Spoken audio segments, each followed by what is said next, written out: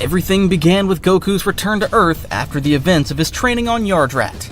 A strange portal appeared on the route of his spaceship, dragging him inside before he could figure out how to steer the Saiyan ship away. That caused him to experience a very strange and uncomfortable journey through a dimensional tunnel, which he eventually managed to escape. His ship ended up crashing on the shores of a city, and Goku quickly came out to check where he had landed. At first, Goku felt disoriented by what had happened, but he calmed down when he saw that he was still on Earth, or at least that was what he initially believed. However, he soon realized that the environment felt different, and that nearby places looked nothing like anything he knew. Why does everything look so different? While Goku wondered about that, he decided to fly over the cities to see if he could recognize any of them, but all the buildings he came across seemed unusual. On top of that, he couldn't sense the energy of any of his friends, which was definitely not normal. That led him to conclude that he wasn't in his home after all, but rather in a different place. Of course, his arrival did not go unnoticed, as Cecil's team had received information about a man flying through the skies, one they had no prior record of. This raised a lot of questions for all those who knew of the situation, especially since they had recently gone through Omni-Man's betrayal and massacre. So they had no idea if this stranger might be a threat or a potential ally. They clearly couldn't afford to ignore it, so Cecil decided to test Goku by sending one of his strongest heroes to intercept him, none other than the Immortal himself. Because of that, Goku quickly noticed a strange presence heading his way, different from the ordinary people in the cities. That's when the Immortal arrived where Goku was, staring at him intently, making sure he didn't make any suspicious moves. "You don't seem to be from around here, so I'll ask only once. Who are you, and why are you flying around these cities?" Goku looked at the Immortal with a confused expression, not understanding why he was being addressed with such hostility. "Hey, relax! I just showed up here out of nowhere and was trying to figure out where I am." "Are you telling me you're not from Earth?" "Well, technically I'm not from Earth, but I think that's not the only..." Before he could finish talking, the Immortal clenched his fist slightly upon hearing Goku's admission, as he had bad memories with beings from other planets, especially after what had happened with Omni-Man. Without warning, the Immortal lunged toward Goku to attack him, not wanting to risk giving another alien being a chance to strike first. Not again. Goku was startled by the sudden attack, but he didn't hesitate to block it with one hand. The impact caused a slight gust of wind, but the Immortal showed no sign of backing off. "Hey, wait! Why are you attacking me out of nowhere?" "I won't make the same mistake again. If you come from somewhere else, you'd better leave now or I'll put an end to you right here." The Immortal was shocked by Goku's strength since Goku had so effortlessly stopped his punch. But that only gave him more reason to see Goku as dangerous. The Immortal kept attacking Goku in midair with all his might, determined to land a hit. Goku didn't really understand why he was being attacked, so he merely avoided the blows. Meanwhile, Cecil's team was watching the encounter. Setting aside the fact that the Immortal had recklessly initiated combat, Cecil focused on the fact that Goku appeared to be stronger than even the Immortal. That gave Cecil no peace of mind, so he quickly considered sending reinforcements in case the situation got out of hand. "We don't have a choice. Contact Invincible so we can head there as well." Meanwhile, the mid-air fight continued, with the Immortal still upset by Goku's presence and by the fact that he couldn't land a single blow despite using all his strength. Eventually, Goku decided to grab the Immortal's arms to stop him, in hopes that he could talk things out. The Immortal was stunned by Goku's tremendous strength because once he was pinned, he couldn't move at all. "Look, I don't want to fight you. I'm just lost and looking for answers. Can we talk this out like civilized people?" Goku let go of the Immortal's arms to show that his intentions were genuine. The Immortal, frustrated by Goku's apparent indifference to his attacks, backed up a few meters in the air, staring at him, trying to see if there was any hint of evil intentions. All he could see in Goku was calmness, even curiosity. "What kind of being are you? You're not like the Viltromites, but your strength is ridiculous. Where exactly do you come from?" Goku smiled slightly, crossing his arms. "I'm Goku, a Saiyan raised on Earth, and believe me when I say I mean no harm. I came here by accident, but it looks like this place is very different from mine." During their brief exchange, Goku sensed a stronger energy approaching, apparently surpassing the Immortal's power. That energy belonged to none other than Invincible, who had answered Cecil's call right away. Goku was surprised to see someone else who could fly. Apparently that was something common in this place. "Tell me, Immortal, how are things going? Is he dangerous?" "Well, after attacking him, he doesn't seem to have bad intentions, but he's still someone from another race." Hearing that, Invincible decided to ask Goku a crucial question, in order to gauge whether he could be trusted. "In that case, answer this. Have you heard of the Viltromites?" Goku looked puzzled by Invincible's question, since the term Viltromites didn't ring a bell at all. In fact, it sounded somewhat strange to him. "Honestly, no. Is that some kind of local dish or something?" Invincible and the Immortal were a bit taken aback by his answer. It was as though Goku wasn't taking the question seriously, yet despite that, he seemed sincere. But before they could say anything else, a pair of drones from Cecil's team arrived on the scene, projecting a holographic image of the leader of the Global Defense Agency. "Hold it right there. I'm Cecil Stedman. We've been monitoring everything that's going on, and so far you don't appear to be an immediate threat, but I need clear answers. How did you get here, Goku? And why is your power so outrageous?" Goku scratched his head, laughing softly. "I'm not really sure. I was on my way back home with my friends when this sort of portal opened from out of nowhere, and next thing I knew, I was here. And about my power, well, I guess I just train a lot. Ever since I can remember, I've dedicated myself to that." Goku spoke humbly, though with a subtle hint of pride. Cecil glanced over at the Immortal and Invincible, who nodded slightly to indicate that though he had met with resistance, Goku showed no hostile intent and didn't seem to know anything about Viltrum. "Alright. For now, we'll invite you to our facilities for an evaluation. I don't want any more incidents in the cities. Invincible, Immortal, take care of escorting him." "Sure, that's fine by me." Always ready to cooperate, Goku nodded cheerfully. "Sure, I don't mind. Besides, maybe you can help me get back to my world. If everything goes smoothly, we can try." With that final exchange, they all flew toward the facility so that Goku could settle in and talk directly with Cecil's team. As they flew to the base, the Immortal couldn't help keeping his guard up. Even though Goku seemed harmless, his enormous power reminded the Immortal too much of Omni-Man, which made him uneasy after everything that had happened to the Guardians of the Globe. Goku, on the other hand, tried to break the ice during the flight, feeling curious about the people of this world. He wondered if everyone here possessed powers like that. "Honestly, you're really strong. You remind me of someone I know. Do you also train a lot?" Still cautious, the Immortal answered, "I've lived a long time and faced many threats. Training is part of the job. But you're different. You seem to hold more power than you show. Why didn't you fight seriously?" "I didn't have a reason to fight you. Plus, I don't use my full power unless it's really necessary. But if you ever want a friendly match, I'd love it." The Immortal wasn't sure how to respond to Goku's laid-back attitude. On one hand, it irritated him that someone could be so powerful and relaxed at the same time. Yet there was something genuine and open about him that couldn't be ignored. The same was true for Invincible, except that despite his doubts, he found it encouraging to think that maybe this time they could count on an ally and avoid repeating what happened with his father. "Anyway, welcome to the Land of Heroes." Goku grinned at Invincible's welcome, showing his appreciation. Upon arriving at the agency's facilities, Goku was greeted by the scrutinizing gazes of scientists and the rest of the team. Goku felt a bit uncomfortable with everyone staring at him and getting too close, but he ended up allowing them to examine him, hoping that Cecil's team would help him return to his world. Meanwhile, Cecil watched closely from the control room as they ran tests on Goku with various devices, confirming that Goku was indeed more powerful than he let on, though it was still unclear whether that was good or bad. "Alright, Goku, if you want our help getting back to your world, we need to know more about you.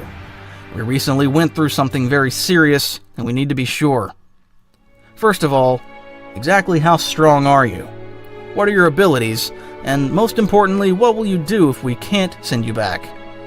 With his usual carefree attitude, Goku answered his questions. "Oh, I'm pretty strong. I can manipulate my own energy for all sorts of techniques, and I'm an expert in martial arts. But don't worry, I'm not here to make trouble. And if you can't send me back, then, well, I guess I'll find something fun to do here while I figure out how to return." Cecil's team exchanged glances, some of them confused and others nervous. But Cecil had one thought in mind. If this man was as powerful as he seemed, they might need him in the future, especially given the threats that were getting worse every day. At that moment, Invincible came by to observe Goku's evaluation, but also to talk with Cecil about what he was thinking. Honestly, he seems odd, but I don't get a bad feeling about him. What do you think, Cecil? I also don't think he's hostile, Mark, but nothing's certain yet. We have to be cautious this time. Yeah, I guess none of us want a repeat of what happened with another being from space, right? Exactly. Even though Goku doesn't act aggressive, there's no denying his strength is extraordinary, and we need to know how to deal with that. For the moment, you're the strongest we have for this job, so I'm leaving it in your hands too. Well, if we can count on his help, that's fine by me. After hearing Invincible's words, Cecil nodded seriously. Though he didn't openly show it, he was already forming a plan to keep close watch on Goku, not only because of his power, but also because his presence might draw in unknown threats. While Goku's evaluation ended, the results truly surprised Cecil's team. Goku's body demonstrated incredible resilience during the test, not to mention the enormous strength he showed by lifting whatever they gave him without difficulty. Once the testing was done, Goku took the opportunity to walk around the labs full of genuine curiosity, though he noticed the scientists' skeptical glances. While Goku roamed the facilities, Invincible decided to accompany him, partly to ensure Goku wouldn't cause any trouble, but also because he was curious about this strange warrior from another world. At the same time, from what Immortal had said, Goku seemed to be from a different race as well. Unlike the others, Mark felt more at ease striking up a casual conversation. I heard you say you're a Saiyan, right? So, what exactly does that mean? Well, supposedly, Saiyans are a race of warriors from another planet. But to be honest, I'm not like most of them, because I grew up on Earth. I learned to protect it instead of destroying things like other Saiyans did in the past. Mark was surprised and intrigued by Goku's explanation. It sounded very similar to the Viltromites, and Mark also felt a connection in the fact that Goku was raised on Earth despite being from another planet. I see. So your race also used to conquer planets, like the Viltromites. He sounded a bit down, presumably because he was currently dealing with the fact that he was also half Viltromite, a race he despised for their cruelty. Goku noticed how Invincible's mood soured, so he wondered why that was. In fact, now that Goku thought about it, the first thing he had heard upon arriving was questions about whether he knew about Viltromites, as if there was a strong reason everyone was wary of them. I can tell everyone's worried or upset whenever they talk about Viltromites. Did something happen with that race? Invincible hesitated at first, recalling all the horrors his father had caused, as well as what Omni-Man had revealed about Viltrum, but he sighed and decided to explain clearly. The truth is, we went through something terrible not long ago involving them. Many people died because of a Viltromite. He said the Empire wanted this planet and was prepared to do whatever it took to carry out that mission. Invincible grew sadder as he spoke about the events that had happened, but it was necessary for Goku to understand why everyone was so on edge. And the thing is, the Viltromite who did that was my father. He came here under the false pretense of protecting people. He even started a family, but apparently he only had me so that I would join the Empire and conquer Earth. Invincible's words reminded Goku of how he felt when he learned of his origins through his brother Raditz. Goku also disapproved of the Saiyans' atrocities, and he never identified with that part of his heritage. Moved by sympathy, he patted Mark on the back to console him, letting him know he understood. I know it's not easy dealing with that kind of thing. It's like the actions of our people define us just because we belong to that race. But you can always be the exception and fight for what really matters. My adoptive grandfather taught me there are better ways to use our strength. I've faced a lot of opponents, but I always fight with the desire to push myself and protect others, not to hurt them. Mark could see the honesty in Goku's eyes, and he began to feel more comfortable around him. Though he still wasn't entirely letting his guard down, he was starting to think Goku might be someone he could trust, and more importantly, someone who understood him because they were in very similar situations. It really feels good to talk about this with someone who gets it. You seem like a good guy, despite being so unusual. Goku simply smiled upon hearing Mark's words, happy to see he was feeling better. Thanks! Although to me, everything here is strange. It looks like most people wear those flashy suits. Are they all heroes like you? Not everyone, really. But yeah, most of us here are heroes. Or at least we try to be. I'd love to see what kind of abilities the other heroes have sometime. Of course, only if and when you think it's okay. Mark smiled, somewhat infected by Goku's energy. But before they could continue talking, the Immortal, who had been nearby listening, joined them, keeping his serious gaze fixed on Goku. For now, that won't be possible. Cecil has assigned us to keep an eye on you while you're here. Don't get me wrong, Goku. You might not be like Omni-Man, but I don't easily trust beings from other planets. Goku simply nodded, understanding the Immortal's concern. That's fine. I don't mind you keeping watch. After all you've been through, it's only normal. If I were in your place and a stranger suddenly showed up, I'd probably do the same thing, I guess. Goku's direct and sincere response took the Immortal by surprise.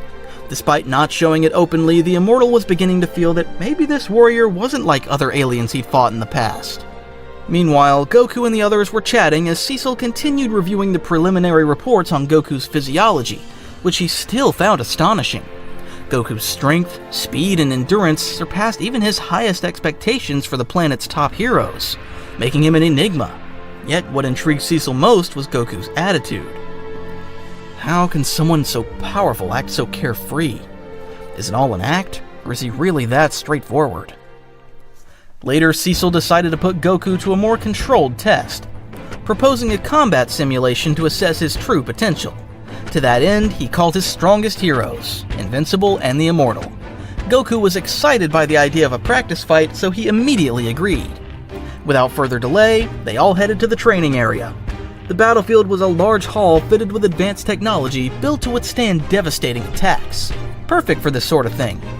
Goku got ready, stretching casually, while Invincible and the Immortal watched him closely, ready for anything. Meanwhile, Cecil observed everything from the control room with his team, aiming to gain a better understanding of Goku's abilities. Alright, this is just a test fight. Though I do expect you to fight in earnest, don't go destroying our base. Understood? I promise! I'm eager to see your strength, Goku. I hope you don't mind. When the signal to begin sounded, Invincible and the Immortal flew forward, propelled by their powers. The Immortal led with his raw strength, throwing a direct punch at Goku's face, while Mark tried to flank him from another angle. However, Goku dodged both attacks with surprising ease, moving at a speed that was barely perceptible. This left both heroes stunned, as for them, it was as if he had completely vanished. Wow, you're fast! But you can still improve. With a carefree smile, Goku reappeared behind them with his arms folded. How did he do that? He's incredibly fast! The Immortal didn't let the surprise slow him down. He unleashed a barrage of blows, each stronger than the last. Goku blocked the punches without any trouble, as though testing how strong the Immortal really was. You're strong, Immortal, but you still need to work on your speed. To illustrate his point, Goku sped up and returned the blow to the Immortal, sending him crashing into one of the training room's walls. In an instant, Goku then appeared in front of Invincible, striking him in the torso and knocking him back toward the Immortal. Invincible barely had time to register the pain of the impact. Cecil noticed that Goku was controlling his power very well. Despite the force of those hits, neither Invincible nor the Immortal was bleeding or badly hurt. Both heroes got back up, ready to keep fighting. This is ridiculous. I've never seen anything like it. It definitely hurt. His strength isn't just amazing. He's a master of combat. Don't let that get to you. I know you can push yourselves further. Goku's words spurred the heroes on, and they renewed their assault with greater speed. To make it more interesting, Goku traded blows with them at a quick pace, causing their fists to clash with enough force to shake the area, but not dangerously. Both Invincible and the Immortal were growing increasingly overwhelmed by the difference in power between their attacks and Goku's, but they kept up their determination. The ever more frantic fight stunned Cecil and his entire team, who couldn't believe how easily Goku held his own against their strong heroes at such high velocity. And it was obvious Goku wasn't fighting seriously yet, since he didn't seem to be exerting himself in the slightest. After a few more minutes, Cecil finally decided to end the demonstration, allowing everyone to land gently on the ground. Invincible and the Immortal were left speechless. Despite combining their strength, they hadn't managed to land a single hit on Goku. Far from feeling humiliated though, both felt a spark of inspiration, realizing that with Goku's help, they might become even stronger. You two are good. With some practice, you could reach much greater heights. If you want, I can help you train. For the first time, the Immortal dropped a bit of his aloofness, at least enough to be open to improvement. Even so, in his mind, Omni-Man remained the true foe. I might take you up on that, but don't think I'll trust you so easily. Invincible, on the other hand, seemed more enthusiastic. He was determined to protect his world after everything his father had done. I definitely want to get stronger, so I'm in. Goku smiled at both of their responses, glad to see that he was slowly earning these heroes' trust. Although there was still much to do, he was excited about what the future held in this strange but fascinating new world. After the heroes' test battle against Goku, Invincible and the Immortal took a moment to catch their breath, while Goku stretched with his usual carefree smile. Despite having been defeated without Goku even making much of an effort, Mark and the Immortal didn't feel frustrated. Instead, they felt inspired by what the future might hold for them. Cecil, who had been watching everything from the control room, turned off his monitor and picked up his intercom. Well done, guys. This has given us valuable information. Goku, your power is truly amazing, and your abilities are very versatile. For now, we need some time to discuss how you fit into all this so you can help us against potential threats. Sure, although I'd like to eat something first, since I haven't eaten anything since I arrived. Mark was a bit surprised by Goku's attitude. He really was pretty laid back, despite everything going on, but in a way, he liked that about him. Yeah, after that I think we could all use a break, and I know a place where we can grab something to eat. Would you like me to take you, Goku? Absolutely! I'm more than eager to eat something! What do you think, Cecil? Can I take him outside so he can eat? Maybe I can show him a bit of the city, too. Cecil spent a couple of seconds thinking about Mark's request. He reasoned that Goku wasn't currently a threat, so he could allow it. Very well. Since he's cooperated with everything we've asked so far, you can take him with you. Just make sure he doesn't empty out the entire restaurant's kitchen. A few minutes later, Goku and Invincible left the base and headed into the city streets. Mark guided Goku to a small but cozy place where they sold giant hamburgers. As soon as they arrived, Goku didn't waste any time ordering and began eating, his eyes glowing with excitement. Mark was speechless at how Goku devoured his food in a matter of seconds, worrying about how much it would all cost, while the restaurant employees looked on, stunned. Even so, the atmosphere stayed relaxed. Wow, I never thought you could eat like that. You don't eat this way? No, I can't do it like that. Well, I usually eat a lot. It helps me recharge my energy for fighting. Besides that, think you could tell me more about where you come from? I'm interested in what you mentioned earlier. You mean the Saiyans? Yeah, but I also want to know what life was like there. Honestly, I don't know too much about the Saiyans, but I can tell you that almost all of them were wiped out when the planet they lived on exploded. Invincible was pretty shocked to hear that. He couldn't believe that such a warrior race could have been exterminated. I'm not sure what to think about that. From what you've told me, they sound somewhat like the Viltromites in how they conquer planets, but wiping them all out is still an atrocity. Goku set down his half-eaten hamburger and scratched his head, looking uncertain. Well, yes and no. The Saiyans weren't exactly good people, and most of them lived only to fight and conquer planets. But they were ruled by someone even worse, who forced them to do all that. Invincible frowned as he processed this. The idea of such a powerful race being manipulated and then destroyed was unsettling. How did you survive? Goku took another big bite of his hamburger before answering. They sent me to Earth when I was a baby. Apparently because the Saiyans would send infants to conquer weaker worlds. But I was lucky. My grandpa Gohan found me and raised me as his grandson. Thanks to him, I learned to be a good person, not a conqueror. Invincible nodded, realizing that Goku's upbringing had set him on a different path from what he might have become. That sounds similar to what happened with me. My father also came from another planet, but his original intentions weren't the best. Yeah, I remember what you told me, and it seems like, unlike the Saiyans, the Viltromites are more organized with their conquests. Invincible sighed, recalling everything that had happened with his father. He didn't want the conversation to get too dark, so he changed the subject. Anyway, the important thing is that we decided to do the right thing, no matter where we come from. Goku grinned broadly and finished the rest of his hamburger in one bite. Exactly! And that's why I always train. You never know what kind of enemy might show up. Speaking of that, I'm surprised at how strong you are. I think you could even beat a Viltromite without any trouble. Goku folded his arms, mulling over how powerful a Viltromite might be. That sounds interesting. I've never fought one, but if they're as tough as you say, I wouldn't mind giving it a try. Invincible smiled, feeling more comfortable with Goku.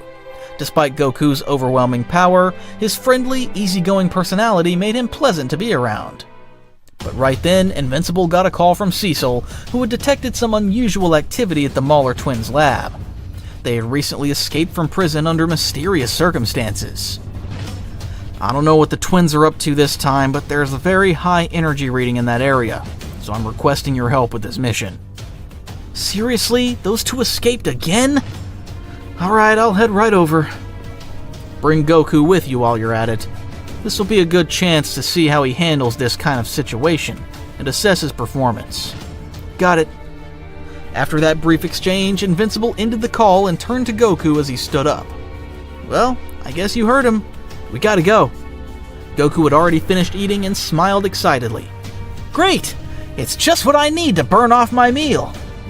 Both of them shot out of the restaurant, leaving the staff slack-jawed at how fast they vanished. While flying through the city, Invincible felt more secure having Goku at his side. He knew this battle would be different with him as an ally. They streaked through the sky toward the Mauler's lab. As they flew, Mark glanced sideways at Goku, a bit surprised by his enthusiasm. I'm not sure what to expect from the Maulers this time, but if Cecil detected a high energy reading, they're definitely cooking up something big. That sounds fun. I like it when the enemies are strong. It makes things more interesting.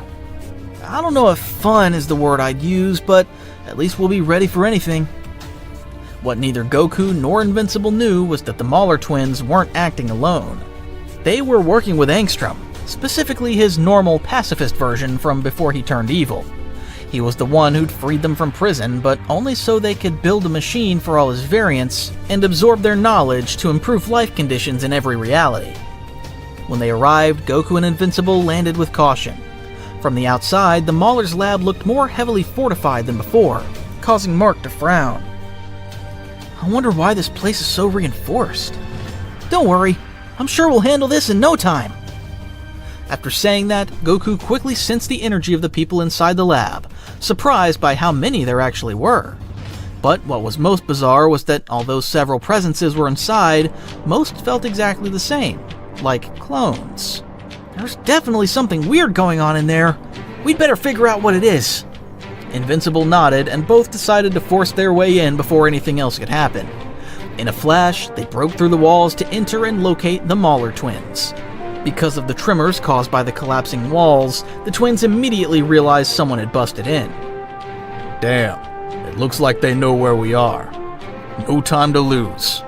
Luckily, the machine's already ready. Good. Then we have to use it right now. With that, the main Angstrom stepped up to a huge machine and connected his head to a helmet. He wasn't the only one linked to it, though. There were many Angstrom variants attached as well, all normal versions, but the main one was the one who could open portals to different universes. As mentioned before, the goal was to absorb all of his variants' knowledge in order to find the solutions to the world's problems, and bring peace with that information. The only catch was that it needed time to load everything in a stable way, otherwise it could be dangerous. But while the machine was still loading, Goku and Invincible made their way through the facility until they finally reached the Mauler twins and their equipment.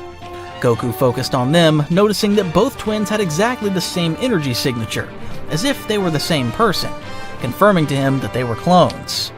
Meanwhile, the twins were surprised to see Invincible accompanied by someone they didn't recognize. Great. As if it wasn't enough before, now there's another hero. Do you really have to ruin everything? We're in the middle of a revolutionary breakthrough, something that will change all realities. He said this while keeping quiet about the true arrangement with Angstrom. Invincible folded his arms, not believing a word of it. Right, because the last time you tried a revolutionary breakthrough, you nearly destroyed the city. What are you up to now? The other Mauler, irritated, pointed at Angstrom to buy time. We're gathering knowledge from multiple versions of Angstrom in other dimensions. There's nothing illegal about that. Goku just tilted his head as he tried to figure out how the machine worked, without much success. And what's that supposed to do for you? Angstrom opened his eyes and looked at both heroes with a calm expression. The goal is to pool the intelligence of all my variants so we can find solutions to the world's problems. Hunger, poverty, wars. Everything can be resolved with the right knowledge. Invincible raised an eyebrow at their so-called plan, remaining skeptical. And how is this machine supposed to do that without blowing up? One of the Maulers grinned proudly in response, clearly confident in his creation. We've done all the calculations, and it's completely safe. More or less. Whatever the case, you two are criminals and need to go back to prison for everything you've done. So either you go willingly, or we settle this here and now. Go back to that place with awful food? Not a chance. We have to finish this. Right after saying that, it became clear that the Maulers weren't alone. More variants appeared through one of the doors, ready to fight so the machine could finish loading. So you're not giving us a choice. He glanced over at Goku, signaling it was time to act. Goku simply grinned, cracking his knuckles in anticipation. Perfect! This'll be fun! Invincible took the lead, rushing forward with impressive speed and knocking out one of the clones with a solid punch to the face. However, two more quickly intercepted him, trying to pin him down with energy weapons. Goku, for his part, waited patiently for the clones to attack. When one of them fired a plasma beam, Goku just tilted his head to dodge it effortlessly and, in a blink, appeared behind the clone, knocking it out with a punch to the face. When Invincible wrestled with two of the Maulers, who managed to land a few hits, even drawing some blood, he noticed how easily Goku handled his side of the fight. Seeing Goku's skill spurred Invincible to fight harder, and he began to overpower the Maulers he was up against. Meanwhile, Angstrom watched the battle with increasing concern. He hadn't accounted for someone as strong as Goku. If the Saiyan got too involved, Angstrom's experiment could fail before it finished. The Maulers continued to focus their attacks on Goku, only to realize that neither their weapons nor their punches could land. He was faster than any hero they had ever encountered. Frustrated, they had no choice but to keep attacking, hoping to buy enough time for the machine to finish so they could escape to another dimension without superheroes. Yet, Goku was quickly knocking out every variant until hardly any remained standing. In desperation, Mauler 1 tried to hasten the loading process of the machine. We just need a little more time. Hang in there. He was clearly sweating. He'd underestimated the threat level. Meanwhile, Angstrom kept his eyes shut, intently absorbing data from his variants. Though Invincible had taken a few blows, he pressed on, not about to give up. He knew he couldn't match Goku's speed or technique, but he was doing his part. With a powerful punch, he sent one clone flying against a wall, taking it out of the fight. Goku, on the other hand, dodged the energy shots fired by the remaining Maulers as if it were second nature. In seconds, he vanished and reappeared among them, dishing out punches and kicks that knocked them out with ease. Some tried using stronger weapons, but Goku destroyed them before they could be fired. How much longer? We can't keep this up. Just a little more. Panicking, Mauler 1 tried to manually tweak the machine's energy input to speed up the process. But due to the tremors from the ongoing fight, one of the knobs broke off, making Angstrom snap his eyes open in alarm. What are you doing? Don't interfere with the process! The machine began to hum loudly, and streaks of blue and red energy shot out from its connections. The monitors that displayed data on all the Angstrom variants started flickering wildly. One screen flashed a critical error, and suddenly the entire lab shook. I really don't like how this looks. Goku frowned, immediately sensing the machine's instability. This isn't good. Invincible also felt the danger and looked toward Angstrom, who was desperately trying to disconnect from the machine. You shouldn't have touched anything! Now it's overloading the system! Don't disconnect from the machine. That'll make it worse. By attempting to disconnect, Armstrong caused the machines to explode outright, making the entire area collapse instantly. Mauler 1 tried to flee with his clone, but an arc of electricity struck them both, knocking them unconscious. Goku didn't have time to help the criminals. He only had time to teleport and pull Invincible out of the plane. Invincible was stunned by Goku's quick reaction. He hadn't even registered the moment Goku grabbed him and got them out. With the explosion still unfolding, Goku quickly used his energy to blast away part of the area so it wouldn't spread further. Moments later, Invincible and Goku were hovering in the air, staring at the smoking ruins of the Mauler's lab. A thick cloud of dust shrouded the rubble, and flames still burned here and there, with no sign of anyone surviving. Mark put a hand to his forehead and sighed, trying to process everything that had happened so quickly. Well, that was a bit more chaotic than I expected. Yeah, but at least we stopped something worse from happening. I doubt that machine is good for anything now. I don't think there's much else we can do here. Might as well let Cecil handle the rest. I guess you're right. He knows this world better than I do, so he'll figure out what's best. With that, Goku and Invincible moved away from the area, seeing no one left and leaving the aftermath to Cecil's team. However, sometime later and without anyone noticing, a figure emerged from the rubble. None other than Angstrom, still alive despite being covered in wounds and dust.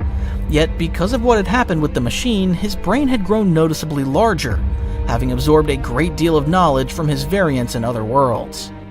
His eyes reflected frustration as he surveyed the wreckage, letting out a low growl of disapproval.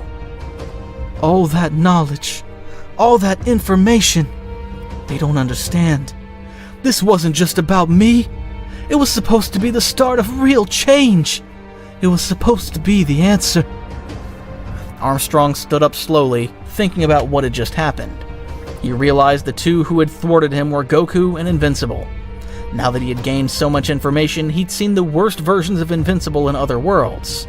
But at the moment, he wanted to find out exactly who that spiky-haired man in strange clothes really was. After pondering it a bit, Armstrong steadied himself, stumbling at first, but with a determined expression on his face. The surge of knowledge from the machine had not only expanded his intellect beyond normal human limits, it had shown him infinite realities, many with corrupted or defeated versions of himself. So many possibilities, so many failures, but also solutions. I saw worlds where heroes saved no one, where they caused the chaos. And that man, Goku, where does he really come from? His power goes beyond even the laws of our reality. I'll need a new strategy. If I can figure out who he is, maybe I can look for him in some dimension and see if there's a reality that contains variables like Goku. That might help me with my next move once I plan it out. Just then, one of the Maulers began to stir among the debris, barely conscious after the huge explosion. It was the original Mauler, his body terribly injured. He had lost an arm and half his body was severely damaged. Angstrom, you're still alive. Noticing him, Angstrom approached in silence, looking somewhat disappointed. Because of you, this was possible. But also because of you, it failed. Now I need to continue this some other way. At that moment, they could see authorities arriving, so it wasn't safe to remain there. Angstrom opened a portal to make his escape. Staying would only mean more trouble, and he needed to focus on his next plan. The remaining Mauler decided to follow, unwilling to go back to prison, especially not in his current condition. Meanwhile, Goku and Mark were flying above the city's rooftops, heading back to Cecil's facility to see if there was anything else they needed to handle. I still can't believe how fast you got us out. If we'd waited one more second. I've been through worse, but it was actually pretty fun fighting all those guys. Although I was expecting a bit more. Well, I'm not sure fun is the right word, but whatever. Shortly after, they landed on a rooftop where one of Cecil's surveillance stations was set up. Within minutes, a screen turned on, revealing Cecil's stern face. Good work, you two. The lab is destroyed and the threat contained. At least for now. We're not certain all the Maulers were wiped out by the explosion. And Armstrong was definitely doing something strange. We know. We're analyzing the residual energy in the area to see whether everyone there really died. There are a lot of variants, and we need to study all of them. Honestly, that machine did more than even the Maulers realized. He then turned his gaze to Goku. And you're showing me that your presence in this world could shift the balance of power, whether for good or for bad. So I need to know for sure. Are you here to stay and help us, or are you against what we do? Goku folded his arms and looked up at the sky for a moment before answering. Well, honestly, I like this world and what you do to help others. Plus, the food here is great. The opponents so far haven't been what I expected, but I can see it's full of challenges. So, if I can help, I will. Although sooner or later I'll need to go back home. Cecil nodded slowly, never taking his eyes off the Saiyan. Very well. We'll consider that our arrangement for now. Feel welcome on Earth, or rather, our world. Once the brief conversation ended, the transmission cut out, and the two heroes were left in silence for a moment. So what are you gonna do now? I don't know much about this place, but I figure I'll do what I always do. Train and recharge by eating. Want to join me? Sure, why not? Though I can't promise I'll keep up with you. Don't worry, that's the fun part. Everyone improves in their own way. And that sounds perfect. Great, but I think we should look for another spot where we can train freely. You know this world better than I do. Do you know of any place? After having fulfilled the mission Cecil had given them, Goku and Mark decided to go train in order to test their abilities, and also learn more about their fighting styles. After a few minutes soaring through the sky, getting farther and farther away from the city and from any populated area, Mark guided Goku toward a mountainous zone on the outskirts, where nature was still intact. Here we are. There are no cameras and no civilians nearby. We've got all the space we want. Perfect! This is exactly the kind of place where I train at home. I love it. Both of them descended gently, landing on a large rock that overlooked the valley. Goku stretched his arms, throwing a couple of punches into the air to loosen up a bit before the match. Alright, Mark. Before we start anything serious, I need to see how you actually move, so don't hold back like you did in our training fight, okay? Invincible was a little surprised that Goku had noticed that detail, because he was right. Mark had held back, thanks to his heroic way of fighting and his habit of not seriously injuring opponents due to his great Viltromite strength. Okay, but how did you know I wasn't using my full power? I could tell from the force of your blows and how you moved. It really amazes me how experienced you are in combat. Very well, there shouldn't be a problem if I fight you seriously. Sure. Besides, if you don't give it your all, how will you improve? I promise I won't hurt you, but show me what you can do. Mark nodded and began to take a deep breath. His suit tightened slightly as he gathered strength and launched himself at Goku with impressive speed. So fast, the air around him trembled from the thrust. When he was close to Goku, he threw a punch straight at the Saiyan's face, but at the last second, Goku tilted his head with ease, dodging without moving from the spot. Good start. It's different from your earlier punches. I'm glad to hear that. Without wasting a moment, Mark increased the intensity and flew in circles, attacking with a series of combos from different angles. Goku dodged naturally, blocking only when necessary, as if he were reading every move before it happened. After a few minutes of trading blows, Mark pulled back a bit while Goku seemed to be just warming up. You have good foundation. You're fast and strong, but your movements are a bit limited. It only takes someone stronger than you to beat you, but if you make your style more dynamic, you could have the upper hand even against superior opponents. So, what should I do? Relax. I know that after everything that happened with your father, you must be afraid of killing your opponents because of your strength, and that limits you. That's why you need greater control so you're not so limited when attacking. You shouldn't always fight with brute strength. Sometimes hitting carefully and precisely is more useful than hitting with full force. I'm gonna show you. After saying that, Goku bent his knees slightly, one foot planted on the rocky ground while the other lifted just a little, adopting a fluid yet firm stance. Watch me closely, Invincible. It's not just about how much strength you use, but how, when, and where. And in a blink, Goku vanished from Invincible's sight, leaving him confused by the situation. When Invincible instinctively turned his head to look for him, Goku was already at his side, without having made a sound. His fist stopped a few inches from Mark's stomach without hitting him. Can you sense it? With this much force, I could put an enemy out of commission without killing him. This is control. what you lack. Invincible was stunned. He was already aware of Goku's speed after what had happened, but it was still impressive. It's incredible. I didn't even see you move. And I'm not even using Kaioken. What? I'll explain later. For now, come at me with all your strength, but combine it with more than just direct punches. With that, Goku shifted into a different fighting stance to prove his point to Invincible. Watch my feet, my shoulders, my breathing. Your body gives off signals, and you have to learn to read them so you can use them to your advantage. Very well, I'll try. This time, Invincible flew toward Goku in a zigzag path, trying to avoid a predictable straight line. Goku tilted his head as he watched Invincible's new strategy, approving of it. Once close, Invincible began throwing a barrage of punches, but this time his movements were looser and more fluid. They weren't perfect, but he was no longer the rigid fighter he'd been.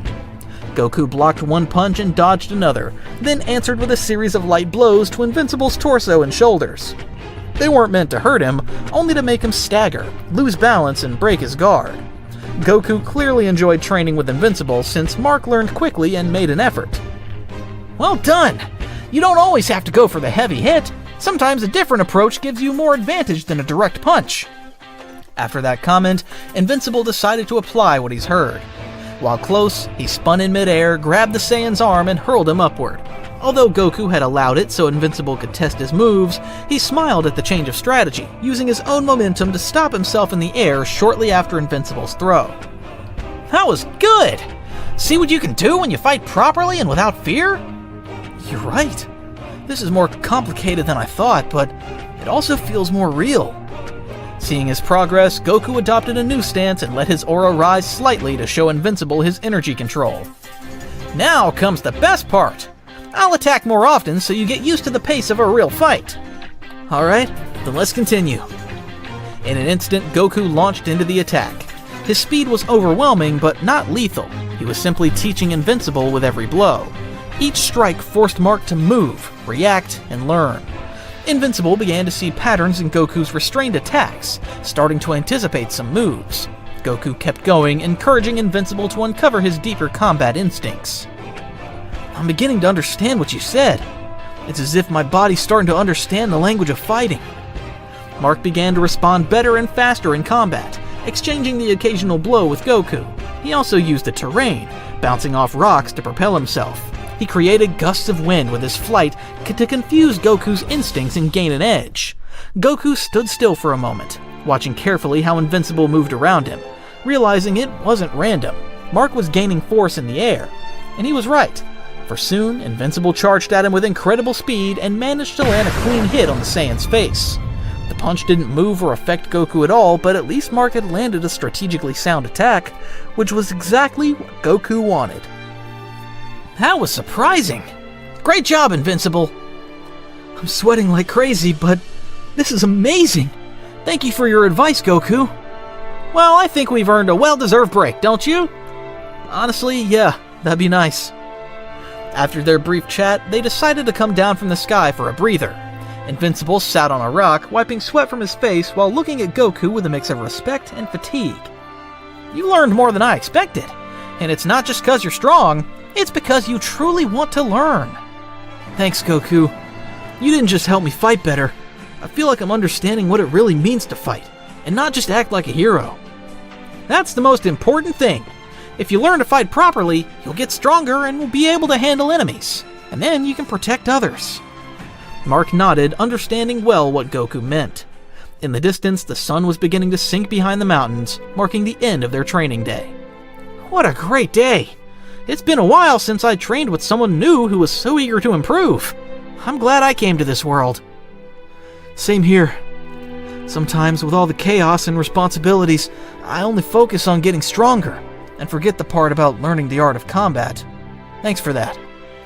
Goku let himself fall backward onto the grass, half closing his eyes while enjoying the moment. It happens. One grows stronger, sure, but it's also important to learn about oneself along the way. I'd really like you to meet the other heroes I work with. I think you could teach us a lot. Goku turned his face slightly toward Mark, raising an eyebrow with curiosity. Oh yeah? What kind of team is that? It's the new Guardians of the Globe. They're not perfect, nor as powerful as you, but they have good hearts, and they've been through a lot lately, so I'd like you to meet them and maybe help them improve." Goku nodded slowly, grasping the importance of the proposal. "If that's the case, I'd love to. I'm curious about what kinds of powers the heroes of this world have. Sounds fun."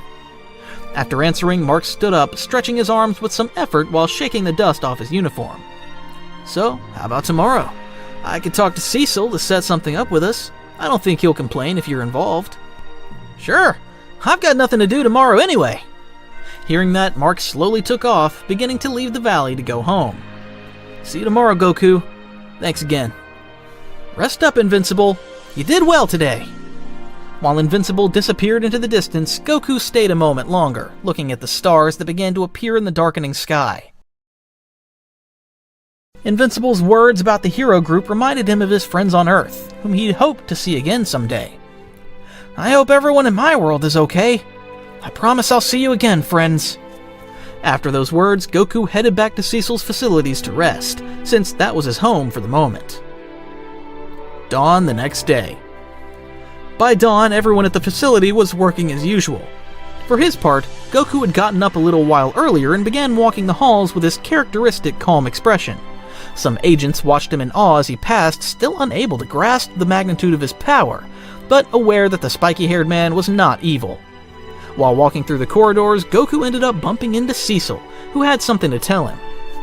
"Good morning, Goku. Invincible informed me that you want to meet the rest of the team. Since you've shown genuine help, I think you're entitled to do so you can wait for them in the meeting room at the end of the hall." "Perfect! Thanks, Cecil!" After that brief exchange, Goku quickly made his way to the meeting room. Once there, he found a fairly spacious room with a window overlooking an underground training area. There were screens showing activity logs of various superhumans, plus a couple of couches. While he waited, Goku took the opportunity to stretch a bit, rolling his neck and shoulders. Until a couple of minutes later, he heard someone approaching. It was Invincible, who had arrived early at the facility to keep his word to Goku. "Goku, glad to see you. Did you sleep well?" "I actually did. Slept like a log. How are you after yesterday's training?" "My body still aches a bit, but I'm fine. Everyone in the base is excited to meet you. They're already waiting." Mark approached the control panel and pressed a couple of buttons, causing the back wall to open with a slight metallic creak, revealing an elevator. They both got in, and soon they began to descend to deeper levels of the complex. "The Guardians of the Globe have changed a lot since what happened with my father. We lost important people, but we gained new allies. Not everyone's entirely up to speed, but they're good. Most importantly, they want to improve." "What are they like? What powers do they have?" "Well, you'll see for yourself. Some may surprise you." Shortly after saying that, the elevator doors opened, revealing a fortified training room with internal watchtowers, combat simulation devices, and holographic enemies. There, 6 figures were gathered, talking among themselves, but they all turned as soon as they saw Mark enter with Goku at his side. "Hi everyone, this is Goku. Let's just say he's a fighter from another universe. More importantly, he's someone who could help us improve a lot. I've read the preliminary reports. Your physical capabilities exceed those of any metahuman in our records. Fascinating." "So it's true. You're the one who fought the Maulers alone and contained the blast zone effortlessly." "Is that the guy who flies without tech and dodged bullets like nothing?" "I guess so, though it's not that big a deal." "You're more relaxed than I thought." "I must say it's an honor to work with someone like you. Your feats are impressive." "I like your energy. I'm also glad to train with you. You look like you have potential." While Goku chatted a bit with the rest, Robot adjusted his panel to project a 3-dimensional image of the team with statistics, to give Goku a summary of the team's abilities. This caught Goku's attention, and he approached to observe with curiosity. "I can see you all have very varied abilities. That's great. No matter how powerful you are individually, if you work as a well-synchronized team, you can achieve incredible things." "And how do you plan to train people who are so different?" "Well, it can be complicated because you're so varied, but there are fundamentals of combat that can serve everyone, so we'll start with the basics. You surely know that if your bodies aren't in sync with your reflexes and your mind, there's always a weakness. I'm going to teach you how to feel the rhythm of combat and anticipate attacks. And if you're willing, I can also help you feel your inner energy. Inner energy? Right. Goku can manipulate that energy to do amazing things. Fly, fire blast, sense others, even multiply his strength. You can train that? Everything is trainable. You only need patience, effort, and lots of practice. And if you can't use energy to fire blast, it'll still greatly strengthen your body and your abilities. Robot nodded with interest, already analyzing Goku's body language patterns. Rex, though skeptical, was visibly intrigued. Meanwhile, Kate and Ray exchanged a glance that showed respect for what Goku wanted to show them. How about we start with a little practice fight? Goku can fight each of us to show us what he's talking about. Sounds good, but don't hold back. I want to see what you're capable of. Very well. Activating maximum containment field for the training room. One by one, the Guardians positioned themselves around Goku while Robot fortified the room's security to minimize damage. All the heroes would participate at once to see firsthand Goku's abilities and power. Immediately, Goku stepped back a few paces and stood in the corner of the training field. His stance was relaxed but ready. He closed his eyes for an instant, but his aura ignited softly, illuminating the room without causing harm, but its power was impossible to ignore. This is key. The vital energy everyone has in their bodies, even if not everyone knows how to use it. With practice, you can learn to sense it and use it, even on a small scale, to strengthen your bodies and powers. I can feel it vibrating in the air. It's like living heat. I've never felt anything like this, even in combat. It's overwhelming. And this is only the beginning. But before you think about mastering it, first see what someone who controls it fully can do. Without giving them time to process, Goku disappeared in front of them, practically imperceptible.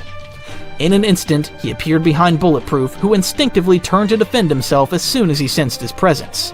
But before he could do anything, Goku had already moved to the other side. He then flashed in front of Rex, then above Robot, and then back to the center, each movement a fleeting burst that none of them could track with their eyes. All were left motionless after such a display of speed, as it completely surpassed their senses. I believe I understand why you want us to attack together rather than individually. You're testing us. Exactly! So attack all at once, without holding back. Learn something simulators can't teach and adapt in real time. This is going to be interesting. I don't know if this is crazy, or if I'm hallucinating. One by one, the Guardians deployed in combat formation. Robot activated a series of support drones flying around him with advanced sensors. Bulletproof took the front, Ray shrank to move through blind spots, Duplicate filled the fields with her copies, and Rex began throwing explosive charges to test Goku's reaction speed. In the first instant, Goku endured the explosives and vanished amid the smoke, reappearing between Kate and Rex, striking them both at the same time and sending them against the training zone walls. Then he propelled himself to intercept a frontal attack from Bulletproof with an open palm, absorbing all the force of the blow. That's it! I like that! Tactical coordination at 65%. Drones, containment fire. At that order, the drones fired a net of paralyzing beams toward Goku. Noticing this, Goku gave a small spin in the air, releasing a slight spiral key burst that dispersed the beams and shut down the drones. Incredible! It's like he can see through all my moves. Seeing the situation, Kate's remaining clones decided to act. They rushed in, but Goku stopped the combined assault. Don't overthink. Feel the rhythm. Work as one. Forced by the situation, the Guardians adapted to continue. Kate used her clones as distractions to create openings, while Bulletproof launched faster attacks, not to damage, but to press from various angles. Ray and Robot coordinated mini attacks and precision fire. Even Rex, noticing how Goku anticipated every gesture, threw explosives in unpredictable trajectories without harming the others. This strategy seemed right to Goku, since they were now more coordinated. Explosions rocked much of the zone, forcing the rest to back off to avoid damage. The Guardians stopped, exhausted yet smiling, for it seemed they had finally collaborated properly. Some were panting, others sat on the floor. Even Robot deactivated his tactical panel due to overheating. But when the smoke cleared, they saw Goku completely unharmed. Not bad for your first training session against me. Are you sure that was training? Or an actual fight? Both! But the important thing is you learned something, right? I learned we're way below you, but also that we can improve. A lot. I've never seen anything like it, even just for training. There's still a long way to go, but if you're willing, I'll teach you to sense ki, to know your body as an extension of your mind and use strength not just to fight, but to protect better. Goku's words left a brief but charged silence. It was clear his message sparked a feeling the team hadn't felt in a long time. Then it will be beneficial. We'll adapt a new training plan to carry it out. Perfect! I feel right at home! Thus, Goku remained planning training with Robot, who helped with the details for each hero. Once everything was set, Goku spent the rest of the day training the Guardians, teaching them how to detect opponents during combat. It was difficult because most had trouble manifesting ki, yet Goku kept guiding them forward. Before anyone realized, the day was nearly over. When Mark looked at his watch, he sighed at the time. I'd like to stay, but I promised my mom I'd have dinner with her tonight. Goku, wanna come? It wouldn't hurt for you to see my home and maybe grab a bite. Sure, now that you mention it, I'm hungry, so I can't say no. Laughing, Goku and Mark said goodbye to the team for now, promising to return soon to keep training. They took off and crossed the twilight sky toward the Grayson house. After meeting the Guardians of the Globe and fighting them to test their strength, Goku accepted Mark's invitation to go to his house so he could get to know the place better and grab something to eat along the way. During the trip, everything seemed calm, so calm that Goku could simply keep admiring how large the city was. This world is very eye-catching. It must be very hard work to be a hero in a place like this. Yes, in fact, sometimes I forget to take care of my own affairs, including my studies. Sounds complicated, but it's clear you make a great effort to manage all that. Yes, at least I try. Just when they were about to reach the neighborhood where the Grayson family lived, a strange vibration ran through the air, like a tremor in the sky itself.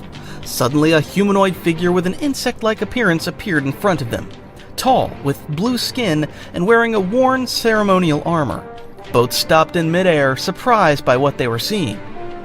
Invincible! I finally found you! I've come from very far away to give you a message. I didn't know insects talked in this place. I don't think that's what matters. But tell me, who are you? What's happening? My name is Noel Soft. I'm a representative of the planet Thraxa. Several meteors are approaching our planet and we can't defend ourselves alone. That's why I came looking for your help. Although, I didn't expect someone else to be with you. It sounds interesting to me, but I don't know. What do you think, Invincible? Honestly, it feels strange, but he doesn't seem to be faking, so it must be real. Well, then if you don't mind, I'd like to accompany you on this crazy mission. That's fine with me. At least that way I'll feel a little safer about going to another planet. The Thraxian bowed his head in gratitude, extending a small device to summon his ship, which soon landed near where they were. Everything is ready for us to depart. I will take you there. Without thinking too much, and with that unbreakable will to help that both of them shared, Goku and Mark boarded the Thraxian ship. Before leaving for good, though, Invincible made a quick stop to say goodbye to his current girlfriend, since he would be off-planet for at least a few weeks.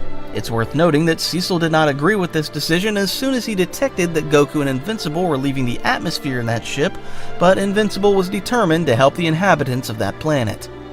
It would take them some time to arrive, but they finally managed to land on the planet Thraxa, where there were many inhabitants with insect-like appearances. However, they did not find a world in ruins nor a battlefield as they expected. There didn't even seem to be danger in sight, since the sky was clear and no meteors were approaching.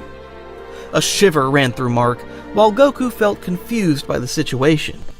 What's going on here? I thought we came to stop meteors. I don't see anything. No signs of panic. Everything is just quiet. No, are you sure this is an emergency? I know I told you that, but actually the problem is something else. The Sovereign will explain everything, so don't worry. Although the situation felt strange, they both decided to follow the Thraxian to where the Sovereign was so he could tell them why he had summoned them. The place was vast and dark, decorated with bioluminescent crystals and Thraxian guards at every corner. In the center, on a throne of living stone and on a higher level, stood an imposing figure, muscular, thick-bearded, eyes glowing like contained embers. He wore reddish armor with Viltromite insignias. His mere presence exerted a palpable pressure on the room. The two stopped in front of the Sovereign, especially Invincible, who froze when he realized it was his father. "Dad?" "Long time no see, son." After that exchange, silence filled the room for an instant. No one said anything. "You called him Dad? Don't tell me he's the one you told me about on Earth." "Yes, he is my father, Nolan Grayson. But you know him better by his other name, Omni-Man." Goku was surprised to hear that, since he hadn't expected to run into the person who had caused so many disasters on Earth. "I should have guessed. When we landed, I felt a powerful energy coming from him, but I didn't think your father would be right here." "I'm glad to see you again, Mark, though I didn't expect you to come with a companion." "He's new on Earth and offered to help me. But tell me the truth. So, there are no meteors?" "No. I'm sorry I deceived you, but it was the only way you'd come. After everything I did on Earth, I knew you wouldn't come if I told you the truth." "And what's the truth, then?" Nolan simply sighed a little before speaking, also casting a brief glance at Goku, studying him as if he were trying to read him completely. "I came to this planet after wandering through space. I saved their lives and they welcomed me as a protector, as a king. I helped them rebuild their world. But I'm not here to rule. I'm here because I need help." "And why me? Why now, after everything you did?" "Because something is coming, Mark, and I can't face it alone." "Then start now! What is it that you say is coming? Why us? It must be serious if someone as strong as you can't handle them." "The Viltromites will come to this planet." Those words resounded in the room, making silence reign for a moment, because it was serious. "The Viltromite Empire will not accept my abandonment. Leaving the mission on Earth, forming ties with an inferior species, I became a traitor." "And what exactly does that mean?" "It means they will hunt me. They will come for me. And also..." Then, as if he had waited for that exact moment, a Thraxian entered the hall carrying something wrapped in a cloth. Nolan took it gently, revealing the face of a baby, small with intense eyes and messy black hair, and his skin was slightly purple. "This is your brother, Mark. His mother is from this planet. If the Viltromites arrive and discover I have a new child, a mixed blood child, they will see him as an abomination." Mark stepped back, shocked, not only because of the existence of a brother, but because his father, who once destroyed half a city without blinking, now held an innocent life with a tenderness that seemed impossible. "What do you plan to do with him?" "Protect him at any cost. But for that, I need allies." The Saiyan, who until then had stayed in the background, stepped forward with a slightly more serious expression than usual. "Now I understand why I didn't feel a hostile energy from you. It's because you don't want to fight for conquest, but for something you want to protect. That changes things." "And you? What exactly are you?" "It's a long story, but I'm someone willing to fight in all of this." "This is crazy. I don't know how to take all this. You had another child after everything you put my mother through when you left Earth?" "Mark, Viltromites are not like other threats. They don't fight for revenge or glory. They fight for supremacy. If they suspect I allied with this planet, if they know that my eldest son and I now share something different, they will come in full force. And not only will you die, everyone will." Nolan lowered his gaze for a few seconds, as if the weight of his mistakes crushed him. "I'm not looking for redemption, Mark. I know I can't undo what I did, but I can prevent it from happening again. If the Viltromites come here and find my son, they will destroy him and this planet's inhabitants without hesitation. Then they will also look for you, because you're no longer useful to them, because you chose Earth and not the Empire." Mark was still processing everything they were saying to him. Anger and confusion battled inside him. He had expected many things from this reunion, but never that his father would appear as a desperate fugitive, carrying a baby and asking for help. "All of this was your doing. And now you come to ask me to fix it?" "I can't change the past, but I can fight for the future. Do it for your brother, and for Earth, if you want to protect her. Goku crossed his arms at this situation, observing the Viltromite's face with serene yet deep eyes. He had often seen people change, how the darkest found light, if they truly wished to protect something with all their heart.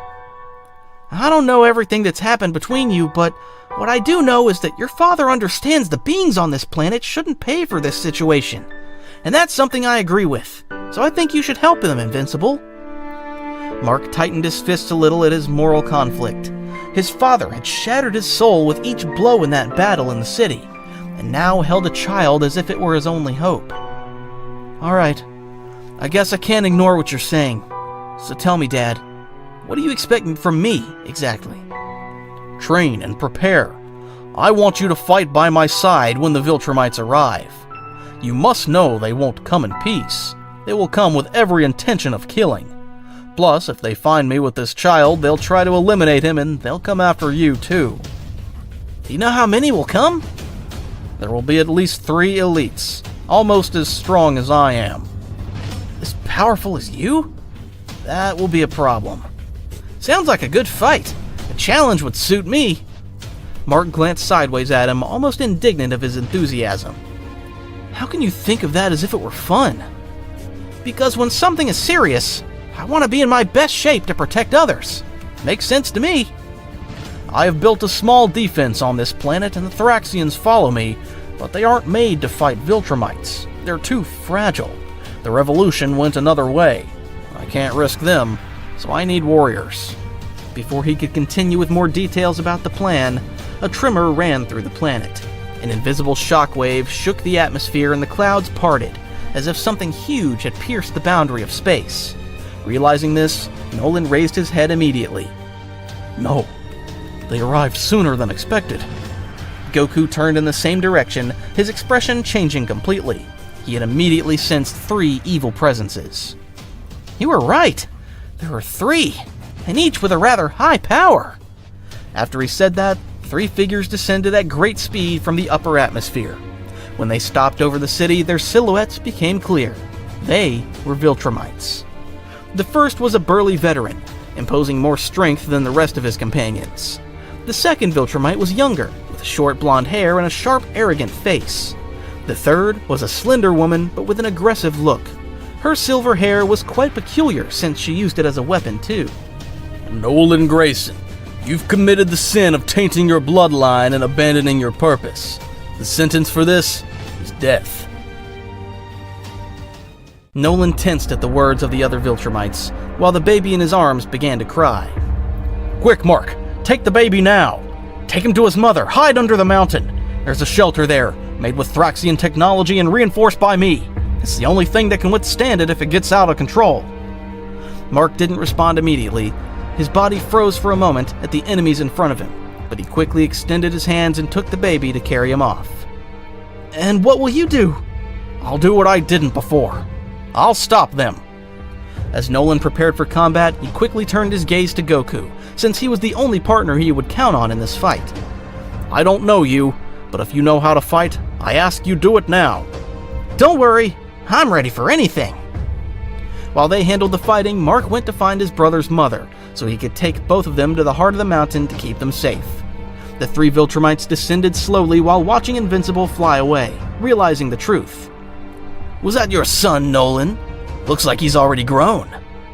And he seems to be accompanied by someone else, but he doesn't look like a Viltromite. I don't think he's a threat. I've never fought Viltromites before. I wonder if they can keep up with me.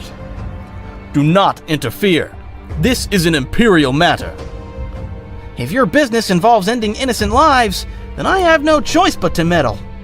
Nolan stepped forward next to Goku, both more than ready to confront the Viltromites. Meanwhile, nearby Thraxians evacuated the area. They were aware of what was about to be unleashed. Suddenly, the tension broke in an instant. The female Viltromite launched first, and with brutal speed tried to punch Goku's face. But the Saiyan intercepted her with his forearm, blocking her easily, which made her frown. At that instant, the young Viltromite dive-bombed toward Nolan, who thrust himself against him, causing both to disappear in a sonic flash. A deafening explosion shook the sky when Nolan and his opponent crashed into one of the Thraxian palace towers, reducing it to rubble. Goku and the female Viltromite spun in the air, exchanging flurries of blows at a speed no mortal eyes could follow. Goku dodged a knee aimed at his stomach and countered with a spin that hurled his opponent through several crystalline buildings. When the dust rose, the woman shot back at Goku to resume the fight, with a slight wound on her forehead and eyes blazing with fury. "You're not a mere earthling. What the hell are you? If you want to see it that badly, I'll show you." Without warning, Goku's aura exploded, surrounding him with a golden glow while his hair stood on end slightly. It was Super Saiyan. The energy wave pushed everything around, making the Viltromite step back from pure pressure, her eyes wide open. "I'm also from a warrior race, but I was raised on Earth." The Viltromite hesitated for the first time on feeling that surge of power. She wasn't prepared for something so brutal. Even so, she launched at him with all her fury, but Goku simply vanished from her sight, and in an instant appeared behind her with a knee that drove into her back and sent her to the ground with incredible force, making the terrain explode and creating a massive crater. Meanwhile, Nolan fought fiercely against the young Viltromite. Every clash between them created waves that shook the surface, raising nearby fields and temples. Despite his age, the youth was agile and brutal, forcing Nolan to use all his power. "Is this all you can do, Nolan?" "Of course not. You're too young to know what we Viltromites are capable of." After saying that, he gave him a strong punch that smashed the young Viltromite's mouth. He fell lifeless, bleeding profusely while writhing on the ground. But it still wasn't over, because the senior Viltromite slowly descended toward him, observing what had happened. "Just what I needed." The senior Viltromite didn't wait and lunged at Nolan, beginning to land blows he could barely block, leaving him at a disadvantage. However, at that moment, Mark arrived at great speed, delivering a direct punch to the senior Viltromite, sending him dozens of meters away from his father. "That's enough!" "Mark, you came. I couldn't leave you like that. And don't worry, your baby and his mother are safe." "I'm glad to hear it, son. But we must finish this now." "I agree." Both of them charged the senior Viltromite, combining their attacks with fury and technique. Mark used everything he had learned with Goku on Earth: air spins, forearm blocks, and momentum while flying. Nolan, though exhausted, coordinated with him to strike with all his strength. At that moment, Nolan and Mark finally managed to defeat the senior Viltromite with one last attack, letting him fall lifeless after receiving a combined blow to the skull. Both were breathing hard, and Mark knelt from the effort. Meanwhile, Goku already had his opponent under control, but he didn't seem to want to finish her. The female Viltromite, exhausted, bleeding and trembling, launched one last time at him. Goku stopped her with one hand, holding her firmly. This made the Viltromite kneel from the pain. She couldn't do anything to break free. "I don't want to kill you. I'm not like that. But if you attack innocents again, I'll have no choice." "You're making a mistake. Compassion is not a virtue among our kind." "I know, but strength without mercy is only destruction." At that instant, the female Viltromite tried to attack Goku with her other arm, but on touching him, her hand bent, making her scream in pain. "Enough! You'll only hurt yourself more. I have no intention of killing you. You can't fight anymore." While Goku had the Viltromite defeated, Nolan and Mark flew over and landed next to him, breathing heavily but with hard looks. "What are you doing? Finish her right now!" "She's defeated. I don't think she poses a danger." "Don't make that mistake. They don't stop.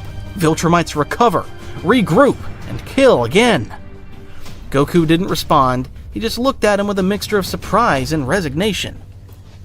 "Then do what you have to do, but that decision is yours." Nolan approached the Viltromite, looking at her seriously while she was defeated. "Your son has grown weak with you, Nolan, and you are no longer of the Empire." "I know." And then with one quick motion, he snapped the female Viltromite's neck, ending her life. Mark just remained silent, because he knew that was the price of facing an empire that left no room for second chances. Although Goku didn't approve, he understood the brutal logic of the Viltromite universe. The battlefield fell silent after that, since there were many conflicts about each one's morality. "This is only the beginning of something bigger. The Empire will find out the Viltromites failed to capture me, and more will come. Are you saying a war is coming? Unfortunately, yes. How many will come? I don't know, but if they already sent 3 elite warriors, the next ones won't be diplomats. They'll be executioners, and they will take Earth as what they always saw it. Just another resource to expand the Empire, and they will exterminate everything that stands in their way. If that's the case, I won't let them. I'll fight any Viltromite who comes. Nolan turned to look at Goku, but with a much softer expression than before, since he had seen Goku's power and it was clear it wasn't only physical strength.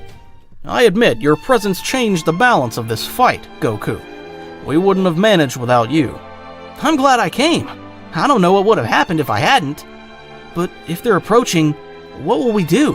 How do we prepare for that? Nolan lowered his head for a few seconds and then spoke carefully, because it was hard for him to say it.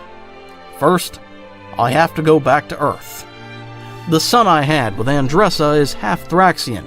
His metabolism makes him grow 10 times faster than a human, so in a few weeks he'll be like a child, in a few months a teenager. I can't leave him alone. I can't repeat the mistakes I made in the past. Goku nodded slowly, understanding the weight of those words. Nolan didn't just want to defend Earth, he wanted to atone for his sins. Do you think you can protect him there? If I return openly, I risk the world seeing me as a threat. But with your help, Mark, maybe I can raise my son and protect Earth at the same time. And more importantly, correct what I did. Dad, I don't expect immediate forgiveness. But if this new child is to have a chance, I have to be someone worthy of guiding him. And also of helping you. And we need to prepare, train, and warn the other heroes of Earth. That sounds like a good plan.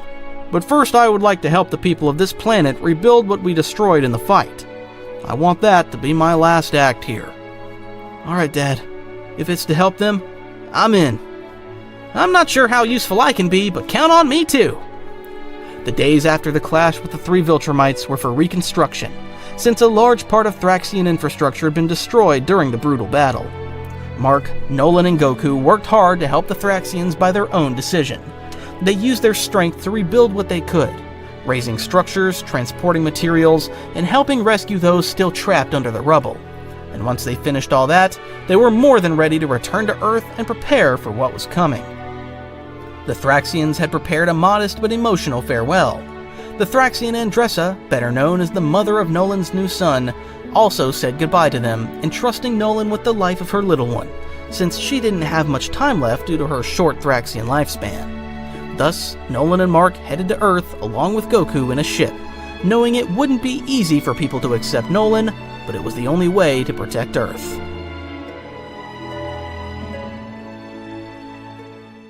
After the battle against the Viltromites and the reconstruction of Thraxa, Goku and the others decided to return to Earth to defend it from the next enemies who would appear. The ship was already close to Earth, so close that it was orbiting its atmosphere. Inside, Mark looked out a porthole while the baby slept in Nolan's arms. What are you going to call him? I still don't know. On Thraxa, babies choose their own name when they learn to speak. But maybe you could help me with that when the time comes. Mark looked away without answering, since the situation was still hard to accept. Goku, for his part, was sitting on the floor of the ship with his legs crossed and his eyes closed, meditating. He recalled every blow, every look of hatred and arrogance that the Viltromites had directed at him during their fight.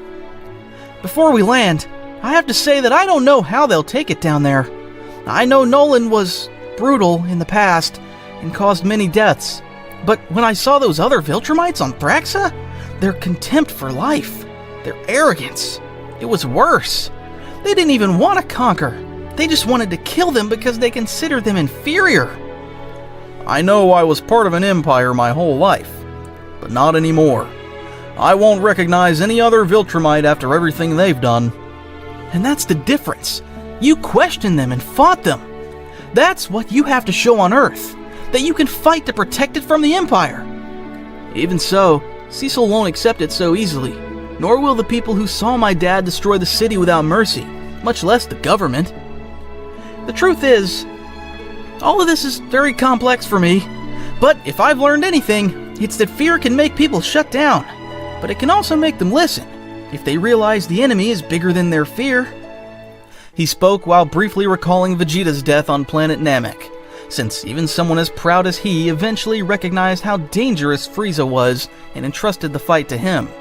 During that brief silence, the baby moved slightly, letting out a small sound that broke the tension. Nolan cradled him more carefully, making sure he stayed calm. Yes, you're right. I have to try to show them that. After a brief conversation, the ship began to descend toward Earth, causing Cecil's team to detect them and act at once. In no time, he prepared a dozen drones and weapons to surround the landing zone, while he sat in a monitoring room with his partner Donald, ready to see who was aboard that ship. Once they landed, Goku stepped out with Nolan and Mark, revealing who they were. The drones circling the ship caught this, surprising Cecil's team with what they were seeing. What does this mean? Is this some kind of bad joke? No, sir. It's more than confirmed that it's Nolan Grayson, accompanied by Goku and Mark. But there's also an infant on board. Could it be a trap? I don't know. But at first glance, you can see that, despite his purple skin tone, he looks a lot like Nolan. Do you think he's his? Cecil remained silent for several seconds, then turned toward the defense team. If that's the case, we'd better proceed with caution. I don't want to provoke him and have him cause problems like last time. Are you going to receive them, sir? I don't like the idea of that monster being back. But if he's with Mark and with Goku, we can't simply reject him without knowing more. Let them know they have to come to the base, personally. Donald nodded and entered a command into the console, causing one of the drones to descend closer to Goku and the others, projecting a hologram with Cecil's image over the landing field. I must say I didn't expect you to arrive accompanied. Nolan remained silent as he watched Cecil, since he knew him well and therefore kept his distance. Nolan Grayson, you have some nerve coming back after what you did. But don't worry. For now, I won't do anything to you. But let me be very clear from the start. One misstep, and I won't hesitate to act. We have a lot to discuss, so come to the base to talk. Nolan and Mark didn't respond to Cecil's words, but nodded slightly at his proposal, while Goku merely looked at Cecil's projection more calmly. No problem. Here we go! After the brief interaction, they all headed to Cecil's base as agreed. Once they arrived, a heavy metal door opened, and several agents with heavy weaponry escorted them to the command room, where Cecil was waiting. When they arrived, Nolan entered with the baby in his arms, making everything a bit tenser. Long time no see, Nolan. I hope you have a good explanation for why you came back to Earth with a newborn. Let me tell you, I'm not here to repeat the past. I'm here to keep it from repeating at the hands of the Viltromites. Cecil frowned at Nolan's words, glancing for a moment at the little one who slept peacefully. Then tell me the truth. Is that child yours? Yes, he's half Thraxian. But what matters is that the other Viltromites found me with him, so we were forced to fight and kill them. Their deaths will alert the Empire, and they'll send more to resume the mission on Earth. Nolan's words carried some credibility, but Cecil didn't trust him, so he turned slightly toward Goku for another opinion, since Mark surely couldn't do it, given it was his father. Since you were with them, I want to know your opinion. Do you agree with this? Bringing Nolan back here? To Earth? Goku closed his eyes for a moment and then spoke with a serenity that contrasted with the tension in the room. I think it would be for the best. When I was away, I saw what the Viltromites are capable of. They didn't want to conquer. They just wanted to exterminate. They scorned any life they considered inferior, even that of their own allies if they weren't strong enough. I've fought cruel beings before, tyrants who destroyed planets just for fun. And believe me, the Viltromites are in that same category. And even with all that, I saw Nolan confront them and their ideals. He chose to protect people instead of conquering. He put his life on the line for beings who would once have destroyed without hesitation. I'm not saying we should forget everything that's happened before, only that you see the same thing I saw to prevent something worse. Cecil remained motionless at Goku's words, seriously considering what he had said, because the memory of Nolan's victims hung in the air like an invisible weight. Hundreds died by his hand. Why trust him now? Because we don't have another choice. I haven't forgiven him either, but I was there. I saw those other Viltromites, and if those guys reach Earth and we're not prepared, they'll repeat what happened a year ago. Only this time, there won't be time to stop them. And what do you suggest, Mark? You can keep them under control, but use them to fight. Because if you don't, we'll be fighting a war that could cause many deaths. Alright, but this isn't a permanent truce. Nolan will stay under constant surveillance. And his son, too, if he starts showing signs of aggression. Don't worry. If he rebels, I'll take it upon myself to face him. I promise. The weight of his words was such that even Cecil seemed to consider them a guarantee of security, since he knew Goku was stronger than any other being. I hope you remember what you say. Donald, for now, set up a safe zone for them, and connect me with the people at the Pentagon. This is going to be hard to explain. Donald nodded as he left the room with Cecil. Meanwhile, Nolan began to consider what he should do, so he spoke with Mark. Son, I need to ask you something else, and it's not easy. What is it now? I want you to take the baby to your mother, Debbie. Mark turned abruptly as if those words had been a slap. Are you crazy? After what you did to her? After you left her with a broken heart and disappeared?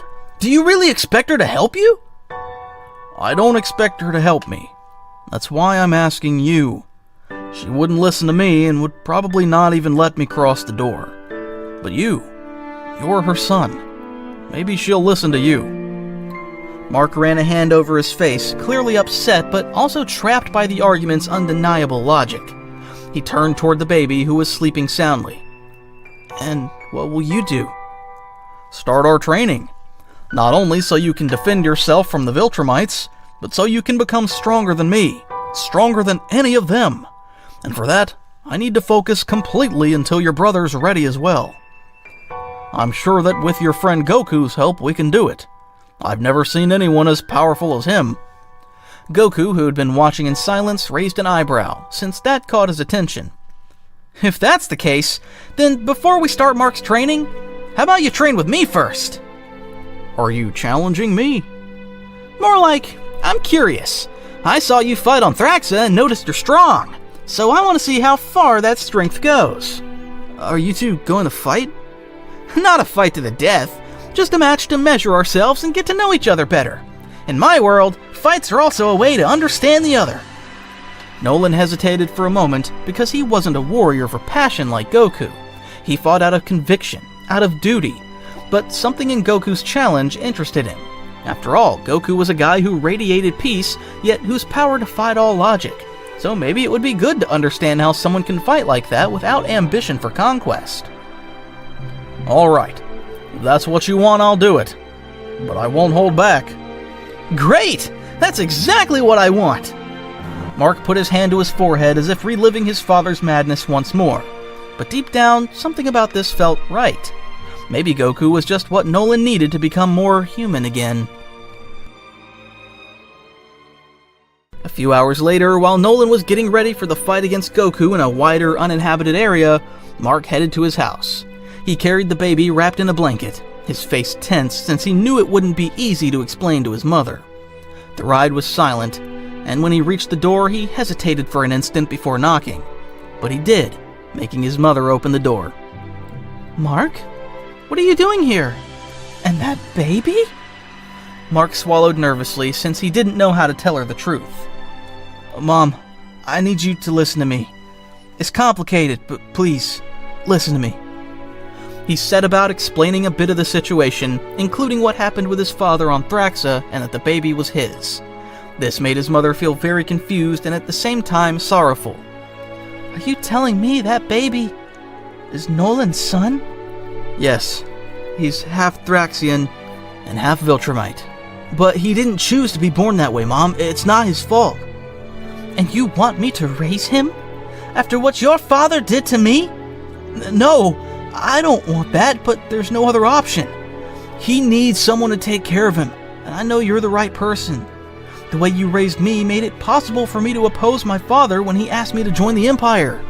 You're the only one I know who could give this baby some humanity when his powers awaken. Debbie brought her hand to her mouth, stepping back slightly while she stared at the little one, who slept peacefully. It's complicated.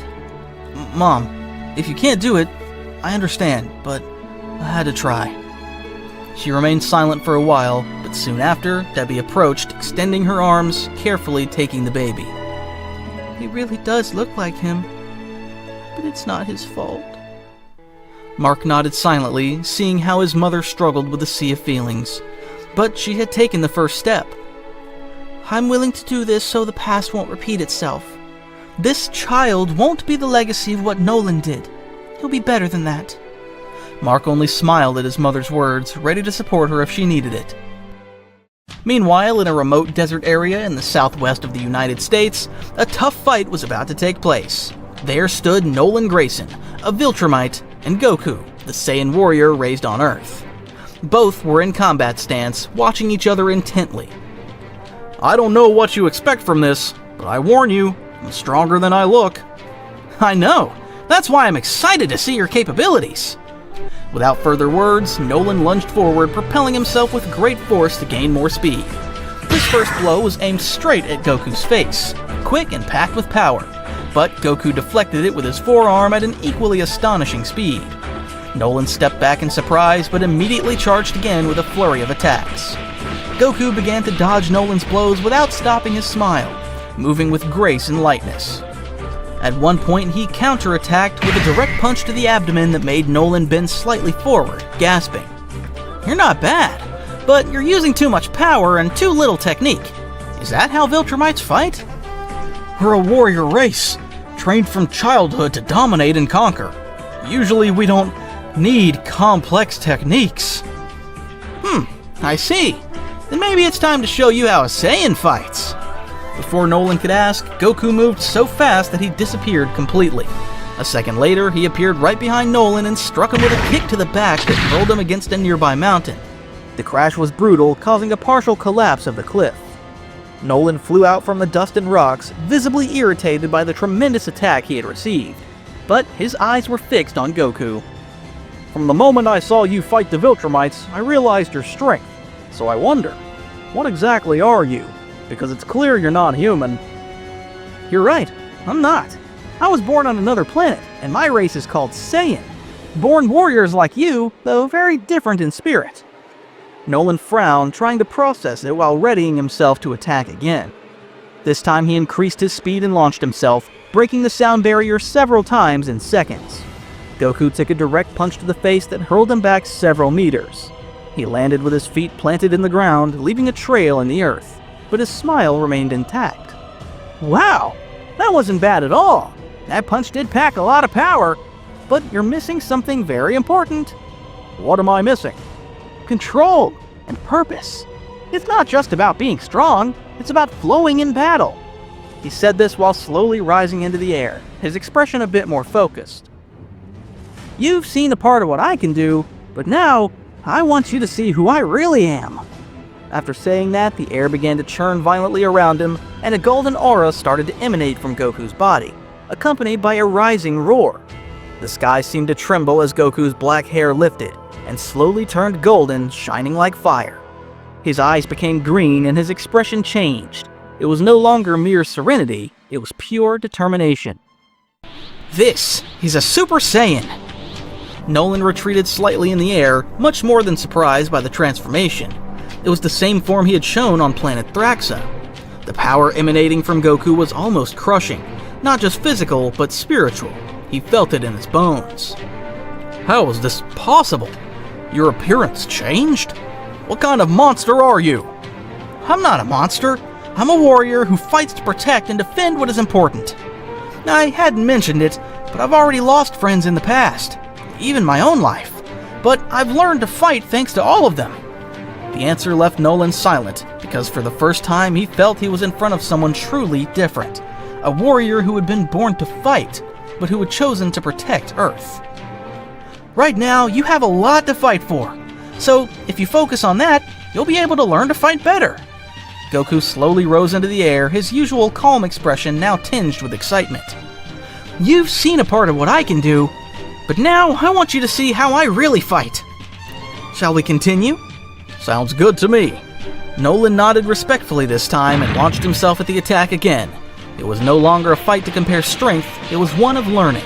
Each blow he threw, each technique he saw from Goku made him question more deeply what he had been up to that moment, and what he wanted to be from now on.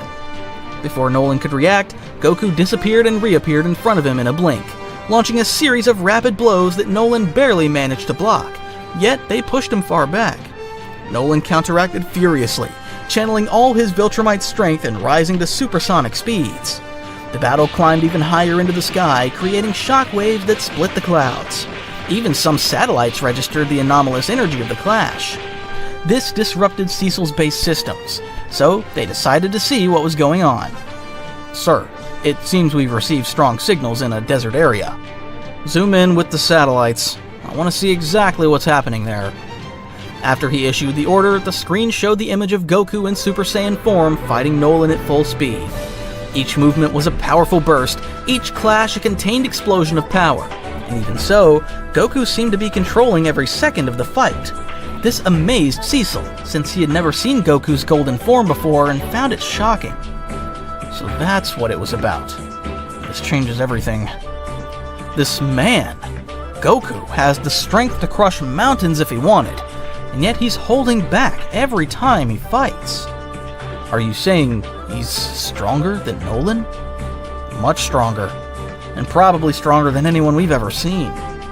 While Cecil watched what was happening, the fight continued on the battlefield.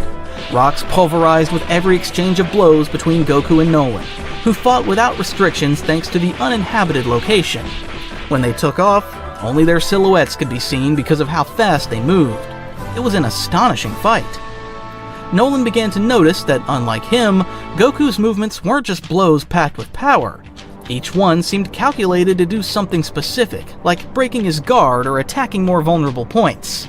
This helped him see the flaws in his fighting style, since his ways of counterattacking were limited by his lack of technique. It was surprising how someone like Goku could be so calm when fighting and enjoy the combat. It was a mindset Nolan found hard to understand, but it intrigued him. Maybe he was facing the most powerful being he had ever seen, but it was someone who used fights to grow stronger and defend what was important, and also to form bonds with people. Taking all that into account, Nolan decided to respond in the same way and charged with all his remaining strength, launching himself at a speed that even burned part of his cape. Seeing this, Goku spun in the air quickly, dodging Nolan's rush and catching his arm in mid-air. Swiftly he hurled him toward the ground, making Nolan plummet sharply and leave a crater with his landing. How can you contain so much power and still be so calm? Because I learned that power without control is useless for fighting. Remember when you said the Empire was everything? I also met someone like that, and his name is Vegeta. And you think I can too? You're already doing it! There's no doubt about that! Nolan got to his feet, breathing heavily, sweating and with his suit torn. On the other hand, Goku barely had a mark on his clothes. I admit you're stronger. Much stronger. I've never felt anything like this. But it's not humiliating to admit it, because you're a true warrior. I'm glad to see your progress. At that moment, an invisible drone that had been observing the battle withdrew and returned to the base. Cecil had already seen enough, so he leaned back in his seat and crossed his hands on the desk. I had my doubts when he came here and then left the planet with Mark, but it seems Goku isn't a threat. He's an ace up our sleeve we didn't know we had. Are you going to trust him? Something like that. For the first time in a long time, I see a real possibility that humanity will survive what's coming. Back in the desert, Nolan approached Goku and extended his hand. Thank you for this. I never thought a fight could open my eyes. There's a first time for everything. Now, how about we start training for real? Go ahead. I'm ready. And so a new beginning started, not only of redemption for Nolan, but of preparation, because Earth's fate hung by a thread. But with Goku on the hero's side, even the past could have a second chance. After the incredible clash between Goku and Nolan, the two agreed to train Mark together with the Guardians of the Globe for the upcoming fight against the Viltromites. When the group of heroes found out about the plan, they didn't like the idea of working alongside Omni-Man after everything he'd done on Earth, but they were aware they had no other option, since the damage would be far worse if they did nothing about it. In this way, during the following weeks, Goku and Nolan began preparing them to fight, subjecting them to intense training, with Goku properly teaching them the art of combat, and not just how to attack with brute force. The first few days were quite rough, because Nolan was rather strict and sent the team running kilometers to test their endurance, in addition to forcing them to carry weight under altered gravity conditions and demanding more physical training against simulated ambushes. The team complained, and some even thought it was too much for them, but Goku countered that heavy workload with something more valuable: teaching combat technique and using the rest period so they could fight with all their energy. Watch your feet closely. When you get too close, you lose mobility in combat. Kate, when you clone yourself, keep one of your versions in the rear to anticipate a counterattack. It's more practical than just throwing them all into the fight. Understood. I'll try. Very well, then let's continue. Little by little, the heroes began to notice that Goku didn't treat them like simple soldiers. He treated them as equals, and also as future fighters. Each day, Goku devoted time to every hero to correct their techniques, showing them how to read the intent in an enemy's eyes and how to control the ki in their bodies. Although only rudimentarily, since only Mark could begin to feel it clearly. Invincible, for his part, showed incredible progress. His father's combat experience, combined with Goku's dedication, turned him into an exceptional student.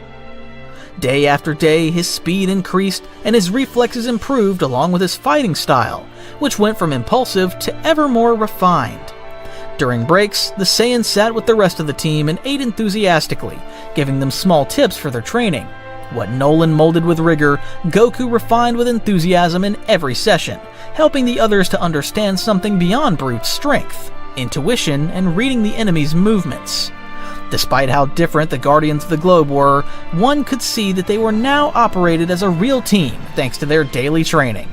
They learned to cover each other, to swap roles, and to read patterns. But, most important, they began to trust Nolan a little thanks to Goku's teaching and company. Yet among all the members of the team, there was one who did not agree at all with Nolan's presence. None other than Immortal. Nolan's presence remained a thorn in Immortal's side. He had never forgotten the massacre of the former Guardians of the Globe. One afternoon, while the rest of the team trained in silence, Immortal approached the training ground where Mark and Nolan were sparring. With fists clenched in anger and a furrowed brow, Immortal addressed Nolan in a voice laden with contempt. "I don't understand how everyone accepts this. You're the monster who killed such valuable people, and now you're here as a mentor?" Nolan stopped what he was doing and gave Immortal his attention, but not defiantly. "Immortal, I know I made mistakes, and I'll pay for them for the rest of my life. But if I can prevent the Viltromites from destroying this world, I will, even if you never forgive me." "I don't care about your redemption. I'm just waiting for the day you fail so I can finish you." "Immortal, right now you shouldn't train for revenge, but to protect. Because if the Viltromites show up and you're not ready because you're chained to the past, you won't help anyone." Immortal said nothing in response. He just turned around, but he was determined to train harder than ever. The situation was more complicated than it seemed, so none of those present said anything else about it. From his command center, Cecil watched everything on split screens, analyzing the team's physical progress, combat patterns, and emotional reactions. "I never thought I'd say this, but Goku is achieving more in weeks than we achieved in months. Despite his strange and childlike behavior, what he does works. And Nolan is holding up his end. Maybe what they needed wasn't a stronger weapon, but a bigger cause. The problem is the Viltromites won't wait. When they come, they won't hesitate to attack, so we shouldn't hesitate either. I just hope Immortal doesn't dwell on his conflict with Nolan until all this is over." Several weeks later, the entire group of heroes finished their preliminary training and gathered on the main field. Suits marked by workouts, some bandages, sweat on their foreheads, but also smiles of satisfaction. Goku and Nolan stood at the front, both watching the team they had forged. Cecil approached, and for the first time in a long while, without his usual aura of an implacable boss. I've seen heroes and I've also seen failures, but what I see now in front of me is a team capable of defending Earth like never before. The Guardians of the Globe, Bulletproof, Kate, Black Samson, Shrinking Ray, Monster Girl, and even Immortal listened in silence. Mark looked at Goku and Nolan with a mix of respect and admiration. Omni-Man, or should I say Nolan, I can't forget what you did. No one here can. But I also recognize what you're doing now, and although that doesn't erase your past, it can influence our future. Nolan lowered his gaze slightly and only nodded humbly. And you, Goku, I don't know if you're a gift of fate, a cosmic accident, or just someone who ended up in the wrong place at the wrong time, but what's certain is that thanks to you, this team is now stronger, more united, and more prepared. Goku scratched the back of his neck, a bit embarrassed. Thanks. The truth is, I just helped them see their own power. I only showed them how to notice it. I want you to keep training them the way you have. When the war comes, this planet won't surrender. Not with these fighters on our side. And if the Viltromites touch this world, there will be no mercy. There won't be. For anyone. The whole group nodded seriously. Let them come! This time we won't fight alone! That's the spirit, Mark! Now, how about tomorrow we eat whatever we want? Nothing like a good meal to keep our spirits high. The Guardians looked at each other, laughing, tired but cheerful, allowing themselves a moment of relief after Goku's words. Even Immortal, who until then had maintained a scowl, let out a slight exhale of relief. If the food's on you, I'm in. Same here. It's the least we deserve after all this training. That'll be tough. I don't have any money, but I'm sure Cecil can pay. Are you joking, or do you really have nothing? You'd be surprised, but it's the truth. The group burst into laughter, while Nolan, more reserved, smiled discreetly, seeing how his new companions began to open up. I never thought I'd see this again. Everyone working together like this, like a real team. Well, now there's a bigger reason for everyone to be like this. But respect makes that bond worth more, and you're starting to earn it. Nolan nodded silently, accepting the truth of those words. Mark, for his part, watched the scene with a smile that mixed relief and hope, because for the first time he felt they were truly moving forward. I had my doubts at first, but it seems you know interesting people, Mark. Things have turned out pretty well. Yeah, honestly, I'm surprised too. Goku's a unique being, and he's helped me become stronger than I ever imagined. It seemed everything was calm and everyone felt comfortable. That pleased Mark and Eve. But then an alarm blared from the room's communication devices. Cecil's tech team contacted him quickly and informed him of the situation so he could also inform the heroes. So he switched to his more serious tone and addressed the others. We have a problem. We've detected a ship entering Earth's atmosphere. The energy signature isn't Viltromite. Then what is it? At first they thought it was Viltromites, but our scanners picked up a biological signal. Too many signals, actually. Hundreds, and all in sync. Can't be. Are those things back? Exactly, Mark. It matches sequid biology. Sequids? Weren't those the parasites from Mars? Yes, the same ones that form a collective mind by controlling a host. And unfortunately, one of those hosts is a NASA astronaut. The same one Shapesmith replaced to infiltrate Earth. What? You already knew I was a shape-shifting alien? Of course I did. I wasn't going to recruit someone to my team without investigating first. So you'll take responsibility for what you did with that astronaut, and you'll guide us inside that ship I know you're familiar with. Shapesmith fell silent at Cecil's words. He had no choice but to help after the damage he'd caused. You're saying one of ours left an alien plague on Mars and now they're coming to Earth? Exactly, which means we can't let that ship reach the surface. If the Sequids reach an ecosystem as populated as this planet, it'll be war, and not one we can easily win. We can't let that happen. The infection is fast and silent. So we're going to space? Correct. We have a ship ready to intercept them before they enter orbit. I need you, Goku, along with Mark, Nolan, and 2 more Guardians to board immediately. We can't take risks. I'll go. And I will. If there's an invasion to stop, I'm not staying behind. Guess I don't have a choice. Perfect. The ship takes off in 20 minutes from the outside platform. They're already loading the pressure suits in the boost system. Just try not to destroy the ship. I'll do my best. Sir, what do we do if they fail? We're not going to fail. Not with them on the team. A while after their conversation, the Chosen Ones went straight to the ship preparing to launch. Goku, Mark, Nolan, Adam Eve, Shapesmith, and Bulletproof boarded, while the rest of the team stayed behind to defend Earth in case something else happened. I can't believe we're heading to space again. I'm all for it! Maybe this time there'll be interesting opponents. Just try not to punch a hole in the ship. Focus. Sequids aren't powerful individually, but if they achieve full mental connection, it'll be hard to stop them spreading among people without hurting them. Then we'll finish them before that happens. I won't underestimate them. After their exchange, the ship blasted off at a high speed, cutting through the sky and leaving a trail of fire behind. Inside, the 5 looked at each other with determination. They were no longer just an improvised group, they were a real team. You know, when this started, I didn't think we'd be here working together like this, going into space to stop an alien invasion. That's the great thing about adventures, Mark. You never know how they start, or where they'll take you.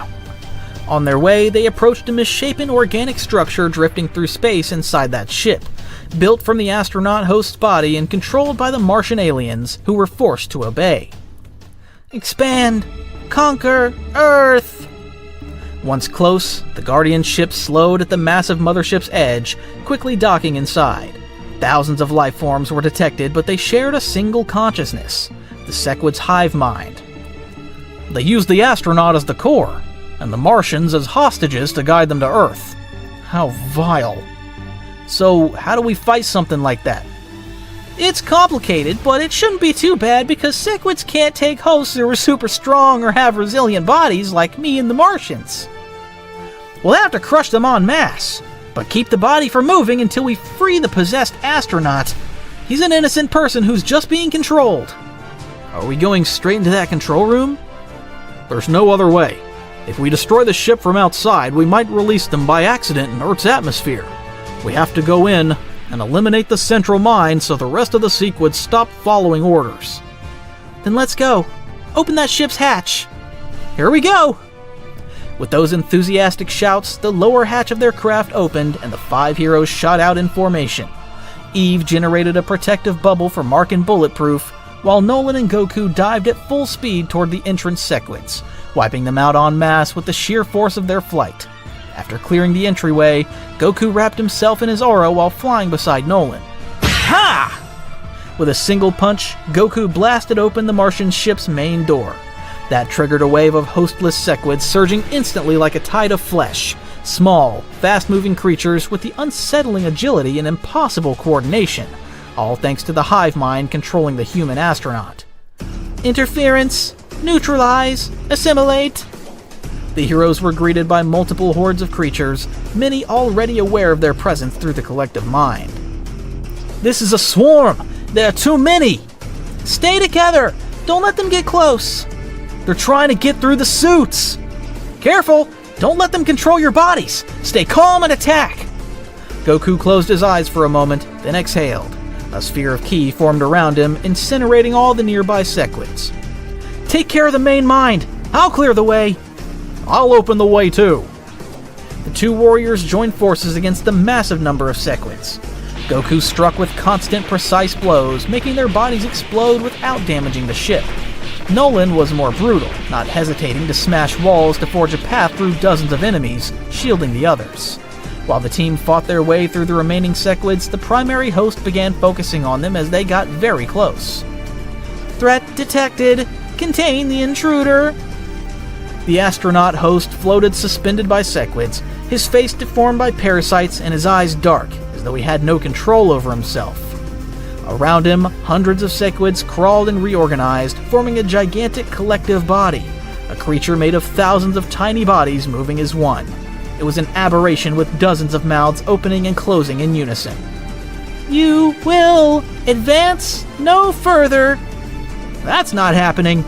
With a shout, Goku suddenly raised his ki, making the air burst around him. That man doesn't belong to you! Let him go, now!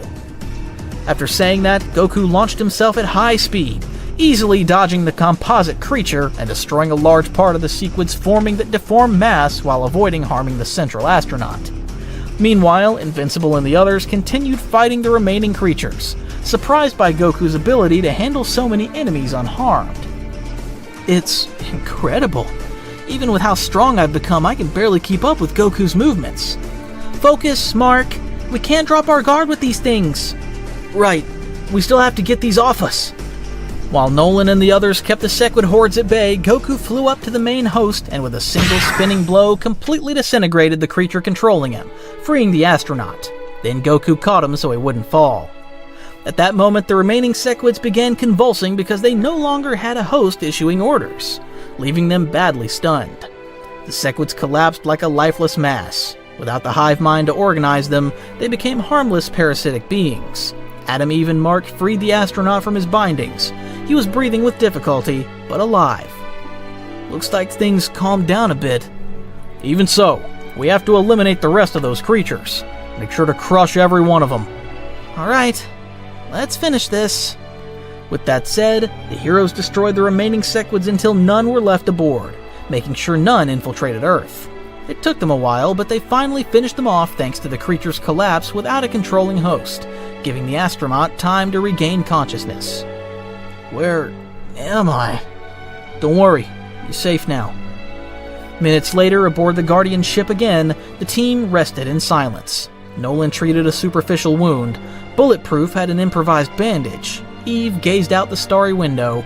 Mark drank water, and Goku simply floated in lotus position, meditating quietly. Thanks, Goku. We wouldn't have made it without you. You did great, Mark. In fact, you all did. This was an interesting fight. Interesting?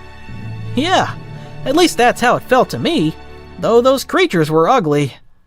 Despite the damage to the Martian ship, its navigation still worked, and little by little things returned to normal thanks to the surviving Martians now in charge. Soon after, the hatches opened, revealing those surviving Martians, the same species as one of the former Guardians of the Globe. They all approached the group of heroes to thank them for their intervention. Strangers, thanks to you, the Sequid threat is over. We owe you our lives. We're glad we could help, though it wasn't easy. Yeah, those bugs were persistent, but it was a good fight. I needed one. The soldiers began to inspect the ship and collect Sequid remains for incineration. Everything seemed peaceful until one Martian stepped forward, pointing at Shapesmith, who had stayed silent and nervous at the back. You are responsible for all this! You infiltrated a Terran ship without authorization, took the form of one of its astronauts, and allowed the human host to be contaminated by the hive mind. The consequences of your treason have been catastrophic. I just wanted to see Earth. I wanted to be a hero like you. And in the process, you almost destroyed 2 civilizations. The Martians approached Shapesmith aggressively. He couldn't do much about his crimes. Wait, don't hurt him. Martian law is clear. Impersonating an official visitor and leaving the planet without authorization are crimes of the highest severity.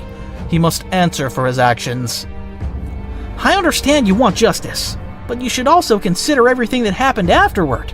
If it weren't for him, he might not have known what was happening here, because only he knew the Martian ship. And while he messed up, he fought those things with us, and though he's an idiot, he risked his life alongside us. I didn't know this would happen. I only wanted to find my purpose. On Earth, I discovered I could do good. I didn't want to betray anyone, I swear. The commander still looked angry, but glanced at the rest of his people while he thought carefully. I understand wanting punishment, but losing one of your own right after surviving a massive attack? I don't think that helps. Maybe, instead of punishing him, you could give him another chance. One to earn the place he wants so badly among you. Very well. Shapesmith will not be punished, but for now he may not return to our planet and must remain on Earth. Thank you! I won't let you down! After they came to an agreement, the heroes gathered to return to their ship and say goodbye to the Martians, who now offered them their respect for everything they had done. You have saved us from catastrophe. We will not forget. We won't forget you either. I hope things go well when you get back to your planet, Goku said with his classic smile before boarding the ship with the rest of the heroes and returning to Earth with them. After a while, they all managed to get back to Cecil's base, relieved and happy to have won this battle, grateful for Goku's presence and everything he had done for them. It was more than clear to the heroes that his presence would be key to what was coming next. After completing their mission in space, the Guardians of the Globe returned to challenge their daily lives, fighting the villains that kept popping up in the city. Because they were busy with that, Goku took charge of training them at Cecil's facilities whenever he could, since they still had to be ready for future encounters with the Viltromites. The person he spent the most time with during the training sessions was Mark, who looked for a slot in his day-to-day schedule to train alongside Goku and his father, because he was making a lot of progress. In fact, at that very instant, they were having a training bout inside the facility, comparing Mark's strength with that of his father. Come on, Mark, concentrate! Don't waste energy on wide movements if you can already use your speed to land more hits. That's what I'm trying, not to overthink, and to move more when I attack. You've improved quite a bit.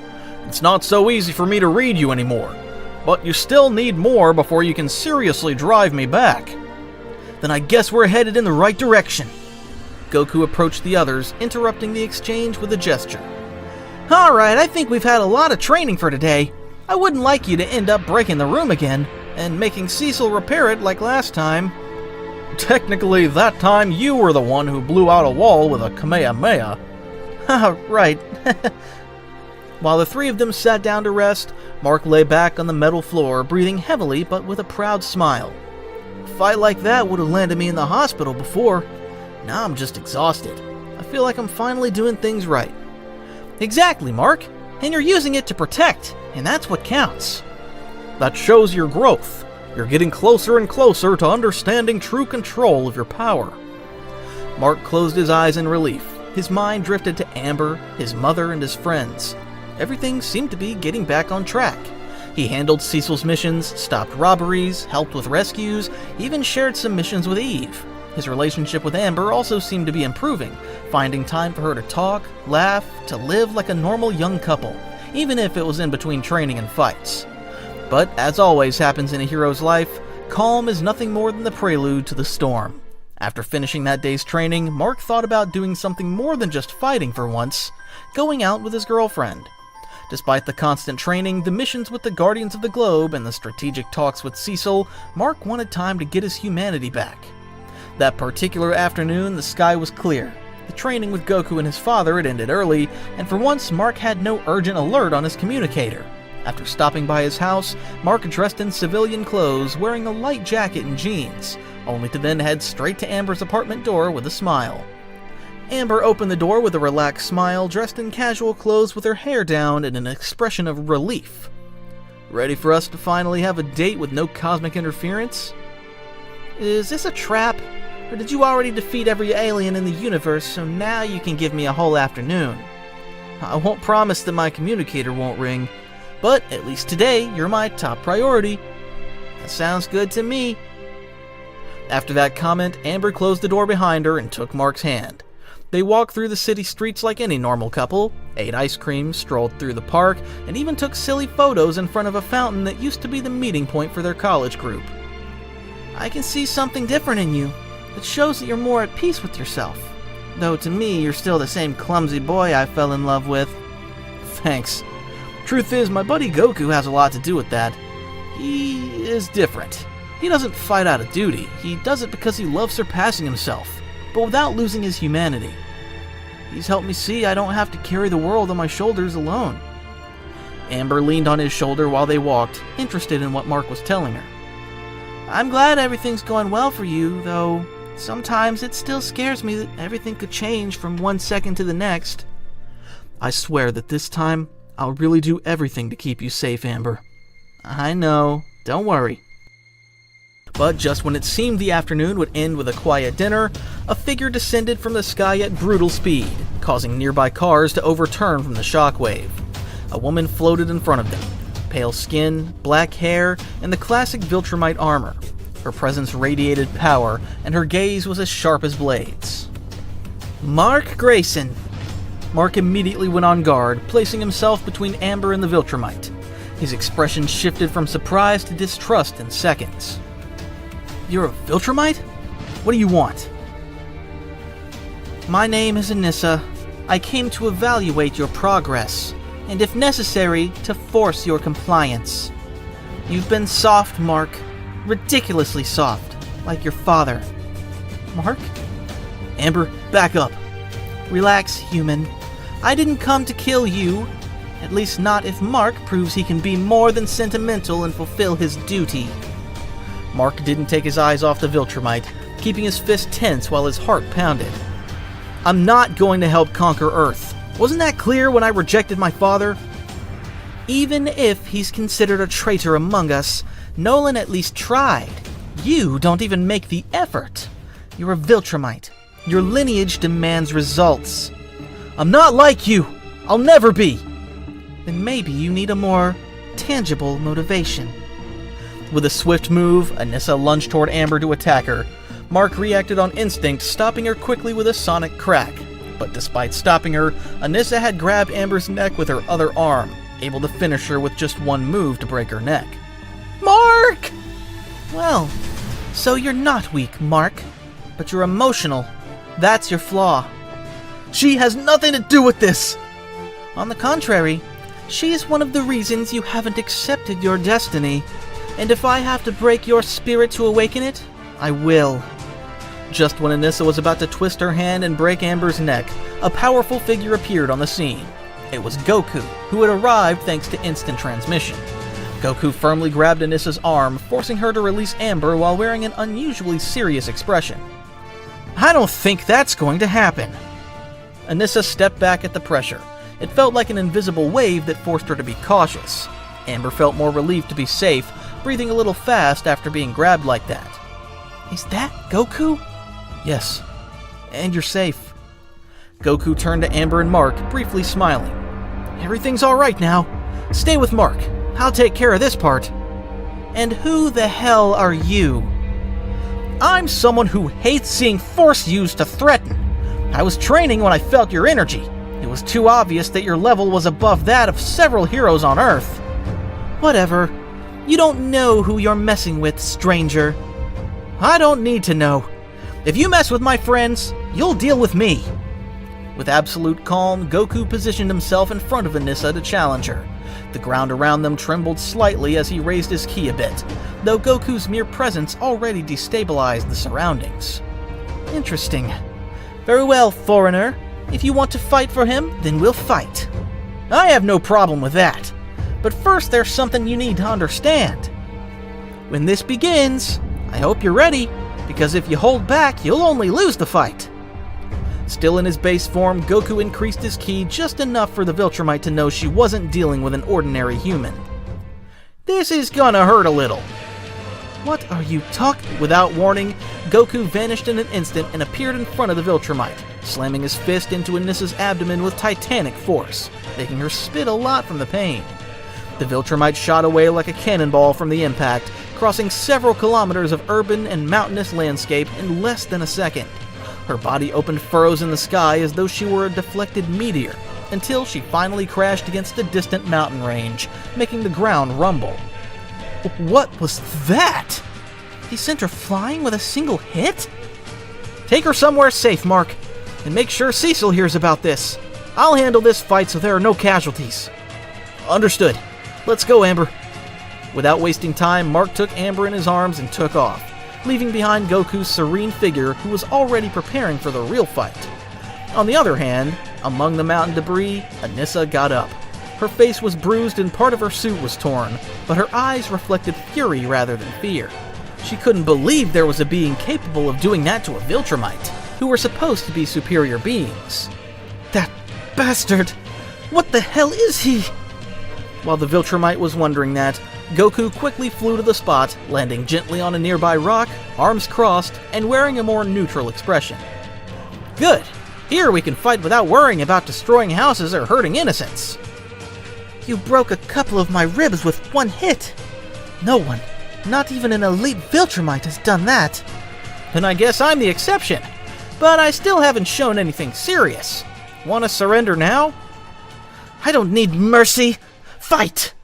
With a roar of rage, Anissa launched herself like an arrow at Goku, unleashing a rain of fast, devastating blows, showing her violent intentions toward him. Her fist hit Goku's body with power enough to destroy a building with each impact, but the Saiyan didn't even flinch. Is that all? Surprised, Anissa stepped back while her breathing grew ragged.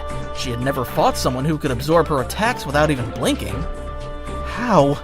Why won't you move? I'm hitting you with all my strength! Maybe because you lack strength. Damn you!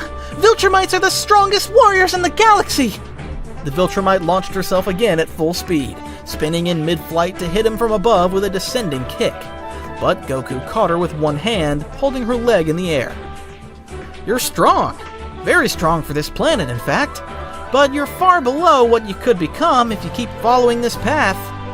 After saying that, Goku gripped Anissa's leg tightly and hurled her toward the ground, smashing her against the mountain with a force that split the rock in two. Before she could get up, Goku was already in front of her. Do you know what your problem is? What? You fight as if power were the only thing that mattered, as if intimidating or destroying were the only way to convince others. But true power, the kind worth having, doesn't need to impose itself by force. That's weakness. That's for fragile humans. I think Nolan was right about you. You don't change your beliefs the way he did. Shut up! I don't need your compassion! Even though her body trembled, Anissa tried to stand again. She had blood on her lip, her body covered with bruises, but her Viltromite pride wouldn't allow her to surrender. Not to a stranger, and even less to someone who spoke to her about compassion as if it were a virtue. If you prefer to keep fighting, then that's what we'll do. Goku took a step forward and suddenly disappeared from Anissa's sight. This is the result of years of training! A second later, a series of rapid blows landed on the Viltromite's body. One to the abdomen, another to the jaw, another to the side. Each hit pushed her in a different direction without her being able to do anything to resist or counterattack. All of this caused intense pain. Pain she never imagined experiencing, since Viltromites were supposed to be among the strongest beings in the Empire. How can you move like that? Because I fight with a purpose, not for conquest like the Viltromites. After saying that, Goku appeared behind her with a spinning kick to the neck, then in front with a knee to the stomach, and finally above her, slamming her to the ground with both fists together.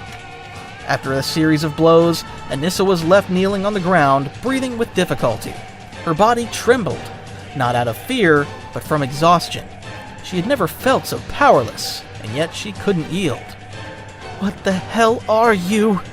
Asked the Viltromite, while trying to gather strength to continue. Goku kept watching her, stepping a little closer. I'm a Saiyan, a race of warriors like yours. I was born to fight and to become stronger and stronger, but I made a decision long ago, to be part of Earth, because here I found something more important than the desire to fight, defending my companions.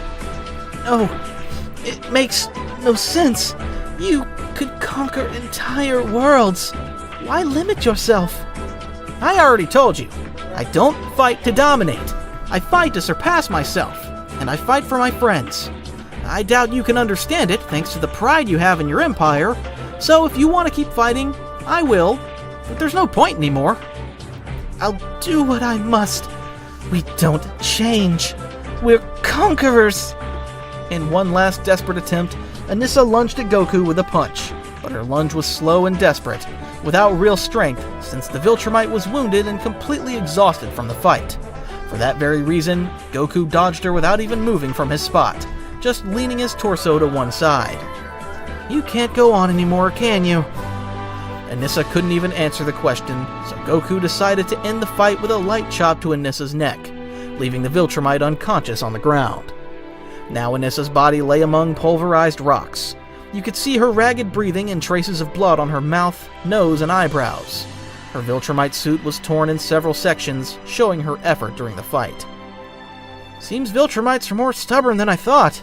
Even without consciousness, her body stays tense, as if it doesn't know how to relax.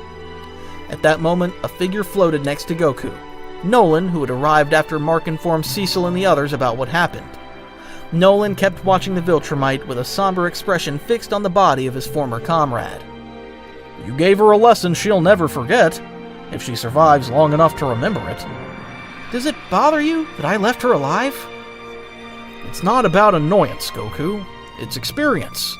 I know what that woman is capable of. When she wakes up, her priority will be to fulfill the Viltromite mission. She won't understand what you showed her. They don't learn with humility. They learn with fear. Or they don't learn at all.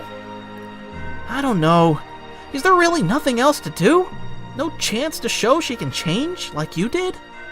Before Nolan could answer, a strong vibration interrupted the conversation. A few meters away, a stealth helicopter from the global agency landed among the rocks, escorted by a small aerial convoy of recon drones. The doors opened and several armed agents in black suits disembarked, followed by Cecil, who walked with a confident stride. Well, well, looks like I missed the party. I think it's better that way. It was dangerous for people. She's still alive? Yes, but not for long if you don't decide what to do with her. Cecil crouched next to Anissa's motionless body and observed her carefully. So they sent this Viltromite to threaten us. If we let her loose, she'll probably go for more allies and tell them what's happened here. But if we lock her up, she'll probably escape. And if we kill her, someone else will come in her place with more reason to attack us. It's complicated. Then what's your plan? Honestly, my gut says we should kill her. Nolan isn't wrong. Her species isn't known for cooperation or diplomacy. But it's also true we have an opportunity in front of us. You want to interrogate her? Something like that. It's worth trying if we can find out whether there are other Viltromites nearby, or if they have an invasion schedule, or if someone else will come to check our mission. Information like that can buy us time and save lives. Be careful with what you do, Cecil. Don't underestimate her for a second. If she wakes up and breaks loose, it'll be a problem for the populace. I can contain her if she tries to hurt anyone again. I'll stop her once more, and if there's no other option, I'll do what's necessary. I'm not sure you can fulfill that task, but if you can't take her life, I'll do it for you. Then I need you two to help guard her. As soon as she wakes up, I want you present. We won't let her speak unless she's under control. And if she refuses to talk, after the tremendous beating she took, I doubt she will. But if she refuses, maybe we'll need a second option. Meanwhile, we'll keep her locked up as best we can. And if she breaks free? I'm counting on you two for that. You're faster than anyone else. All right, but if the time comes, don't ask me to have compassion for her. Of course, that's not up for debate. But for now, let's do what's within our power. While the agents began to lift Anissa's body carefully, sealing her in a blue energy containment capsule, Goku looked at the sky for an instant. His expression was serene, but in his mind he already planned for the worst scenario. If another Viltromite like her showed up, how many more would be coming? And would he be able to take each of their lives? Something tells me this won't be easy. After that remark, Cecil's team began lifting off from the mountain along with the capsule holding Anissa, surrounded by armed agents, plus Goku and Nolan. Several minutes passed as each of them was lost in thought, until after a while the helicopter finally landed on a hidden platform beneath the mountain base of the global agency. There, security protocols activated immediately, and Anissa was carefully transferred to a containment cell while Nolan and Goku supervised every moment. A few hours after what happened, Mark flew straight from the city to the Guardian's facilities to learn what had happened after he left. He wore a worried expression, though he was somewhat calmer after leaving Amber at home and comforting her. Upon arriving, he descended onto the base platform and was guided by an agent to an observation room near the cell where Anissa rested. Goku was sitting and enjoying the food they'd given him while keeping an eye on Anissa, but when he saw Mark arrive, he smiled and stood. Goku, what happened with Anissa? And where's my dad? Everything's fine, Mark. Your dad is inside talking with Cecil.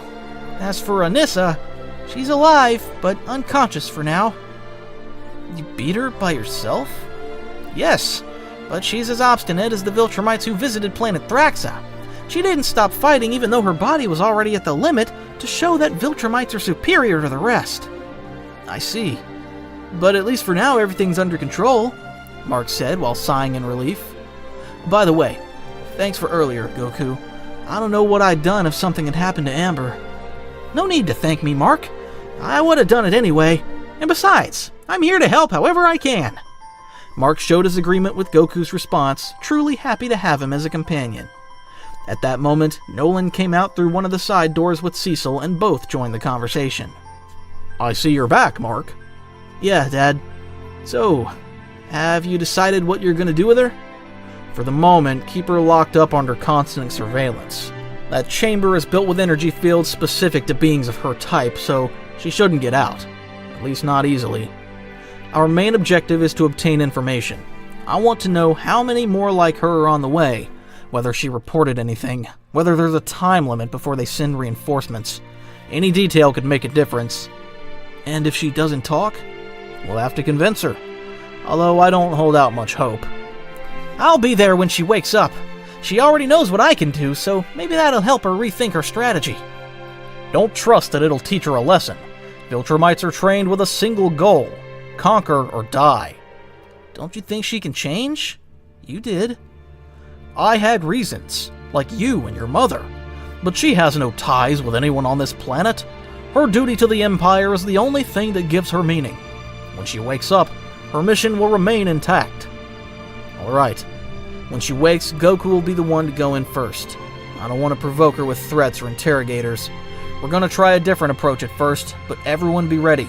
Because if this goes wrong, don't worry. We'll deal with it. Yeah, and if you'll allow it, I'd like to be present too. At least we all agree, so let's hope everything goes as you say, said Goku while turning to look at the imprisoned Viltromite, waiting for the moment she would wake up to reveal information that would surely be important for the next enemies. After the Viltromite was captured, Goku and the others stayed behind to guard her and make sure she would not escape and cause more trouble. But, even more important, they waited for her to regain consciousness so that Cecil could question her and extract as much information as possible about the Viltromites or the next invasion. After hours of constant vigilance, Anissa began to show signs of consciousness and her breathing grew more labored. One could still see traces of scratches and dried blood as her eyes snapped open. "Where am I?" The Viltromite spoke while trying to stand, which caused a jolt of pain to shoot through her body from the wounds of the fight, making her recoil and clutch her fractured ribs. "That bastard!" Behind a polarized glass, Cecil watched the scene while adjusting the intercom volume. Beside him stood Goku, Nolan, and Mark. The atmosphere was tense, even for someone as relaxed as Goku, who had his arms crossed and a somewhat uncertain expression. "She's finally awake. Goku, you go in first. Nolan and Mark, I want you to watch, but do not intervene for now, unless she turns violent. If she reacts badly, Goku, you restrain her. If she tries to escape, I want Nolan to deal with her. There won't be a second warning. Understood." After their exchange, Goku passed through the doorway that led him into the corridor in front of the cell. Seeing him approach, Anissa instinctively stepped back.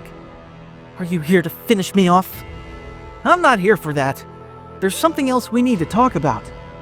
"Talk? I don't know who you think you are if you believe everything works that simply. You're a strange, monstrously powerful being." "I'm not a monster. I only did what was necessary to keep you from hurting anyone else. You came here to force Mark to conquer his planet. Doesn't that strike you as monstrous?" "It's our mission, our duty. You don't understand what it means to be a Viltromite." "I understand more than you think. I've fought beings like you, people who believed conquest was the only thing that gave meaning to their lives, and they all ended the same. I'm not like them. The Viltromite Empire is the ultimate force." While Goku watched her, he remembered the question Cecil wanted him to ask the Viltromite during the time she had been unconscious. "Then why are you here? Who else is coming? What do you know?" Anissa did not answer right away.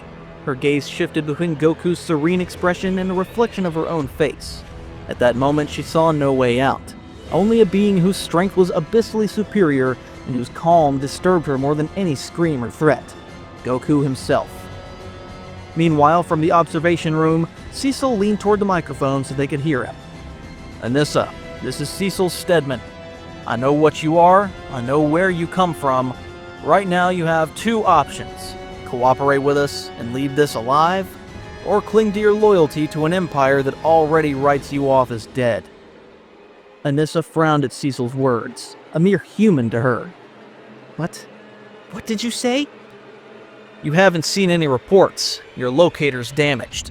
To them, you failed. Do you know what happens to agents who fail? They get replaced, which means more are coming, and probably worse than you." "What Cecil says is true. I was one of theirs, just another cog in the machine. If I didn't complete my mission, another would. They wouldn't hesitate to kill me if I became an obstacle. Do you really want to stay disposable? Because if you do, all that awaits you here is death, whether at my hands or the Empire's." After hearing that, Anissa fell silent. For the first time in a long while, she had no answer, yet she refused to abandon the Empire. Goku took another step, ending up just a few meters from her. "I can't speak for the rest, but I must tell you I'm not here to destroy you, unless you try again. If you put Mark or this planet at risk, I won't hesitate next time, and I think you already saw that in our fight. Given how things stand, they'll surely send someone in the next solar cycles. And not just anyone, but a top-tier Viltromite, Conquest. If he comes, none of this or what you're doing will matter.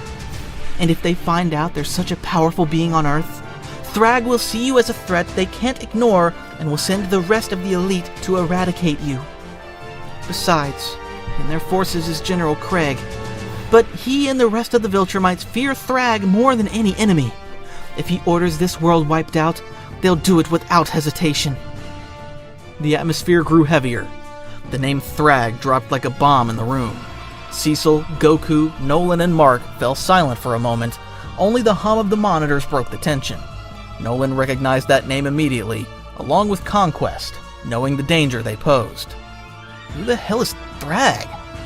He's the last man you'd want to see arriving on this planet. Start talking, Nolan. We don't have time for detours. Nolan remained thoughtful while staring at Anissa on the monitors, seeing the Viltromite now sitting in a corner of the cell in front of Goku, whom she feared because of his unknown race and immense power. After processing it, Nolan decided to say what he knew about those Viltromites.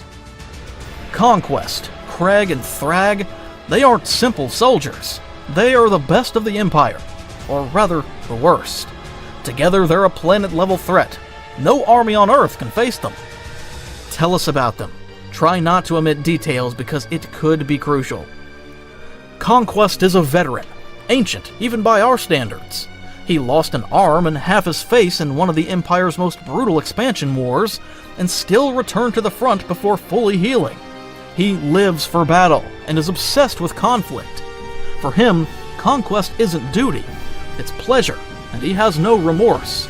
If he comes to Earth, he won't try to persuade Mark, he'll force him by beating him.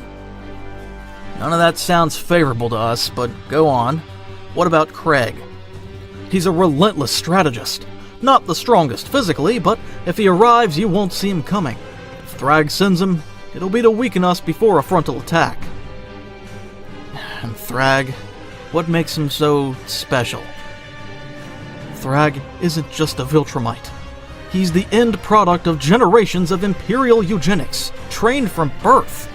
He's the last great leader of the royal lineage. The only reason the Empire still exists is because Thragg is alive. Sounds like someone terrifying. After Nolan's words, the room fell silent. They didn't know what to say in the face of such discouraging news.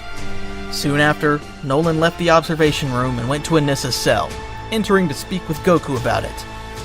Listen, Goku, this is very serious, and I'm sure you didn't hear any of it because you were here with Anissa, but Thragg is the ruler of the Viltromites, and if he thinks a planet isn't worth trouble, he erases it. If he learns you're a threat to the Empire, he'll come with everything he has. You're right, Nolan. If the Empire knew what I saw, and were aware of the magnitude of what this being called Goku can do, they wouldn't hesitate to find a way to destroy the planet. I know, because I've never seen anything like it. Not on the warfields, not in rebellions, not in combats between Viltromites. That being called Goku doesn't fight with rage or a thirst to kill. He fought as if he were holding back something infinitely worse. Every blow of his was measured, calculated, merciful. But there are no limits in him. I could feel it when my punches didn't even move him. There's a terrifying power in him. Even if such an abnormal and unknown being as Goku survives the attack, humanity surely will not. Anissa lowered her head after speaking. Her pride was still a chain for her, but Goku's shadow lingered in her mind. For the first time, she clearly saw that the Viltromite Empire was not invincible. Goku did not understand her attitude toward him. It confused him because he was not the terrifying being she imagined. I'm not going to give you every detail, but I will give you enough so you know what awaits you. It's inevitable. After the whole conversation, Cecil instructed everyone to leave the cell so they could talk it over. After all, the Viltromite was in no condition to fight or break free, much less with Goku nearby. Once Goku and the others gathered with Cecil in the observation room, they pondered the situation. Do you really think we can beat those guys? I don't know, but with Goku on our side, there's a chance. Right, but it won't be something that only requires strength. It'll take resolve, and if they come, we'll decide that this planet won't fall without a fight. Goku spoke while clenching his fist with determination. Besides, I find it interesting to fight the Viltromite ruler. Goku's final comment left a strange echo in the room. The possibility of war against the Viltromite Empire had everyone tense. But for him, it was a chance to measure himself against opponents never seen before while protecting the planet. His attitude contrasted with the concern on the faces of Nolan, Cecil, and Mark, who knew a battle against Thragg could mean the end of humanity as they know it. Well, I appreciate your enthusiasm, but we're talking about an existential threat. If what Anissa says is true, we must prepare right now. I know, I won't take it lightly, but I'm not going to let fear decide for me. If we're going to fight Thragg and his elite, determination is what we'll need to protect this planet. I hope that confidence is justified. Thragg has no honor. He doesn't fight fair. And if he thinks he can kill you at your weakest point, he will. How does one prepare for something like that? Cecil turned to his screen where they were already downloading recordings of Anissa's statements. After a couple of seconds in silence, he switched off the monitor and sighed. For now, we'll leave her where she is. She has no intention of escaping, especially in her condition, but I need you and Nolan to watch her in shifts. Goku, I don't want it to cross her mind to slip past you. If she tries to escape, I want you to stop her at once. Don't worry, I can sense her ki even without seeing her. She's not going anywhere without me knowing. It's been a very complicated day, but I'll stay alert. Don't worry, Mark. I know it must be hard to face all this because you were raised on Earth. For now, go home and process it, so you'll be ready to act. Yes, Dad. That's what I'll do. I guess I'll see you later. Take care. We'll be close if anything comes up. Good luck, Mark. Look after your brother and your mother. After finishing their talk, Mark decided to leave the facility and head home. Later, Mark arrived home with his hands in his pockets. He had stopped flying blocks earlier and walked the rest, trying to clear his mind. But when he opened the door, the tension hit him again. Amber was sitting on the living room couch, arms crossed, eyes puffy, jaw tight. You're back. Amber, it's good to see you. We just took care of Anissa. Yeah, speaking of that, there's something I need to tell you. She stood up slowly, her gaze serious. Mark, I was seconds away from being crushed like a fly by that woman. Do you know what that's like? I know, and I'm sorry. You don't know how much it hurts me that I couldn't protect you like I should have.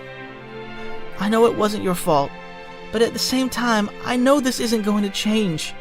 No matter how many times you save the world, something worse will always come. And every time I'll be the helpless civilian, the one who waits, the one who could die. Amber, I don't want you to live in fear, but I also can't stop doing this. I can't ignore everything that's happening. And I can't keep waiting for you to come back covered in blood, or not come back at all. The best thing is for us to take different paths, Mark. There was a long silence after that comment while she wiped the tears from her eyes. I don't hate you. In fact, it hurts more to do this because I still love you, but I need to take care of myself. I want to live. I understand, and I swear I'll never stop caring about you. But if this is what you need, I'll accept it. Amber approached, gave him one last kiss on the cheek, then walked out the door. Mark stood in the middle of the living room staring at the floor, feeling this was one more reminder of everything at stake. The next day, Goku flew over the city at high speed until he reached the headquarters of the Guardians of the Globe. He was greeted by Black Samson and Shapesmith, who greeted him somewhat confused because they had been gathered so suddenly. It's great to see you. Cecil is busy with something, so he asked me to talk to all of you about what's going on. Whatever it is, it must be urgent to bring us all together so early. The thing is, a Viltromite was captured. Her name is Anissa. She tried to force Mark to conquer Earth for her empire, and according to what she said in the cell, she won't be the last to come. The group grew uneasy at that revelation, especially Adam Eve, who had already heard something from Mark. He had called her last night after what happened with Amber to talk about it, but hadn't mentioned the Viltromite incident in such detail. According to her, 3 of the worst enemies are coming: Conquest, Craig, and Thragg, the leader of the Viltromites. The entire Earth will be in danger, and I'm not talking about fights like the ones you faced. This time, millions could die if we're not ready. And you think we can do something against guys like that? I don't know, but if we fight together and everyone trains, I know you can all give it your best. Even if you don't fight the Viltromites directly, you'll have to defend the helpless people. Besides, you're not alone. I'll be here to fight by your side. And do you think you'll be able to handle them all? Yes. Don't you think it'll be a heavy task to deal with that? If I have to, I will. Not out of arrogance, but because it's what I must do. I've fought beings who destroyed planets for fun, and I've beaten them. I'm sure I can fight Thragg and anyone else. Then, there's hope. Yes, but we still need to train and prepare. We can't get overconfident, so, starting today, we'll push harder. After Goku's words, the group of heroes stared at him, some doubtful, others determined, but all knew that what lay ahead would be the biggest battle of their lives, and they trusted that Goku would help them. For that reason, Goku stepped forward and, with a relaxed smile, placed his hands on his hips. All right, I've been thinking about all this, and I concluded that if we want this planet to endure, it's not enough for 1 or 2 of us to train. We need all of you to improve, to fight at your maximum. So this time, I'll push you to the limit by showing you my true power. There's more. Your power is already difficult to quantify even with my state-of-the-art sensors. But I admit it's a good idea. Your results so far are undeniable. Then, when do we start? Right now! Just as they were about to begin training, a noise made everyone turn to see what it was.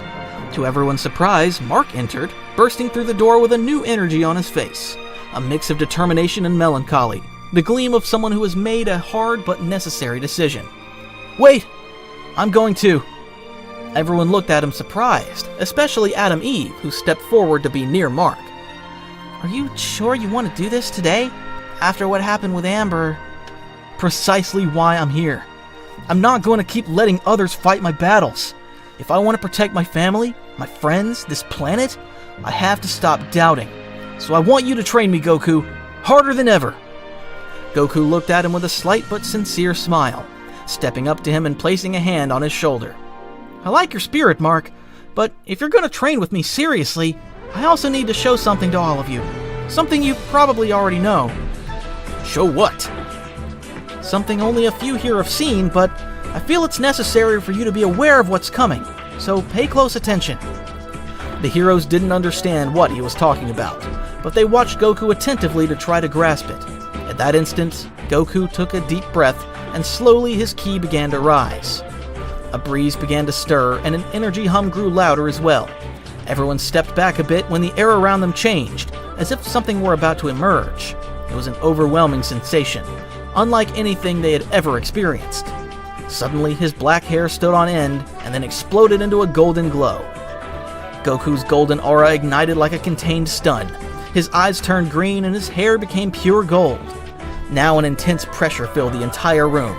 However, Goku controlled the energy perfectly. He didn't crack the floor nor burst the walls. It was a manifestation of pure power. This is the Super Saiyan. The Guardians of the Globe stepped back with mouths agape. Even a human as long-lived as Immortal was left speechless, having never seen such overwhelming power in all his years. Robot focused all his sensors on Goku to try to understand his new state, while Shrinking Ray could barely speak. I've never seen anything like it. It's like pure energy. Even though I'd seen it before, I still can't believe it. It's like standing in front of a hurricane, but 1,000 times worse. His energy is so superior. I've never seen anything like it. And that's holding you back, right? Something like that. But I'm sure this will give you a very clear idea of the power you'll face. Everyone was paralyzed even though Goku showed no hostility, because his energy was too much for their senses. Even the air around them vibrated, as if the place itself were affected by his ki. I know this can be overwhelming, but if you want a chance against what's coming, you have to get used to this. You have to train amid this pressure and face me. Remember, I didn't come here to scare you, I came to help you. But that also means I have to show you what it truly means to fight with everything. Then I'll start. Because of his comment, everyone present looked at Mark in some surprise, even Goku. I've already lost a lot, but what hurts most is knowing that if Thragg or Conquest arrives, I won't be ready. I don't want anyone else to suffer because of my weakness. If you believe I can improve, then I'm willing to face you. That's what I wanted to hear. Mark trembled slightly, but nonetheless kept moving slowly toward Goku and let out a battle cry, launching himself at full speed toward him and throwing the first punch. His fist was stopped instantly by Goku, yet Mark couldn't help but smile with pride at his own attitude. Well done! Don't stop! Hearing that, Mark lunged again, this time with a series of faster blows, using techniques Goku had previously taught him, a spinning kick and mid-air direction changes.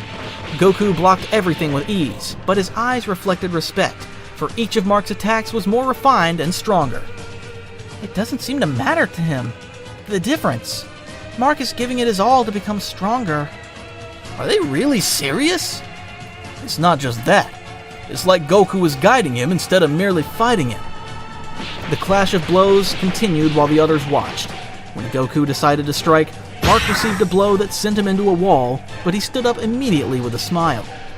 I won't stop! Then let's continue! I promise you'll become stronger until you live up to your name, Invincible! At that moment, the others felt strong inspiration seeing how Mark fought against Goku. It was clear to them that they were not facing a god or an unknown being, they were facing someone who fought to protect, to teach, and to bring out the best in them. Whatever. If my destiny is to fight the Viltromite elite, then I'll go all out too. If Mark can withstand that training, maybe we're not as far off as we think. If he does it, so will I.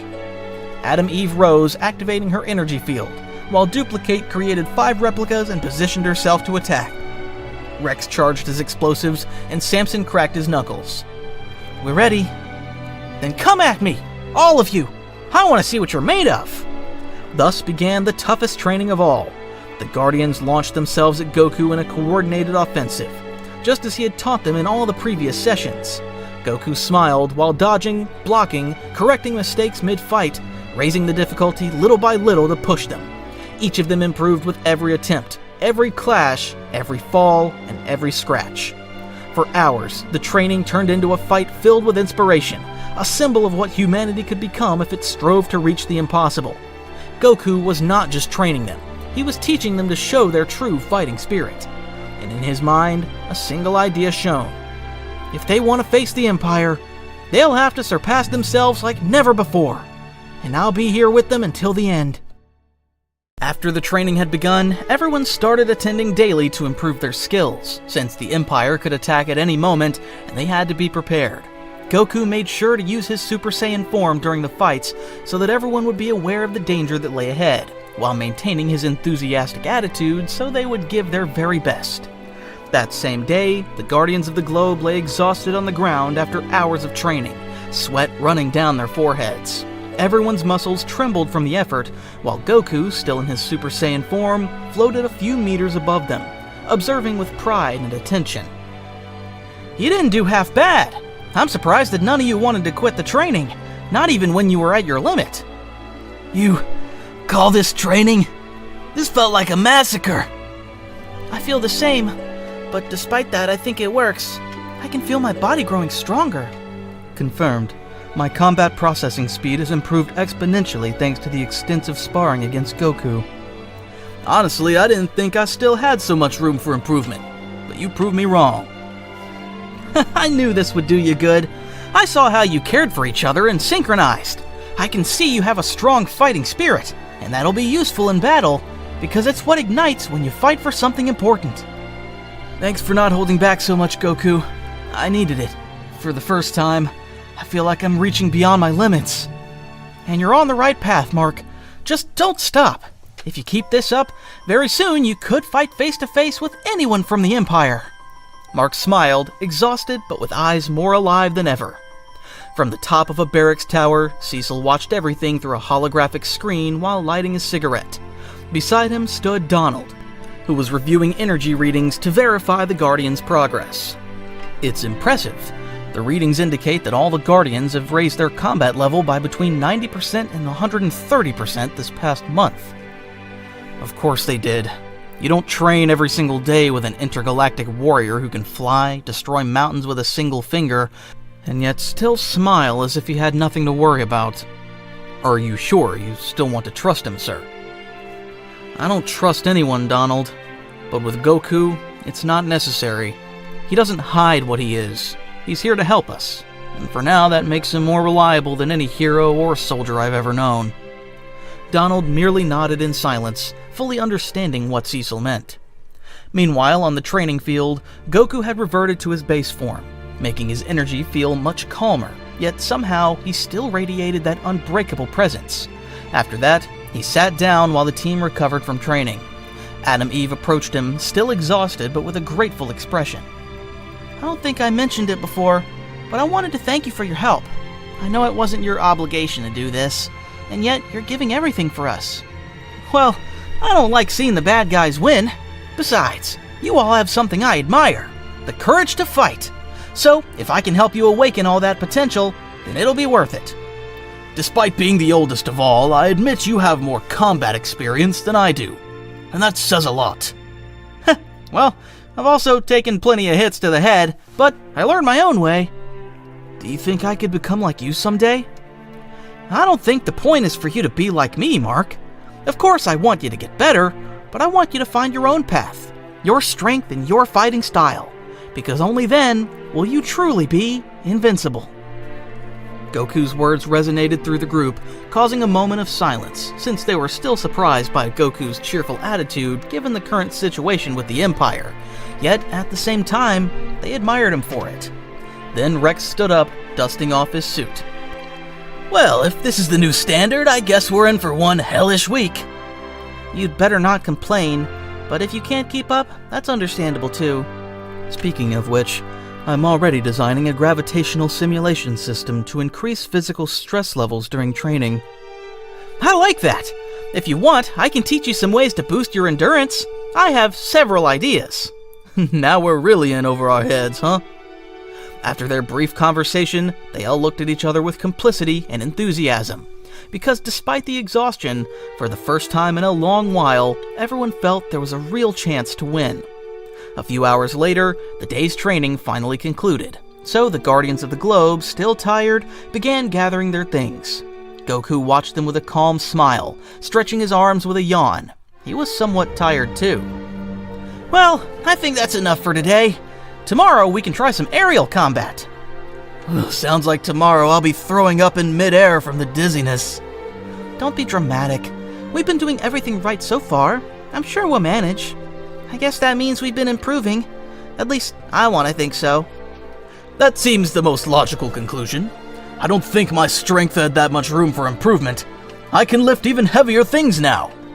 This training reminded me why I keep fighting. Thanks for that, Goku. No problem. It makes me happy to see you all motivated. Each of you is growing so fast. Even Robot has started reacting more to attacks. The truth is, I wasn't very familiar with physical fights.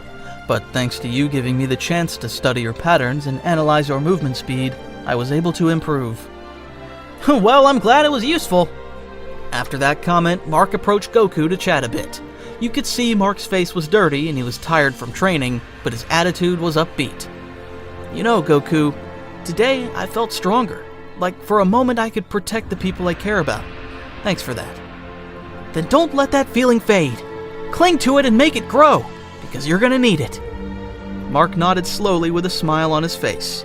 As the Guardians departed little by little, Nolan appeared with a somewhat serious expression and his usual frown. Good work. It's clear you're progressing. How's the Viltromite doing? She hasn't moved or spoken a word, not even a gesture.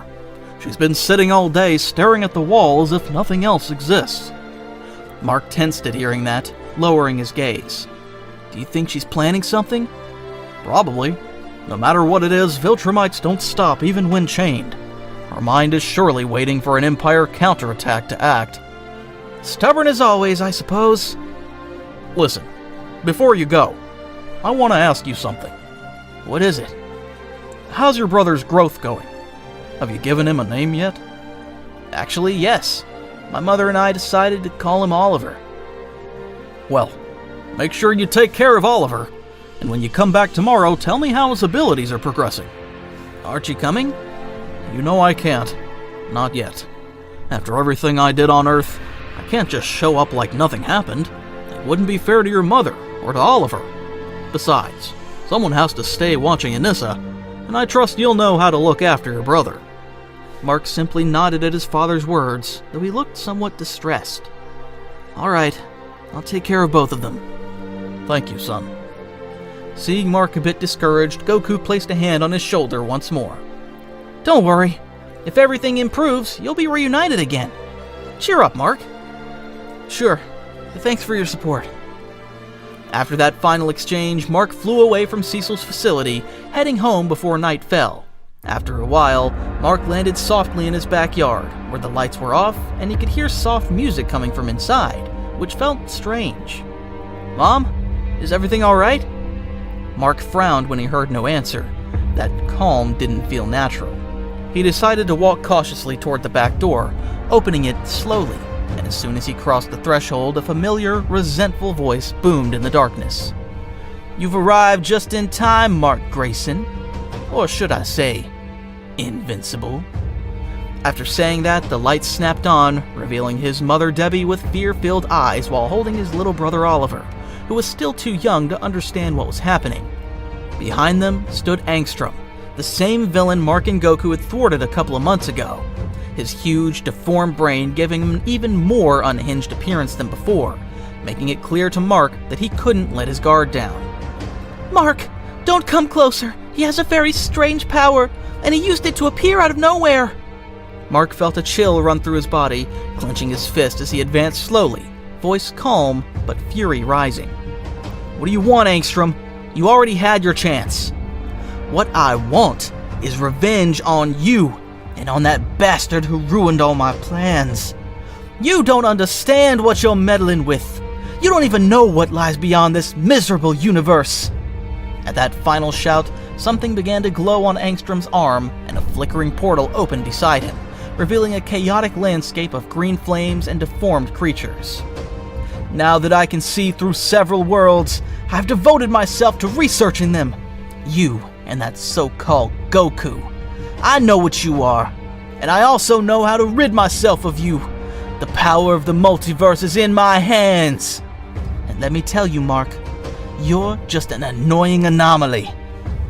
And that's why you use them as hostages? What kind of scum are you?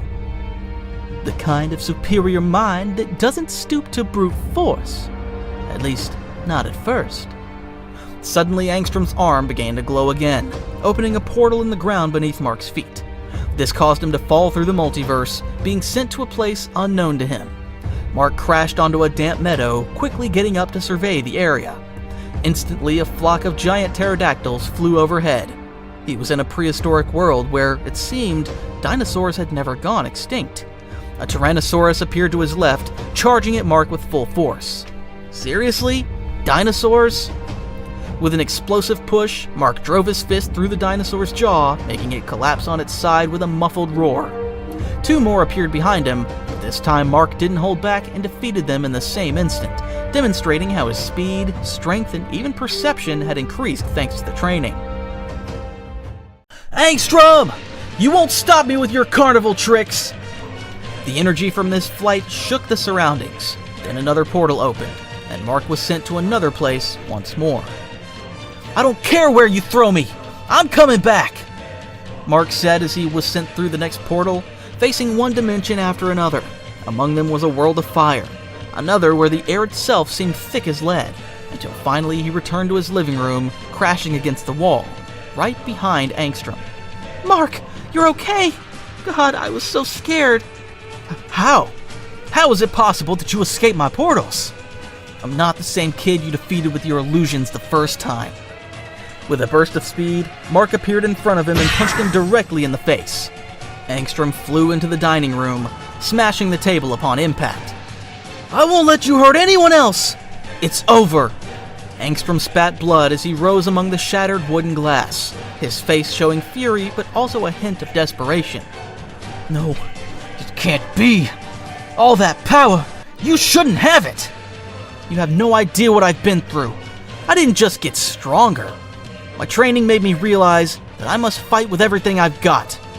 Angstrom backed away, trembling with rage, until suddenly his arm glowed once more, and before Mark could react, he struck him directly. I cannot accept it! You cannot win! At those words, a strong green flash filled the room, and before Mark could move, a second portal opened behind him, whisking him away again. Mark! Silence! You don't understand the threat your son represents. No one will come to help him. At that very moment, a crash shook the house as something broke through the roof and landed inside. When the dust cleared, a familiar figure was revealed, none other than Goku. Since he had been keeping watch for Anissa so she wouldn't escape, Goku sensed Mark's energy fading when he returned home, so Nolan had urged him to investigate. Angstrom was dismayed. He hadn't expected to deal with him so soon. I was on my watch when I felt Mark's presence start to fade. And what do I find here? Debbie looked at him with tears in her eyes, clutching Oliver tightly. That guy, Angstrom, took Mark, and he used Oliver and me as hostages. Goku stared directly at Angstrom, who was now sweating nervously while his mind scrambled for a new plan. No, you can't stop me. I'm a being of superior intellect. I know everything about you, Goku. About your victories, about your defeats. Doesn't matter what you say. You're causing a lot of trouble, and I won't allow it. So, where is Mark? Goku advanced slowly, his presence rippling the air around him. Angstrom trembled and clenched his teeth, then instinctively activated a new portal beneath the Saiyan's feet. If you want to know where he is, then go with him. Die together. The multiversal portal swallowed Goku in an instant, having caught him by surprise.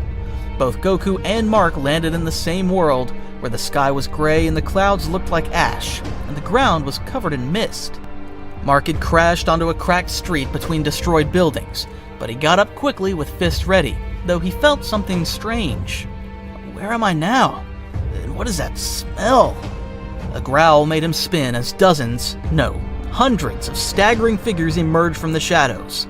They were rotting corpses with missing parts and lifeless eyes. Zombies. Great, now it's a zombie world. Just what I needed. At that moment, the walkers began approaching Mark to attack, so he decided to strike first. If you want war, then you'll have it.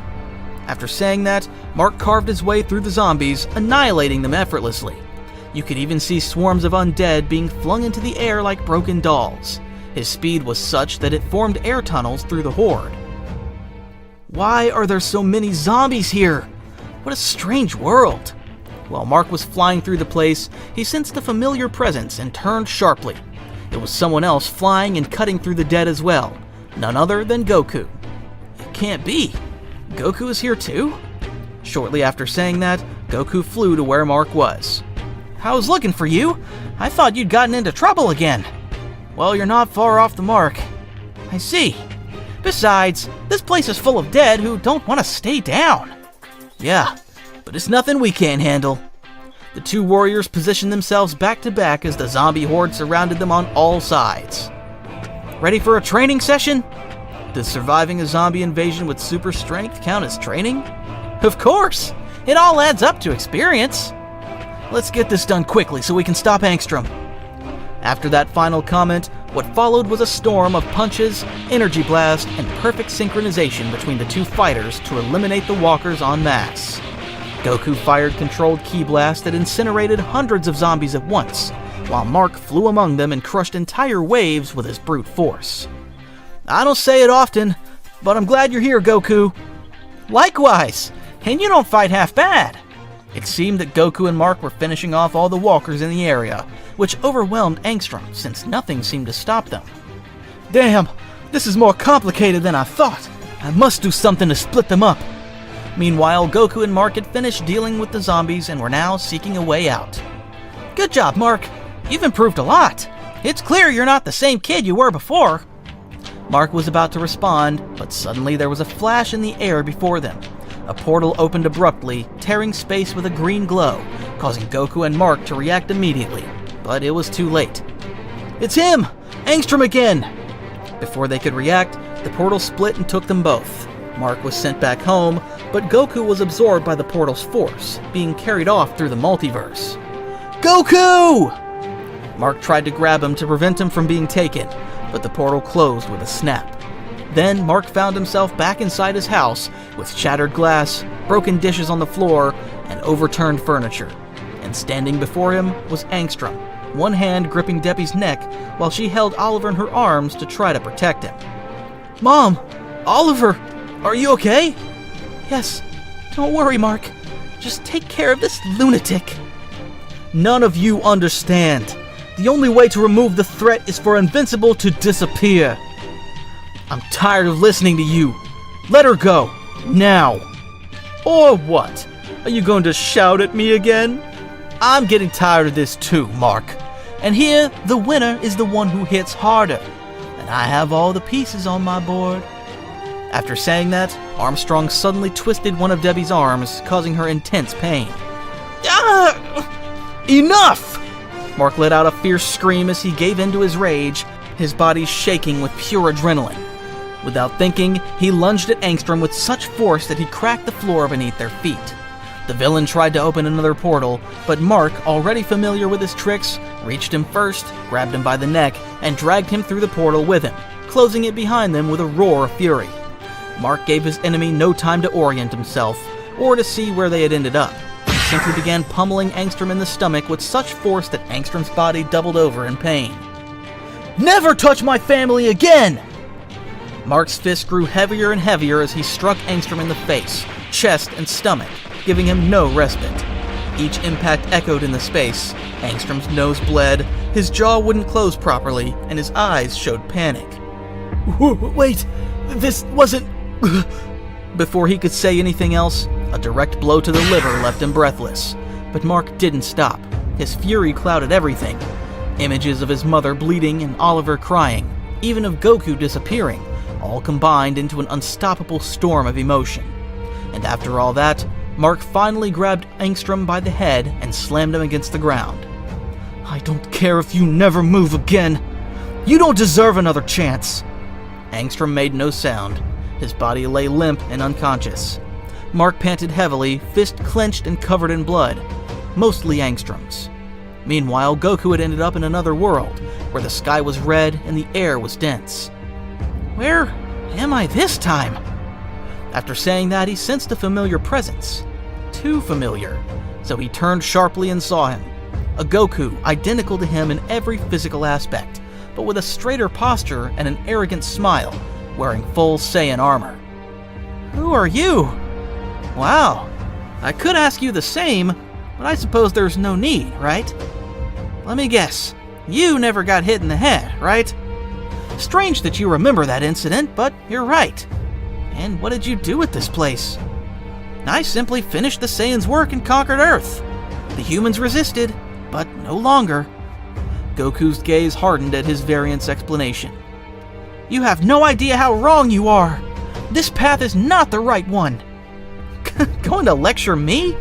You sound too much like those humans. But here, I'm the only Kakarot. You're just a domesticated shadow. Still, I can't allow you to interfere with what I'm doing. And I guess I have no choice but to fight you while I figure out how to get out of here. At that final remark, Goku took a fighting stance, rapidly charging his ki and levitating stones around him. Alternate Goku mirrored him, but with a darker energy. Both were ready for a battle between variants.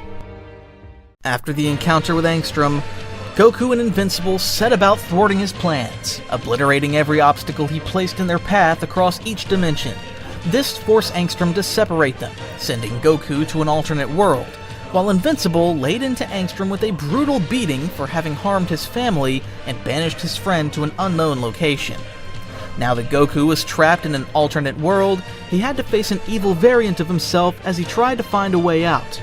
After a brief exchange of words, the two Saiyans vanished from sight in an instant, closing the distance between them in less than a blink.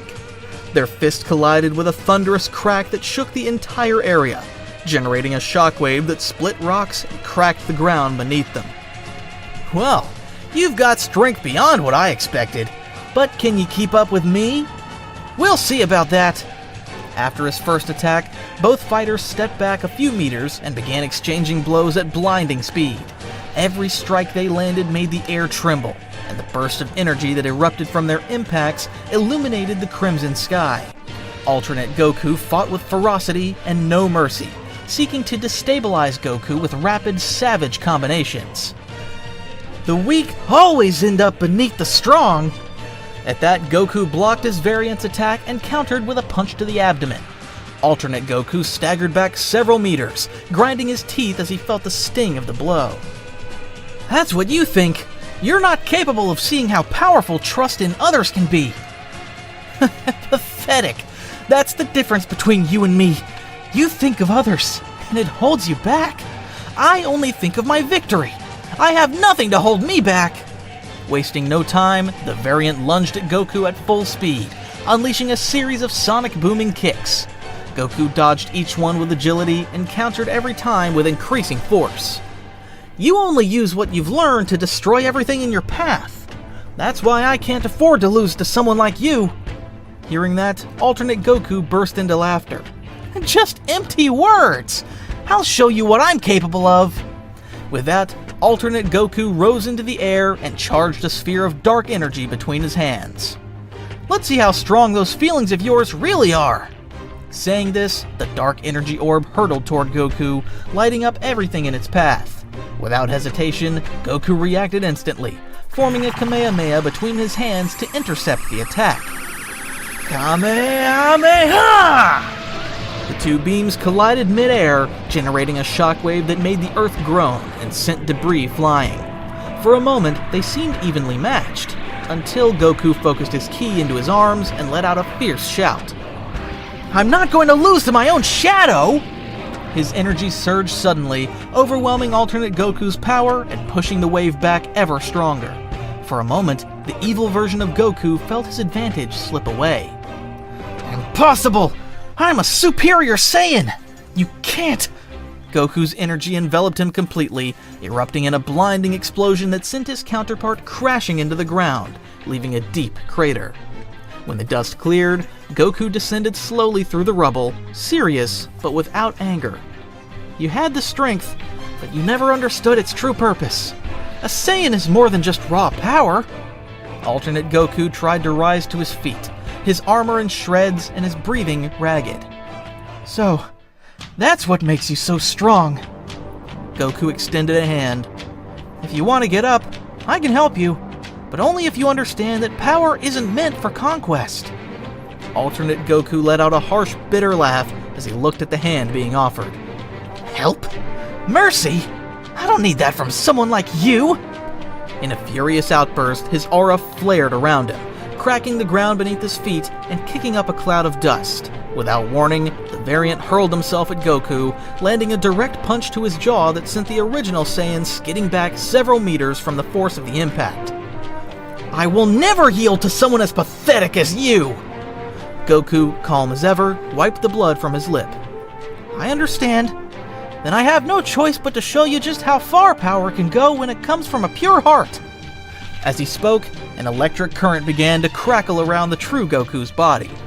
The earth trembled beneath his feet, and the wind pressure howled like a hurricane. Alternate Goku squinted, as Goku's released power was too great to approach. What is this energy? What are you planning? Goku closed his eyes for a moment, concentrating. I'll show you. With those words, a golden flash enveloped the battlefield instantly. Goku's hair stood on end, shifting to an intense golden hue that illuminated the surroundings. His aura burned like raging flames, and his green eyes now conveyed a serene intensity. This is the true strength that comes from fighting for others. This is the form a Saiyan achieves when their heart is pure. The alternate version of Goku froze for a moment, having never seen such a transformation. The pressure from the Super Saiyan's power was so overwhelming that the ground began to crack without him moving an inch. What is this? How can you have so much hidden power? When you learn to fight without selfishness or a thirst for destruction, your energy grows without limits. That's something you never understood. Alternate Goku ground his teeth, feeling a rage and frustration he had never experienced before. His pride would not let him surrender. So, with a torn roar, he gathered all the power he had left between his hands and launched himself at his counterpart once more. No matter how much you shine, I will destroy you! But before he could get close, Goku blinked out of sight and reappeared behind him. A single, precise strike to the back of the neck was enough to send the evil version crashing to the ground, motionless and out of key. Goku deactivated his transformation and knelt beside him. There's no point in continuing. It's over. In his final moments of consciousness, alternate Goku felt all the anger fueling him begin to fade, and for the first time, he doubted his own path. His vision blurred, the golden figure of the Super Saiyan, the last thing he saw. As Goku gazed down at his fallen counterpart among the debris, he thought there was nothing left to resolve here. He closed his eyes for a few seconds and took a deep breath. It's time to go back. But how do I do that? While Goku pondered how to escape, something else was happening in another dimension. Mark stood covered in dust and dried blood from the beating he had just inflicted on Angstrom, who lay before him, barely conscious. His body was broken from Mark's merciless blows, driven by the rage that burned within him after seeing his family threatened. Now defeated, Mark gripped Angstrom by the neck so he would listen. Now tell me, where is he? Where did you send Goku? Angstrom managed a weak, strained laugh as blood seeped from his lips. I think I underestimated you both. Mark tightened his grip. This isn't a game to me! Bring Goku back now! Mark's eyes glowed with fury he'd never shown before, and for a second, Angstrom felt genuine fear. All right, but understand this. If their fight continues, bringing him back is only the beginning of the trouble. I don't care! Open that portal or I'll swear I'll rip your arms off right here and now! After those words, Angstrom relented. With his remaining strength, he extended his hand, creating a portal beside them. In that instant, Goku felt a vibration in the air from the other side and looked up to see a portal forming in the sky. That must be my way out! Casting one last glance at his defeated alternate self, Goku lifted off the ground and flew straight into the portal, crossing without hesitation. When he emerged, he appeared beside Mark, who still had Angstrom by the throat, his expression a mix of relief and ferocity. Goku, you made it back! Yes, I finally returned! Seeing Goku safe, Mark released Angstrom, who fell heavily to the ground, unable to move. Now that Goku had returned, he took in the scene around him. Angstrom amid the rubble, barely breathing, and Mark's torn clothes revealing the brutality of the fight. Goku's smile faded as he watched Mark, understanding that despite Angstrom's danger, seeing Mark so out of control felt wrong. Wow, looks like you had a rough fight too. He did more than that, Goku. Because of him, my family was in danger. And because of him, you ended up somewhere who knows where. He deserves this. Goku remained silent for a few seconds, then placed a hand on Mark's shoulder. I understand your anger, Mark, but uncontrolled violence will only bring you pain. I taught you that you have to know when to stop. It's not worth it if it makes you lose yourself like this. Mark thought for a few minutes, as though his rage and reason were battling inside him. But finally he lowered his fists. I know, but it's hard when your family's at stake. I know. That's why we have to be stronger here as well, not just with our fists. He tapped his temple, referring to the mind. At that moment, Angstrom let out a shaky, painful laugh. That's all nonsense. The reality is, without strength, without violence, you'll never command respect in the multiverse. You're weak. Goku narrowed his eyes, sensing Angstrom wasn't trying to provoke them. You're wrong. True strength is choosing when not to use it. But you'll never understand that. Saying this, Goku stepped toward Angstrom to speak to him directly. Angstrom, you have to send us back to our world. You created this mess, and you have to fix it. Angstrom coughed through his laughter. Sending you back is complicated. Maybe I could do it if I had the strength, but after the beating I took, I doubt there's much left. Don't you dare toy with us.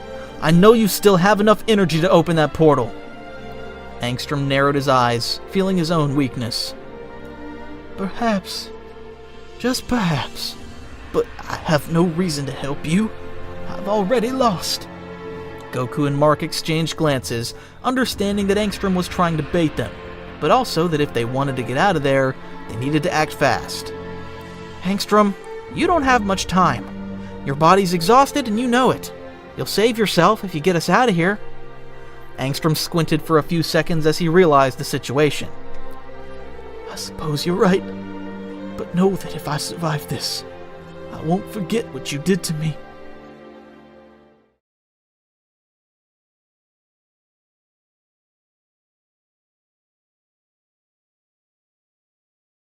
Angstrom raised a trembling hand and, with a final effort, caused a dimensional rift to open in the space before them. There's your way back. Are you ready? Yes. Let's go home. After saying that, Goku insisted on taking Angstrom with them too, so that Cecil could look after him afterward. I hope you've learned your lesson. If you ever hurt anyone again, I'll do whatever it takes to stop you. Angstrom narrowed his eyes in a mix of pain and disdain. I'll remember.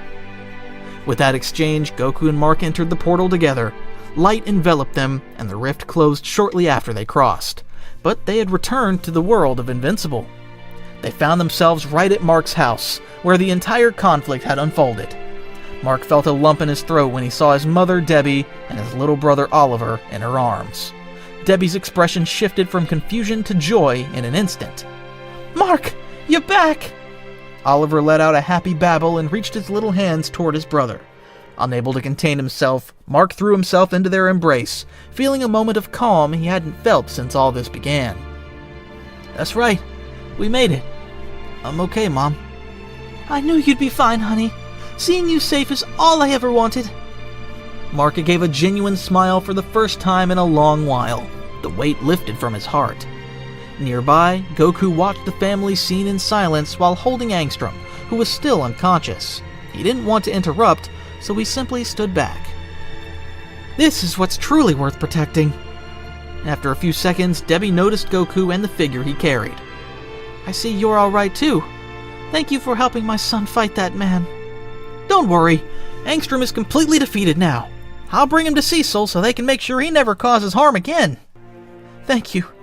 I want you to know you're welcome here anytime, Goku. It's clear you're a good friend to Mark.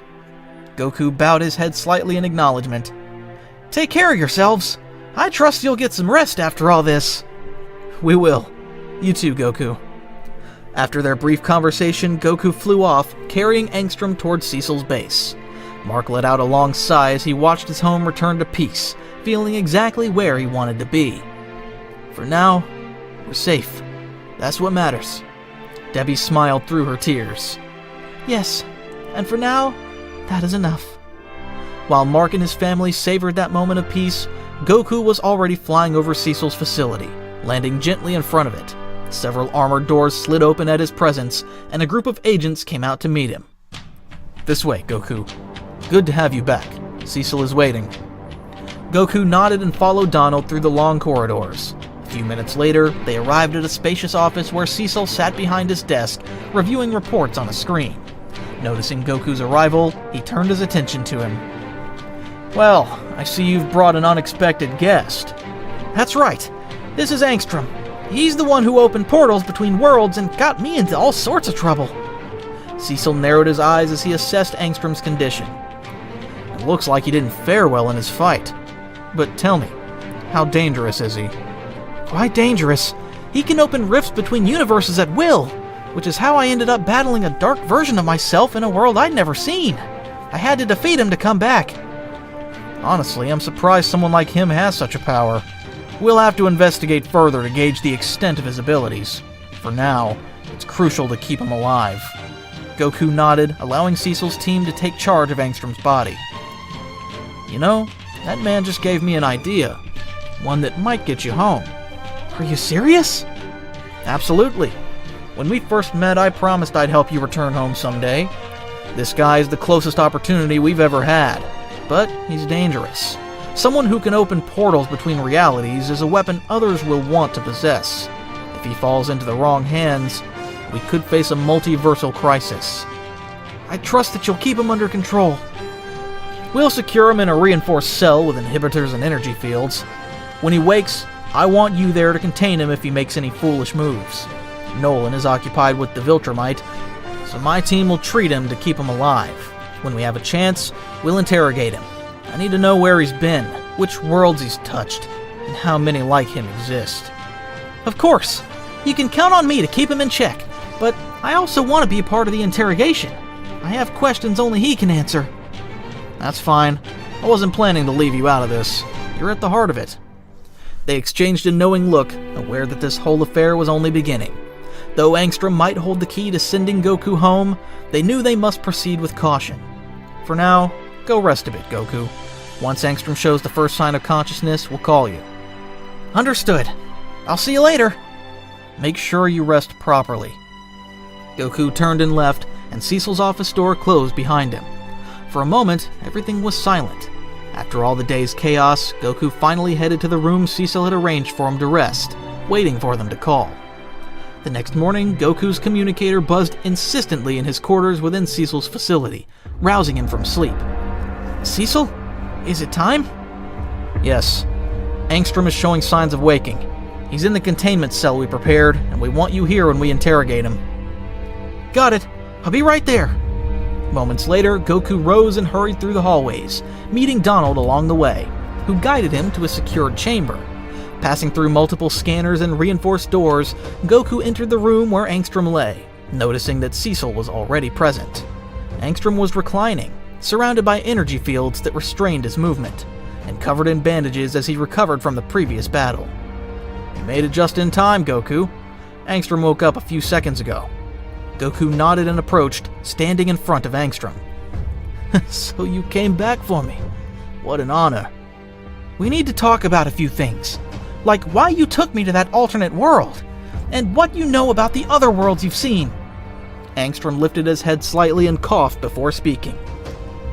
First of all, you should know it wasn't personal against you, Goku. What happened was because you got in the way the first time. You and Mark ruined my attempt at peace. But don't get me wrong, you were just an accident in my path. My real target was that kid. Why? What did you see in him that made you focus so much on him? Because in the vast majority of worlds I've visited, Mark is a threat, a traitor, a destroyer. He's evil in every one of them.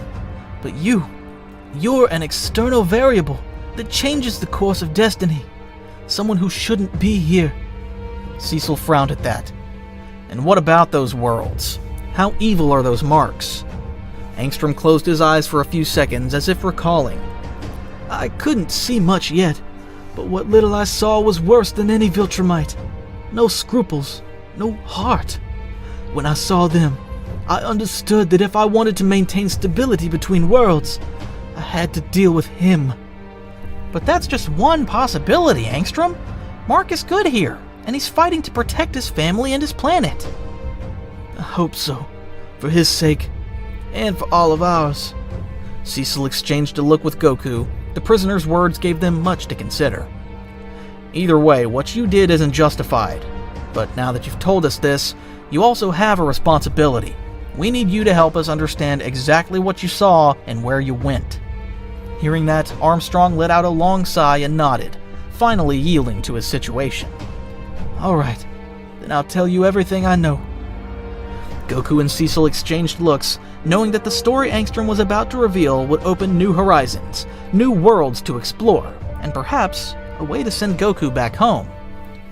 I have to say, I never found the world you came from, and in many worlds you didn't exist. In others, you were just like here. But there were a couple of worlds where you were evil. Your energy was so dark you ruled the entire planet for fun. Luckily for me, I never got very far there. I only had a brief glimpse before that portal closed, or before they noticed me. It's hard to imagine myself in that scenario, but I saw it for myself when I faced my variant. That's why I wanted to eliminate Mark before he became like the others. But after seeing the difference you make, I realized there are other paths I didn't consider. In that case, you'll help us research how to find the world you came from. But for now, the priority is keeping you in check and understanding the extent of your powers. I don't intend to cause any more trouble for you. I realize now I was chasing the wrong shadow. Then prove it. Help us understand how your portals work. Maybe that way we'll find a way to get me home. I can't guarantee success, but I'll try. That's what I wanted to hear. But let this be clear, Angstrom. At the slightest sign you try to betray us or escape, Goku will stop you. And I won't hesitate to take decisive action against you. A brief silence fell, broken only by the soft hum of the energy fields restraining Angstrom. For the first time since it all began, the man who traveled between worlds understood he was in the hands of those who sought not revenge, but who wouldn't hesitate if they had to act. I understand. Good. I'll prepare my team to record everything. For now, we're leaving. Try not to do anything stupid, Angstrom. Cecil turned to leave with Goku, who stole one last glance at Angstrom. I hope this serves to help you find a better purpose than just traveling between worlds causing trouble. We'll see. With that, they all left the chamber, unaware of what new problems might arise with Angstrom so close at hand.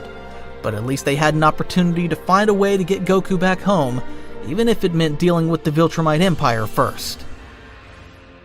After having defeated Angstrom and imprisoned him, Cecil's technicians began analyzing the powers Angstrom carried within him, while the other agents logged his physiology and brain activity, where every pulse of energy was monitored by them. Goku walked away from the containment area, hands behind his head, relaxed yet thoughtful, until he noticed a familiar figure leaning against a nearby wall. It was Nolan, who remained on alert to watch the Viltromite Goku had defeated, since it was important to keep her at bay. The two exchanged a greeting with a nod. Wow, I didn't expect to find you here. How's the imprisonment of Anissa going? Stable for now. She's still in containment. Cecil doesn't want to take any chances, so he keeps her sedated with regulated injections. I think they still don't know whether to wake her up or not. Having said that, Nolan observed Goku intently for a few seconds, then lowered his gaze. By the way, I need to ask you a favor. A favor? It's about Oliver, my youngest son, the one I had on Thraxa. He'll soon be old enough to learn how to fight. His growth is accelerated because of his Thraxan half, and his physiology is impressive, but I can't teach him. Not with the image people still have of me on Earth. Every time I appear, it raises suspicion, and I don't want that for him. Goku looked at him in silence, understanding what Nolan was trying to say. Are you saying you want me to train him? Exactly. I want you to teach him like you did with Mark. I want him to understand that strength isn't a tool for conquest, but a responsibility. And you're the most suitable person for that. Goku smiled naturally, as if the request were the most logical thing in the world. Of course! I'd be happy to help. And if Oliver has even half of Mark's potential, it'll be fun to watch him grow. Nolan let out a small laugh, the first genuine one in weeks. Thank you, Goku. You don't know how much that means to me. I always feared what Oliver could become if I raised him in Viltromite culture, but with you and Mark by his side, I know he can take another path. Trust in that. You'll see he'll grow to protect, not to destroy. I'm sure he will. I appreciate it. After that brief chat, they shared a look of respect and turned in opposite directions. Nolan headed for the upper levels where the containment and security systems were kept, while Goku returned to the training room he had used with Mark many times, as he needed to clear his mind and think about what was coming. But at least one thing was clear: he had to train Oliver and help Mark grow even stronger to protect Earth from the Viltromite Empire and understand the secrets Angstrom held about the portals, and whether he could send him back to his own world. From those events, a couple of weeks passed on Earth. Angstrom continued to be watched day and night while he cooperated with information about the portals, and Anissa remained in suspended animation under medical observation. Goku, for his part, kept training in Cecil's facilities without straying too far, since, despite everything, something in him felt increasingly comfortable in that world. Maybe it was the people, maybe the mission, or maybe just the fact that he still had to fight the Viltromite Empire. One clear morning, Goku decided to pay a surprise visit, so he lifted off from Cecil's base with a gentle impulse and flew to the city, immediately recognizing the residential area where Mark lived. The place was still somewhat damaged by recent incidents, but the effort to repair it was evident. After a quick look around, he landed quietly in front of Mark's house and walked up to knock on the door. Shortly after, the door opened, revealing Debbie, who smiled at once when she saw Goku. Goku, what a surprise. Hi, Debbie. I just came by to see how everyone's doing. Everything's fine for the moment. Thanks for worrying. I'm glad to hear that. I came to see Mark. There's something we need to talk about. Sure, Mark's in the living room with Oliver. Come in. Following the invitation, Goku entered the house and walked to the living room, where Mark sat on the couch beside a small boy with purple skin and bright eyes, who looked at him with a mix of curiosity. When he realized Goku was there, Mark smiled and greeted him at once. The boy, meanwhile, studied Goku attentively, taking a few steps toward him. Goku, perfect timing. We were just talking about you. Are you Goku? The one who could fly and throw big lights? That's me, though I don't usually brag about it so directly. Mark stood and walked over with a proud but slightly tense expression.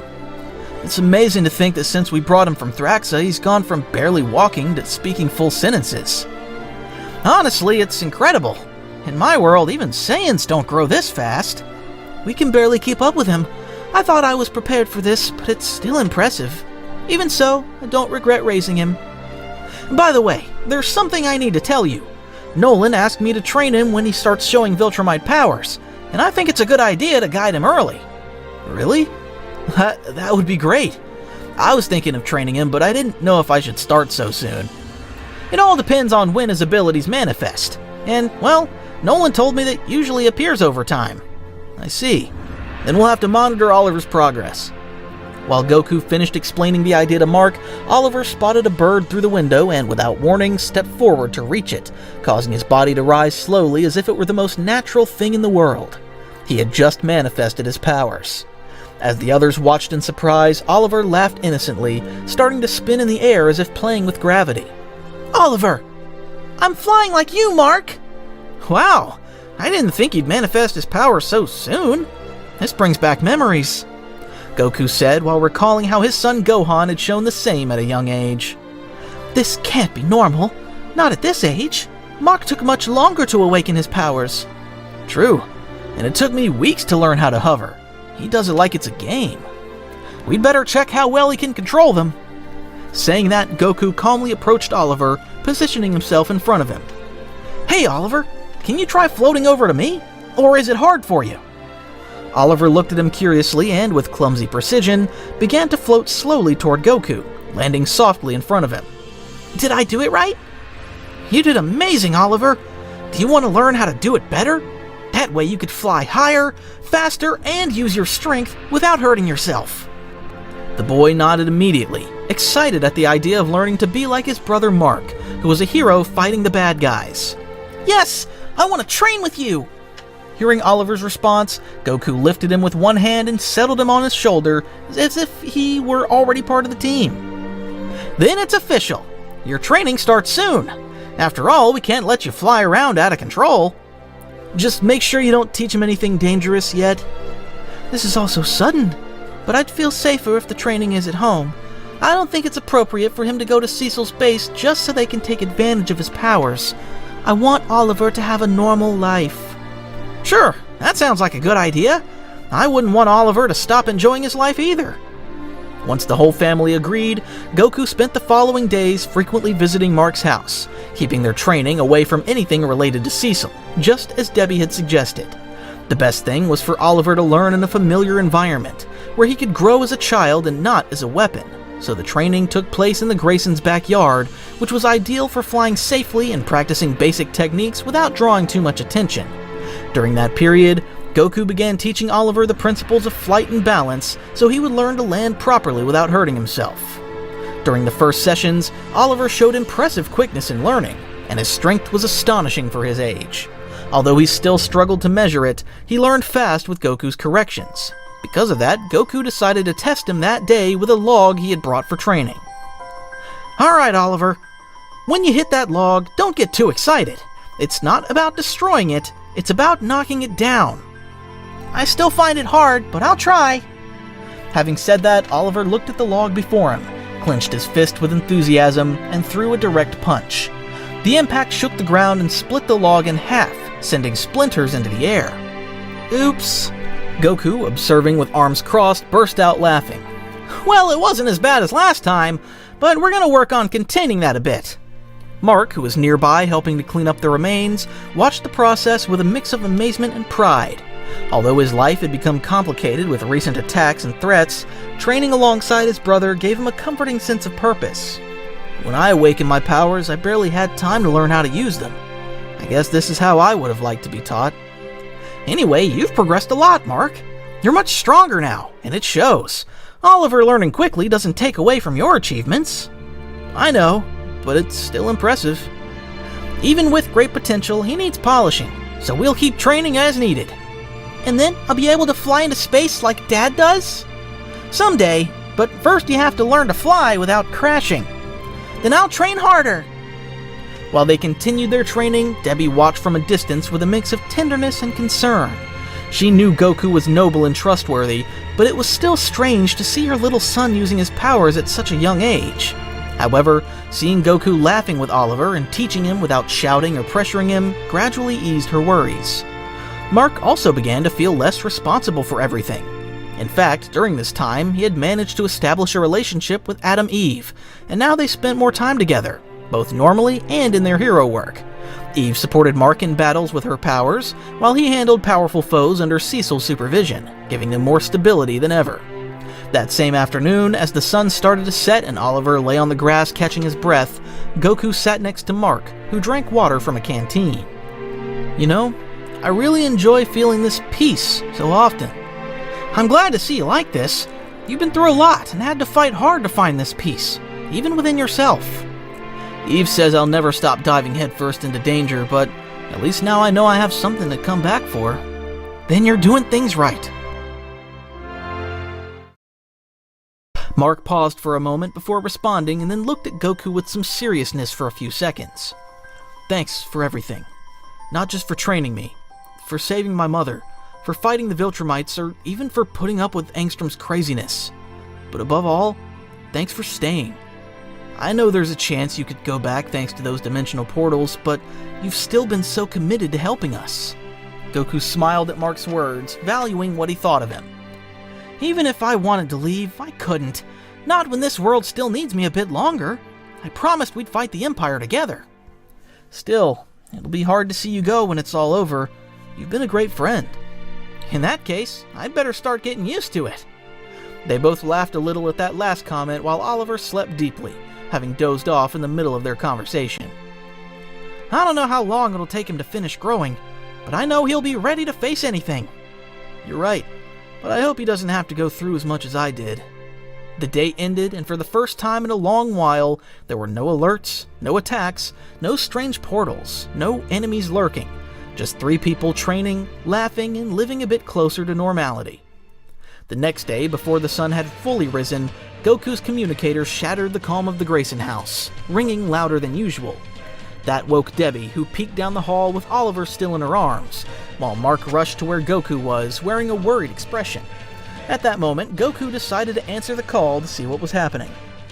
Goku, Mark, I need you to come right now. This is an emergency. What happened? It's Doc Seismic. He broke out of prison and attacked again, but this time it isn't just him. He summoned enormous subterranean creatures made of magma and stone, and he's using them to capture heroes from below like bait.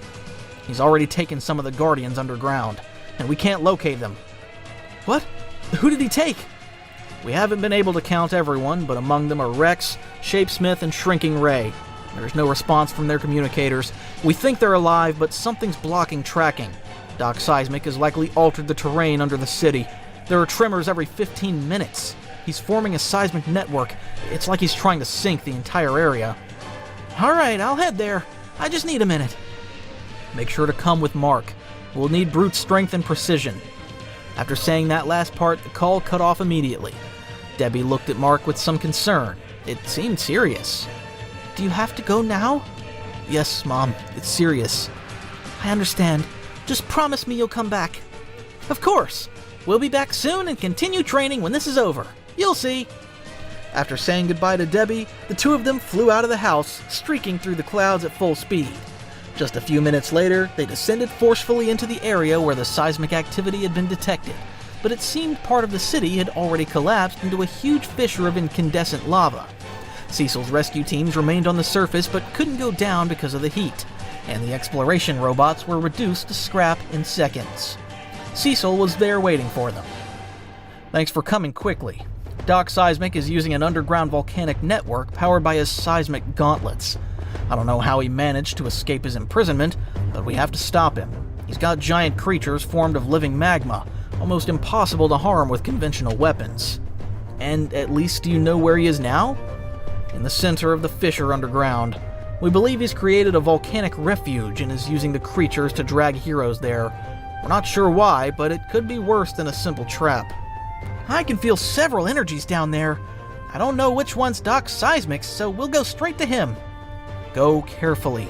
Remember, you have to save the heroes he captured. Alright, Mark. Follow me and be careful. We don't know what we'll find. Yeah, let's go. Saying that, they both dove into the fissure without hesitation, passing through the cloud of steam rising from the Earth's depths. As they descended, the air grew denser, hotter, and muffled roars and vibrations shook the rock. Upon reaching the subterranean level, they saw how strange the place was. Magma creatures the size of trucks walking through tunnels lit by lava, resembling centipedes. Among them were some unconscious guardians being dragged by those beasts. There they are! No time to waste! In the blink of an eye, Goku vanished and reappeared in front of one creature, delivering a blow that leveled it instantly, slamming it against the molten rock. Mark charged at another creature, smashing its head to stop it from taking Rex and freeing him before he fell into the lava, leaving him a safe spot until they could find the others. Luckily, they're nothing we can't handle. Glad to hear that. This would have been tough for me in the past. Because of what they did, the rest of the creatures were alerted and headed quickly toward Goku and Mark. This time, they weren't just magma scorpions, they were also accompanied by large spiders climbing the rock walls. I'd say it just got a bit ugly. We can't waste much time. We don't know how the others are. You're right, so I'll handle this. Saying that, Goku caught the creature's attention to draw them away from Mark, and when they approached him, he raised his energy in a flash, lighting the whole cavern like a sun. Before they could retreat, each creature was shattered by Goku's aura. Mark even had to cover his eyes a bit because the glare was so intense. I think that's enough. Let's find the culprit and see how many more he's captured. As they were about to resume their path, a voice echoed from deep in the cavern. Doc Seismic, irritated that they were defeating the creatures helping him. Idiots! Look at what you've done! You're only part of the imbalance. This Earth has been dominated by species that destroy its natural equilibrium. And I am the one who will restart it all from below. After saying that, Doc Seismic used his seismic gauntlets to summon more magma creatures, launching them all at Goku and Mark. Let this be proof that I'm serious. Today I'm getting rid of the heroes of this corrupt land, he said as he displayed the rest of the heroes he had captured with the creature's help, among them Shapesmith and Shrinking Ray. Mark clenched his fist upon seeing his teammates trapped in molten lava claws, fury in his gaze mixing with a familiar frustration, the kind he felt whenever a villain tried to impose their vision of the world through chaos. You damned lunatic! I beat you once. Why'd you come back? You know him? Yeah, Doc Seismic. He calls himself the defender of Earth's balance. He's nothing more than a fanatic with a god complex. Last time he tried to destroy the city with artificial earthquakes to reset society. Doc Seismic laughed hoarsely upon hearing that. You're mistaken, boy. Your version of balance is an illusion. This Earth can't be saved anymore, so I'll build a new one beneath these rocks, where only the worthy can live. You're not invited. And I guess we'll have to defeat your creatures to stop you, right? Let's go. We have to get everyone else out before those monsters drown them in magma. Goku nodded, ready to move again. But at that moment, there was a powerful rumble in the cavern as if someone were forcing their way in. We took our time, but we made it!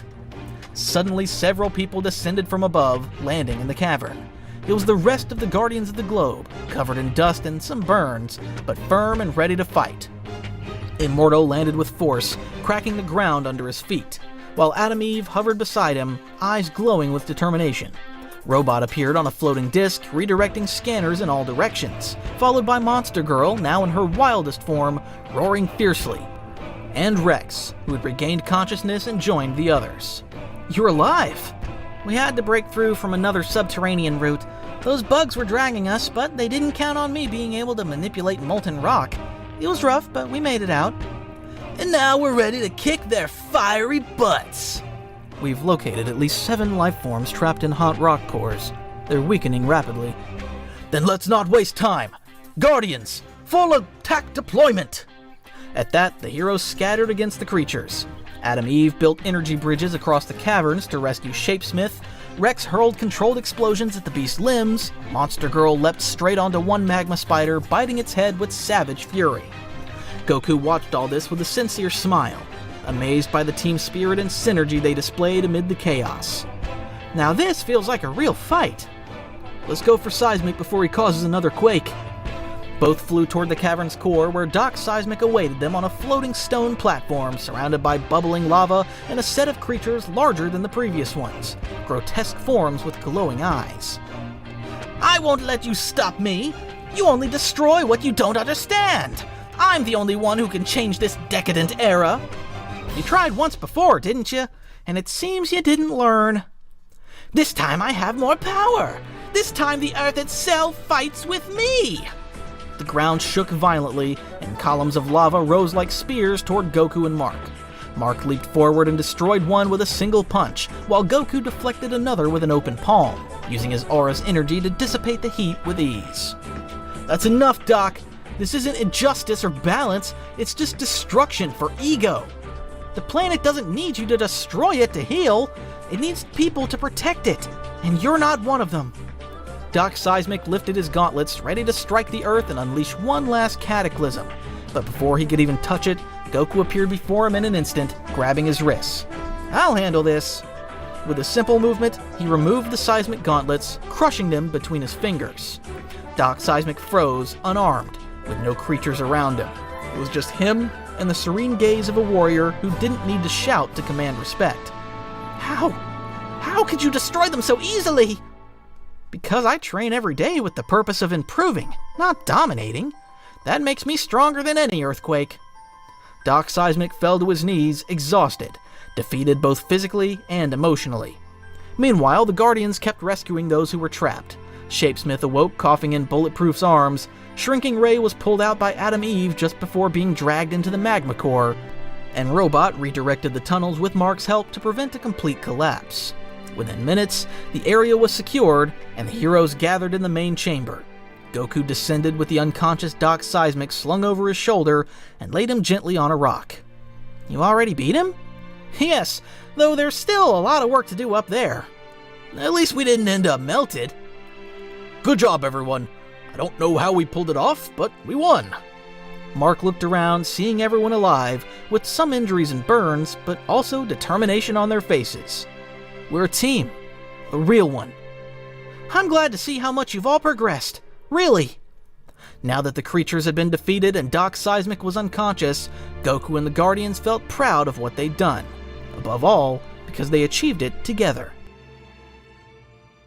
With Doc Seismic unconscious and the magma creatures defeated, the group began to ascend to the surface, helping the injured and using Adam Eve's energy platforms to move the most seriously hurt. Once on the surface, the Guardians emerged through the remaining smoke and heat, where Cecil's rescue teams and drones were already ready to assist the others. Several technicians ran to receive the wounded heroes, while the rest of the team prepared everything to transport Doc Seismic. In the middle of the commotion, Goku descended gently to the ground, leaving the villain on an armored stretcher so they could take care of him. Seeing that, Cecil approached to look at Doc Seismic's body, observing the scene with his usual expression. "I'm surprised he's still alive after everything that happened." "Yes, he's unconscious but stable. He won't be shaking anything for quite a while." "Well done. This time we won't make the same mistakes. And we'll take him to a sealed cell with thermal and seismic sensors, monitored 24 hours a day." While they were chatting, at that moment Mark landed beside them with the rest of the Guardians, covered in dust and with a few minor burns, but with a relieved smile. "I'm glad we managed to get everyone out. They're finally back up here." I don't know what Goku did down there, but for a moment everything shook at once and then boom! All those creatures disintegrated. "I just raised my energy level to get rid of the bugs. You guys did a great job fighting down there. Not just anyone could have gotten out of that." Immortal crossed his arms, looking at the group with a calmer than usual expression. Setting that aside, I must admit we outdid ourselves this time. We fought like a team, even when we were scattered, and as always, Goku was key to getting those things off us. Goku looked at them all with a sincere smile. "The truth is, everyone gave their best. You can tell the training has paid off. The coordination and strength of each of you have improved compared to the beginning, especially you, Mark. You acted quickly and didn't hesitate for a second when you saw your teammates in danger." Mark lowered his gaze slightly, showing a modest smile. "Thanks, Goku. I just did what I had to do, but without your help, it wouldn't have been so easy." After saying that, Adam Eve approached Mark and placed a hand on his shoulder to show her approval. "He's right. You did very well, Mark." Cecil watched them in silence for a moment before speaking, since he didn't want to interrupt. "Well, the fact is, Seismic's escape was a security error that can't be repeated, but I suppose you're right about one thing. This Guardians group is working better than ever. If you hadn't worked so well together, the captured heroes would have died. We've made improvements in coordination and combat protocols, but much of this new cohesion is due to the training sessions with Goku. He's raised our level more than we imagined." "The truth is, that's something I recognize. Your contribution goes beyond punches. You've truly strengthened this group, and soldiers and his people. It's something even my plans didn't anticipate." Goku scratched the back of his neck, somewhat embarrassed. "Well, I only shared what I learned from fighting with friends for years. When you trust the one beside you, you can fight even with your eyes closed." "Maybe someday we'll test you on that." "Whenever you want." Cecil turned to the agents. "Take Doc Seismic away. I want 3-shift surveillance and immediate reports. If there's any change in his vital signs, don't hesitate to act." The soldiers escorted him, loading him into an armored vehicle while the Guardians began to disperse to receive medical attention and rest. The atmosphere, though hot from the leftover lava, had filled with a strange calm, like after a great storm. Goku stepped aside a bit, walking beside Mark, who had looked at the battle's remains with a mix of fatigue and satisfaction. "Even though there was a lot of damage to the city, I felt we really made a difference as a team this time." "And this is only the beginning. With that spirit, the Viltromite Empire won't know what awaits it." "Do you think we're ready?" "Not yet, but I know you will be. In the meantime, we'll have to keep training and fighting with the purpose of defeating them." "Then let's keep training. I'm not planning to fall behind." "I like to hear that." They both looked at the sky for a moment, feeling the fresh breeze that contrasted with the underground heat of the battle.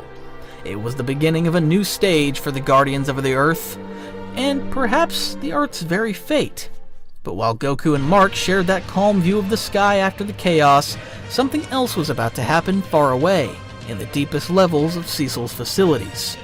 Angstrom still lay on his stretcher, connected to several monitors tracking his heart rate and brain energy patterns. His face was serene, and his eyes closed as if he were sleeping, but in reality he already had something planned. Because most of Cecil's team had diverted their attention due to what happened with Doc Seismic, Angstrom didn't hesitate to seize the chance to carry out his escape. Now that his muscles were responding again after the beating he took, he thought it was the best time to leave. It's time to finish what I started. His words faded into the air as the palm of his hand lit up completely, opening a barely visible breach that began to expand like a rippling curtain. Angstrom turned his face toward a nearby camera to leave a message for the others. In case you're watching, Cecil, tell Goku I appreciate his kindness, but he was naive to think of my redemption. With a quick movement, Angstrom disappeared into the portal, vanishing in an instant and leaving behind a distortion in the air. The alarms began to blare at his escape and the lights turned red, making the sound boom through the hallways. We have a breach on Subterranean Level 2! Angstrom's cell is empty! I repeat, Angstrom has escaped! Cecil, who was still with the Guardians at the battle site, received a direct alert on his communicator, and when they informed him of what happened, he got angry. It can't be. Goku, hearing what Cecil said, turned with a confused expression. Is something wrong? Yes, and it's serious, so come take a look. While Goku and the others approached Cecil, he used his communication device to project the camera footage for them. On a screen, a brief fragment of Angstrom escaping and leaving them a message was shown, mocking Goku's kindness. Cecil clenched his fist as he cut the transmission. He escaped. The bastard did it. He waited until we were occupied with Doc Seismic and left. Goku was surprised by the news. He hadn't expected Angstrom to do the same thing after everything that happened. And where did he go? We don't know. He left no trace like before. The only thing we have is that recording.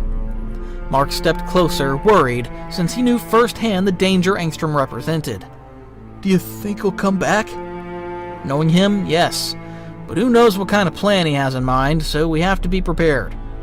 Mark looked at Goku seriously since they couldn't let him do this mischief again. We're gonna have to deal with him. That's right. This time we'll stop him for good. While Goku and Mark talked about it, something else was happening inside an alternate reality, where Angstrom was already investigating. So, you are Mark Grayson? The figure answered with a deep, expressionless voice. That's right. But now, I'm invincible. Angstrom smiled at the response since he had plans for him. Perfect. I have a proposal for you.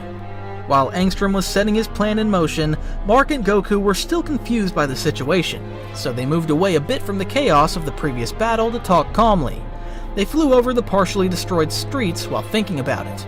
I can't believe Angstrom has escaped again. Me neither.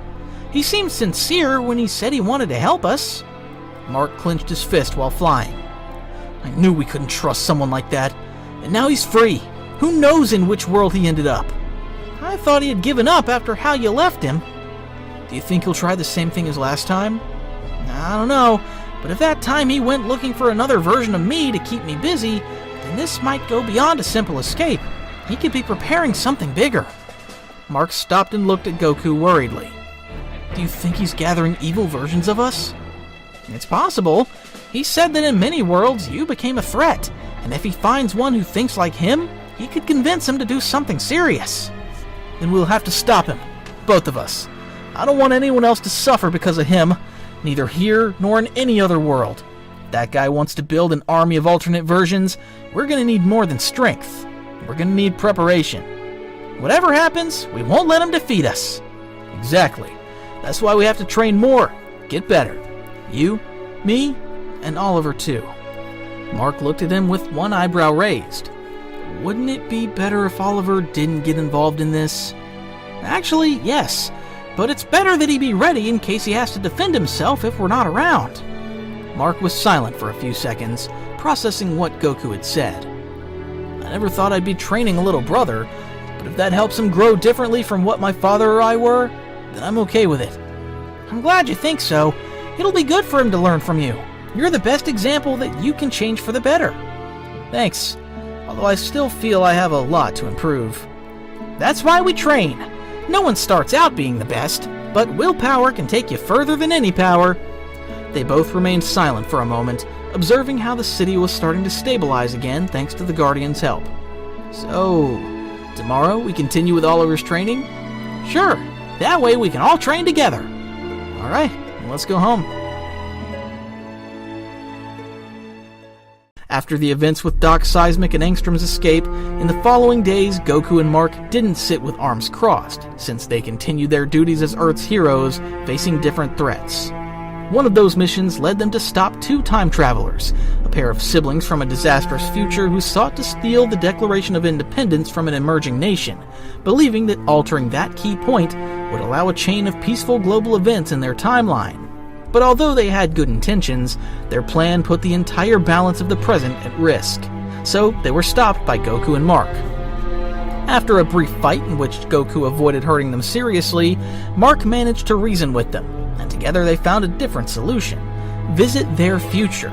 The travelers opened a portal and took Goku and Mark to their timeline, where an old acquaintance awaited them. The immortal of that future received them with a weary smile, asking them to free him from his burden and let him rest.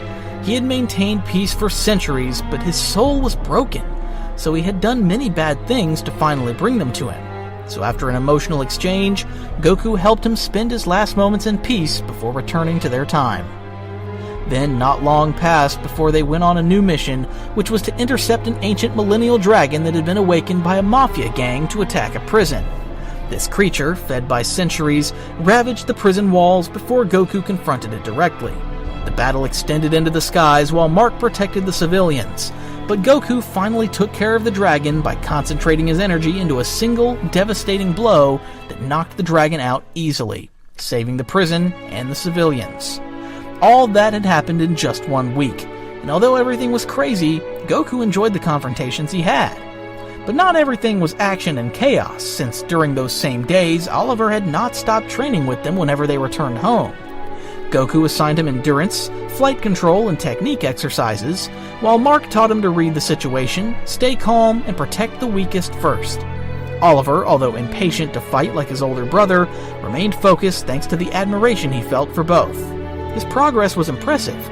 Since he started his training, he could already keep up with Mark's flight pace and defend himself properly. And then, after finishing that day's training session, Oliver stopped, breathing hard, and with his face covered in sweat, but maintaining great excitement. Hey, I've been training with you for a while, but if I'm gonna be a hero like Mark, shouldn't I have a suit? Goku looked at him with one eyebrow raised since he was somewhat confused by his request. A suit?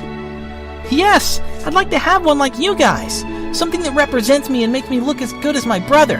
I'm training every day, and if I ever fight for real, I want to do it with something that makes me feel part of the team. Mark crossed his arms with an approving smile. Alright, we'll go look for you a suit. I know someone who can help you find the perfect design. He can even make you one that can take some hits. The truth is, my clothes aren't a superhero suit. They're more like combat clothes. Well, I think we have time to go now. I'll introduce you to someone special who's been with my family since before I was even invincible. He made my father's suit and mine too. There's no better person to help Oliver find his style. Goku nodded with curiosity while Oliver gave a little jump of excitement. After agreeing on that, the three of them rose through the skies to cross the city without problems and headed to a discreet building on the outskirts, a structure that looked more like a workshop for superheroes. Upon landing in front of the door, Mark stepped forward and knocked on the door, which opened shortly afterward to let them in. Come on, you're gonna like this. Goku and Oliver entered with him and descended a few floors. The place had a clean aesthetic, with metal walls and shelves full of advanced fabrics, samples of superhero suits, and even armor. Goku observed the place attentively, impressed by the number of suits, tools, and molds hanging on the walls. Every corner spoke of years of dedication. They were display cases with old and modern suits, designs with bright colors, reinforced fabrics, stylized helmets, iconic symbols. It was like walking inside the silent history of all the heroes who had crossed that place. And after walking for a couple of minutes, they ended up bumping into an older man with gray hair and an apron covered in fabrics, who smiled when he saw them. Mark, what a miracle! What are you doing around here? And who are your companions? Hi, Art. Let me introduce you to a couple of important people. He's Goku, a fighter who's been fighting alongside the Guardians, and this little guy here is Oliver, my younger brother, Nolan's son, too. Hello, nice to meet you. Art looked at Goku with some curiosity, shaking his hand to greet him. I've heard about you. There have been many rumors about what you've done, and if half are true, then you're one of the good ones. I'm glad to know they speak well of me. After greeting Goku, Art turned toward Oliver, surprised to know that Mark had a brother, who seemed different because of his purple skin tone. So, Nolan had another son. That really is a surprise. A lot of things happened. Well, but if you brought him here, that means you're guiding him on the right path. After saying that, Art approached Oliver to welcome him properly. You have the look of someone ready for his own story. Are you planning to become a hero? Yes, I'm training with Goku and Mark every day, and I think I'm ready to have a suit. One that identifies me and makes me feel part of the team. Art looked at him with a soft, genuine smile, then crouched a bit to be at his level. I like that. Just remember, a suit not only protects, it also says who you are and what you represent. But don't worry, we'll find something that fits you as if you'd worn it since you were born. While Art talked with Oliver, Goku kept looking curiously around. This is incredible, Art. Did you make all these suits? I've made suits for more heroes than you can count on your fingers, Goku. I worked with Nolan in his best years, and I gave Mark his first suit when he still had doubts about who he wanted to be. It's not just clothing. They all represent a purpose or a symbol, and if Oliver wants to take the step, I'm delighted to help. I knew you wouldn't fail, Art. Art guided the group toward a section of the workshop with design tables and bright lights. All right, Oliver, tell me. How do you imagine yourself? Do you have colors in mind? Symbols or something special? I'd like my suit to be dark red, but without being scary, with black details. Art nodded while his fingers moved to write down what Oliver described, creating a basic silhouette. I like it. Something elegant but serious, with marked lines and stretchy but resistant fabric. I'm going to use impact absorption microfibers. It'll be very useful for long flights. I like how that sounds.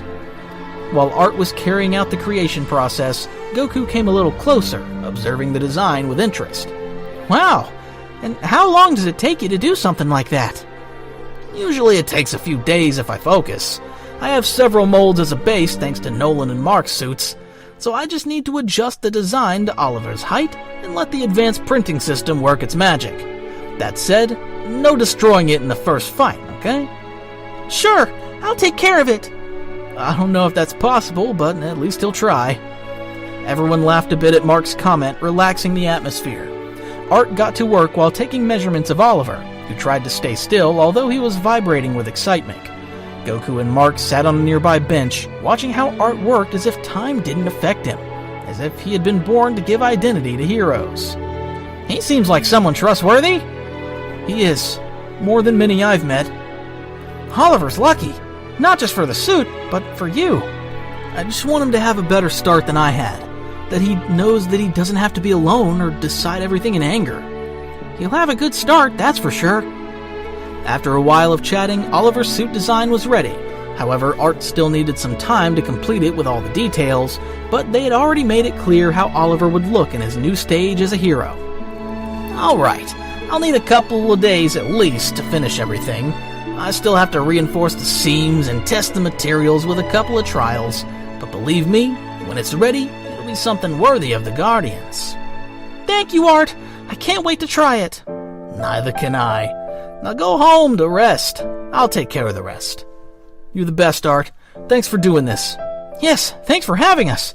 It was a pleasure to see your workshop. The pleasure was mine. Take care out there. And Oliver, when you put that suit on, remember why you do it.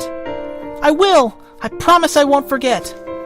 Goku, Mark, and Oliver said goodbye to the old designer and rose again into the night sky. The city lights were starting to turn on, making the city look beautiful at night. Goku led the flight calmly while Oliver stayed between them, clearly excited by everything he'd experienced. Well, what do you want to do now? I'm hungry. How about we buy something to go and eat on top of the buildings? Yes, like the heroes in the movies. That sounds perfect. After saying that, they all went to get something to eat, and already with some good portions of food in boxes, the three landed gently atop a tall building with a panoramic view of the city. The wind was cool, and the distant lights created a calm, lively landscape. They sat together on the edge of the building, legs dangling into the void as if the sky were within reach. Oliver bit into his food without hiding his joy. This is great! Training, having a suit, and now this? I feel like a real hero! Though part of that is also living moments like this, where you just relax a bit and recharge your energy. Hey, Mark, do you think that now I'm gonna have my suit, I could meet Dad? After Oliver's question, the atmosphere tensed immediately, and they fell silent. Mark lowered his gaze, swallowing the bite he had in his mouth. Goku also remained silent for a few seconds, letting Mark be the one to answer. Oliver, there's something you need to know, and it's that the situation with Dad is complicated. Very complicated. He did terrible things on Earth, things that hurt a lot of people, even our mom, Debbie. What kind of things? He was part of an invasion and finished off many heroes. He tried to conquer the planet under orders from the Viltromite Empire, and when I confronted him, he almost killed me. Oliver lowered his gaze, leaving the food aside, making Goku also speak about it. What Mark says is true, but it's also true that Nolan changed. He separated from the Empire and regretted it. Now he's doing everything possible to redeem himself. He wants to be a good father to you, even if he can't always be close. Oliver looked at him with big eyes, trying to understand. Then he's not bad now? Not like before, but he still has to deal with everything he did. It's not easy for people to trust him, but he wants to protect us, and that says a lot. That's why we're here with you, training. When the time comes, you'll be able to meet him and talk to him. Decide for yourself what to think. But first, we want you to have a foundation, to understand what it is to fight with spirit and not from power. Oliver remained silent for a while longer, observing the city lights while thinking about what he heard. I get it. I know I can't change what happened, but if I train with you, if I put in the effort, maybe I can change what's coming for him and for me. Mark put a hand on his shoulder, showing himself firm and brotherly toward Oliver. Well said, Oliver. Don't let your origin define your future. And you're not alone. You have your family, and soon an incredible suit. That's already a great start. Upon hearing Goku's words, Oliver smiled again, more genuinely this time, taking his food again and giving it a big bite. Then let's keep training until we're the best. Well said. And then we'll go for more food. Luckily, I still have enough to pay for whatever you eat. Mark and Goku laughed in unison at that comment, looking at little Oliver with pride while the three shared dinner in calm like a united group. That moment was simple but real, which made Oliver want to become someone new. After commissioning art to create Oliver's suit, after a few days he finally finished it. The suit was just as he had requested. It had an elegant dark red tone with yellow lines that highlighted his athletic form. It was flexible but reinforced, with layers of impact-absorbing microfiber and suitable for high-speed flight. When Art handed it to him, Oliver held it as if it were a treasure, because he loved the idea of officially being a hero. During the following weeks, Goku and Mark began taking him to patrol on small missions. Although at first he only observed, soon they gave him the opportunity to intervene and faced armed thieves, minor villains with physical powers, and he even helped rescue people trapped by disasters. However, Oliver made several mistakes during his participation as a hero, such as using too much force or causing more damage to the place, but he was learning. Goku took care of correcting his technique, while Mark taught him to think like a protector. Little by little, Oliver understood more the weight of what it meant to be a hero, but that didn't stop him from wanting to be one. But while they were enjoying the peace that existed in a distant dimension far from the radar of Earth's guardians, something else was brewing. In the depths of some alternate world was Angstrom Levy, who walked with a new, improved body. He had spent days merging his biology with interdimensional technology from some very intelligent beings, enhancing his muscles and reinforcing his great brain. He now had the support of small circular drones, which he used to monitor different dimensions from his new base. But it wasn't the only thing he had obtained during all that time. He now had on his side 18 alternate versions of Mark Grayson, all corrupted by their past, by power, or simply born of realities where they never had a choice. However, some stood out among this group for their level of danger, such as Sinister Mark, an Invincible with a suit very similar to the original, except that he had completely black eyes and wore a cape, being someone ruthless and without morals. Then there was Omni-Mark, a version of Mark who supposedly defeated his father and conquered his world, wearing Omni-Man's classic suit with the dried blood still marking the symbol. Then there was Mohawk Mark, someone quite aggressive and not very serious. He was recognizable by his peculiar haircut, and he was generally the first to hurl himself into combat. And finally, Masked Mark, an alternate and arrogant version whose face is covered with a mask that reaches his mouth. Angstrom watched his army with satisfaction, because this was exactly what he wanted. Are we gonna visit that world you told us about yet? I'm dying to see people's faces when they see so many of us turned into monsters. That's right, but it won't be that simple. Their world has powerful defenders, especially Goku. That guy isn't a Viltromite, but his power exceeds the limits of his reality. We'll have to sow chaos first, destroy their balance and Invincible's image. So, what's the plan? We're going in big, but strategic. You will attack the most important points of different nations at the same time. The communication stations, medical centers, the Guardian's base. And when they're weak enough, you must go all out against the mark of that world. I'll force him to watch this earth burn, the way mine did because of him. Angstrom smiled, a smile that contained nothing human. All right, let the show begin. While Angstrom was planning everything, that same day Goku and Mark continued with their classic training routine at Mark's house. Goku was having a friendly sparring match against Mark, dodging one of his punches and launching a gust of air that pushed Mark backward. You've improved, but you can still be faster. That's what I'm trying, but it's complicated. Then get ready, because in a real fight there's no time to catch your breath. Then let's keep going. After saying that, they clashed their fist hard in the air, moving quickly but without causing damage to the house.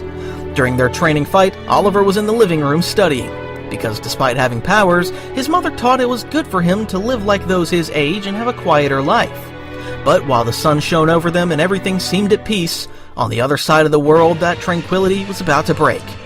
Angstrom's portals finally appeared in the sky, unleashing many of the evil variants of Invincible across different countries. In a matter of minutes, different cities around the world were struck by the alternate versions of Invincible, putting the heroes on maximum alert.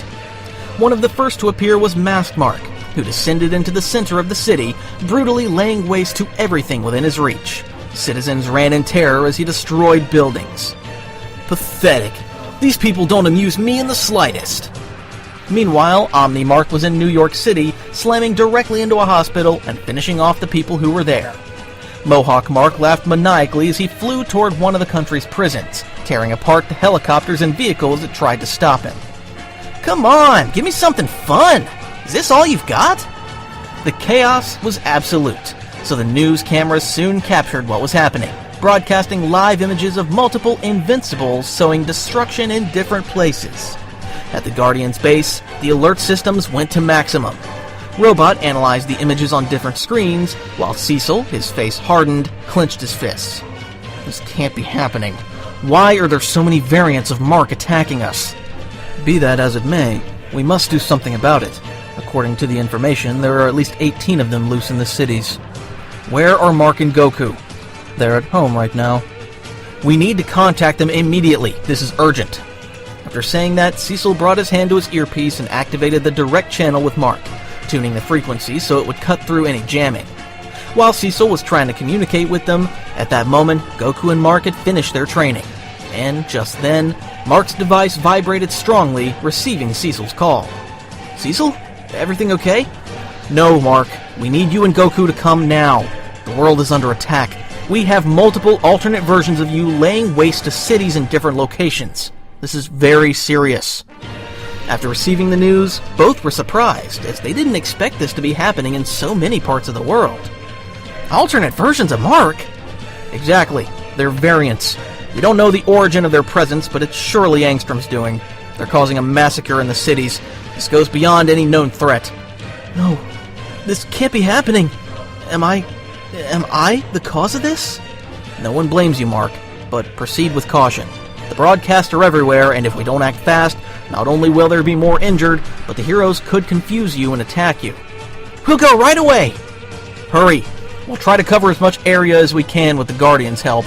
We can't let them keep destroying the cities. Mark nodded with determination. He was willing to stop his evil variants, not only because his image was being destroyed, but because of the people who might be affected. If these guys are versions of me, then I have to be the one to stop them. I can't let them tear apart what we fought so hard to protect. If there's any army of variants out there, no matter how many there are, we're going to stop them all. Yes, Goku, we will. But we'll have to split up to stop them as quickly as possible. Very well. I trust that you can take those guys down. After their brief talk, Goku used teleportation to take Mark to one of the evil variants quickly. In that way, Goku brought Mark before one of his variants, who was surprised to see them appear out of nowhere. I definitely didn't expect that. Leave it to me, Goku. Go for the next one. Show him what you're capable of! After saying that, Goku teleported to another of Mark's variants to divide the work and finish them off as quickly as possible. In this case, Goku ended up teleporting to where Omni-Mark and Masked Mark were, who were together attacking the city. Goku appeared in front of them without warning, surprising them with his presence. You two, you've already caused enough damage. This ends now. Are you another one of this world's heroes? It doesn't matter who he is. We're gonna tear him apart like all the others. This world will be ours, and you'll be the next to fall. I see you have no intention of stopping, so you leave me no choice. I'm going to stop you. Let's see if you can, clown. The masked one hurled himself at full speed with a savage shout, but at the instant he was about to strike, Goku vanished before his eyes. And in a single movement, Goku reappeared at his side and delivered a direct punch to the stomach that sent him hurtling into the ground like a projectile. What? Goku turned toward him with a serious expression. I won't repeat myself. Surrender now. You're no one to give orders! With a brutal roar, Omni-Mark lunged at him, trying to crush him with a series of rapid blows, but Goku dodged them all with minimal movements, as if he already knew each attack before it happened. Then, with a palm strike to the chest, he sent him to the ground with such force that he opened a crater beside his companion. Masked Mark emerged furious, shouting, Damn it! There's no way you're that fast! It's not just speed, it's experience. After saying that, Goku raised his energy and his aura surged at once, making everything around him tremble, showing the variants what they were facing. Despite their surprise, the two marks hurled themselves together this time, one from the front and the other from behind, trying to trap him. Goku closed his eyes for an instant, and when he opened them, he moved. In the blink of an eye, both received a combo of blows so fast they didn't even have time to defend themselves, as Goku moved at great speed against them, striking with precision and knocking the breath from their lungs. It's not possible! How is he so strong? I can't see him! Despite their weak words, the attacks didn't stop. One punch to the face, another to the chest, a knee to the abdomen, and then he hurled them both into the air. Finally, Goku teleported above them and struck, sending them straight into the ground and making them crash onto the shattered asphalt. I warned you! With his last strength, Omni-Mark lifted his gaze to Goku and saw with horror the power he had. You're a monster! After saying that, the variants stopped moving, because the flurry of attacks had been so strong that it caused both to lose their lives to their injuries. Goku hadn't expected this result, but he had no choice but to finish off those out-of-control variants. Meanwhile, Mark was doing the same, since he didn't plan to give them the chance to cause more destruction. I wonder how long you'll last before you beg for your life. The only one who will be begging is you. Without warning, Mark charged forward like a bullet, delivering a strong punch to his variant's face, who could barely see the blow coming. The attack launched him backward, smashing through several structures, but Mark didn't stop and threw himself after him, blow after blow without mercy, giving him no room to respond. He slammed him into a wall and lifted him by the neck to smash him into the ground. I'm sick of seeing you ruin the world! So many people die just because you and the others think you have a power that makes you gods! You're pathetic. You cling to these people's fragile lives instead of ruling them. That's because I'm not like you. The original Mark lifted him into the air and then hurled him with brutal force to the ground from hundreds of meters up, causing an explosion of debris. And after that, Mark descended at full speed to strike his variant, impacting directly against him. Sinister Mark spat blood after taking the hit, leaving him almost unable to move. This isn't your world. These aren't your people. So you're not gonna touch anyone else, understand? No, I won't. It's obviously you know nothing about me. You're right, and I don't care. After saying that, Mark delivered one last blow to his jaw, finally finishing off his evil version. He was breathing hard, his face covered in dust and sweat, but in a way he was more at ease with himself, because for the first time he had faced a version of himself that represented everything he feared becoming, and he won. Now that Goku and Mark had dealt with those variants, they both headed quickly toward their next opponents. However, they weren't the only ones fighting, because with so many variants on the loose, all available heroes were rushing into battle. One of the variants of Mark ended up attacking Cecil's base to finish off everyone inside, so the Guardians of the Globe were forced to fight him. The battle erupted in the control room, where Robot, Monster Girl, Duplicate, Adam Eve, Bulletproof, Black Samson, and Shrinking Ray were attacking with everything they had. At first, the brute strength of the alternate Mark gave them some trouble, but they managed to hold the fight against him. Is this the best this world has? Pathetic. I don't know what's worse, you lot, or the weak Mark you have for a hero. He's not weak. You're just a bad copy. Come on, team. Don't give him any space. Rex launched a rain of explosives, generating a curtain of smoke and shrapnel, while Adam Eve used her power to attack the variant. This was overwhelming the alternate Mark, since their attacks were stronger and more constant than he expected. And now that he was hurried, the Immortal hurled himself at full speed, crashing down like a meteor right on top of the alternate Mark, smashing him into the ground. I've fought tyrants for centuries! You're nothing special! You're a bad copy of Invincible! The Immortal didn't waste time and began pounding the variant, causing him great physical damage. The rest of the Guardians seized the moment to help the Immortal, attacking together and finally finishing off the alternate Mark. Was that all? No, this is just the beginning. While the Guardians were catching their breath, Nolan arrived at the battle site, because so much commotion had put him on alert.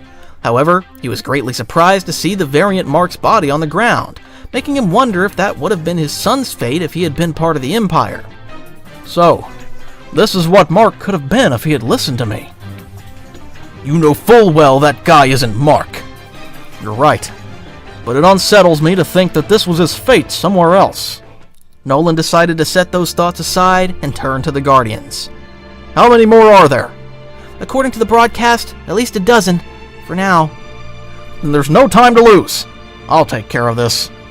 While all this was happening and the world burned with chaos, at Mark's house the television was showing live images of the horror that was unfolding. Debbie watched in silence, gripping a coffee cup with trembling hands, while beside her was Oliver, who was paralyzed with his eyes fixed on the screen. Authorities confirmed that multiple subjects with an identical appearance to the hero, Invincible, are attacking cities, causing total destruction and numerous victims. Their origin is unknown, but each one possesses an unprecedented level of strength, and the security forces have been completely overwhelmed. After the reporter's words, you could see images of the attacks carried out by the variants, leaving Oliver and Debbie quite dismayed. Impossible! They look like Mark, but it's not him, right? No, it's not. Your brother wouldn't do something like that. I have to help him! Mark is out there fighting all of them! He can't do it alone! No, you're not going anywhere. Did you see what they're doing? It's dangerous, Oliver. But I have to try!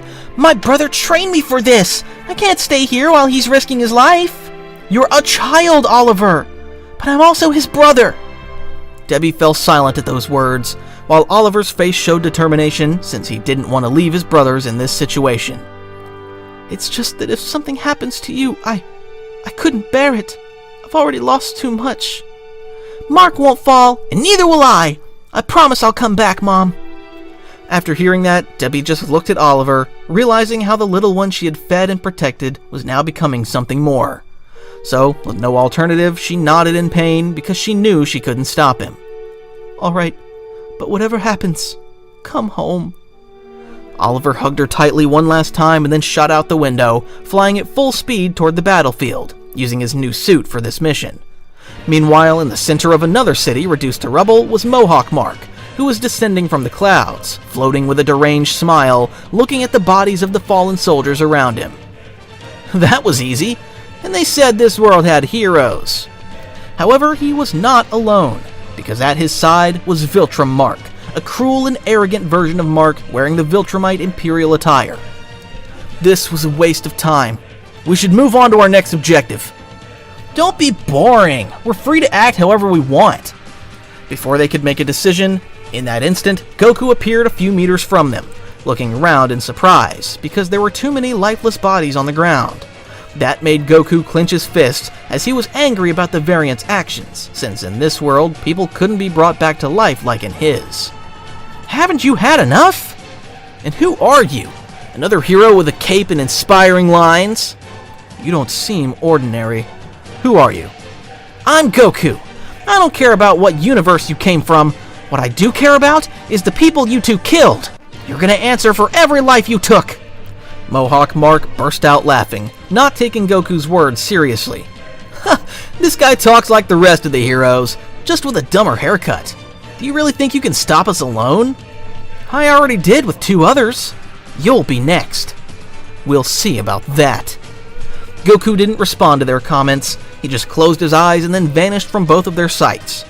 Before Mohawk Mark could realize it, he was met with a strong punch directly to the jaw, which sent him flying into the air. You bastard!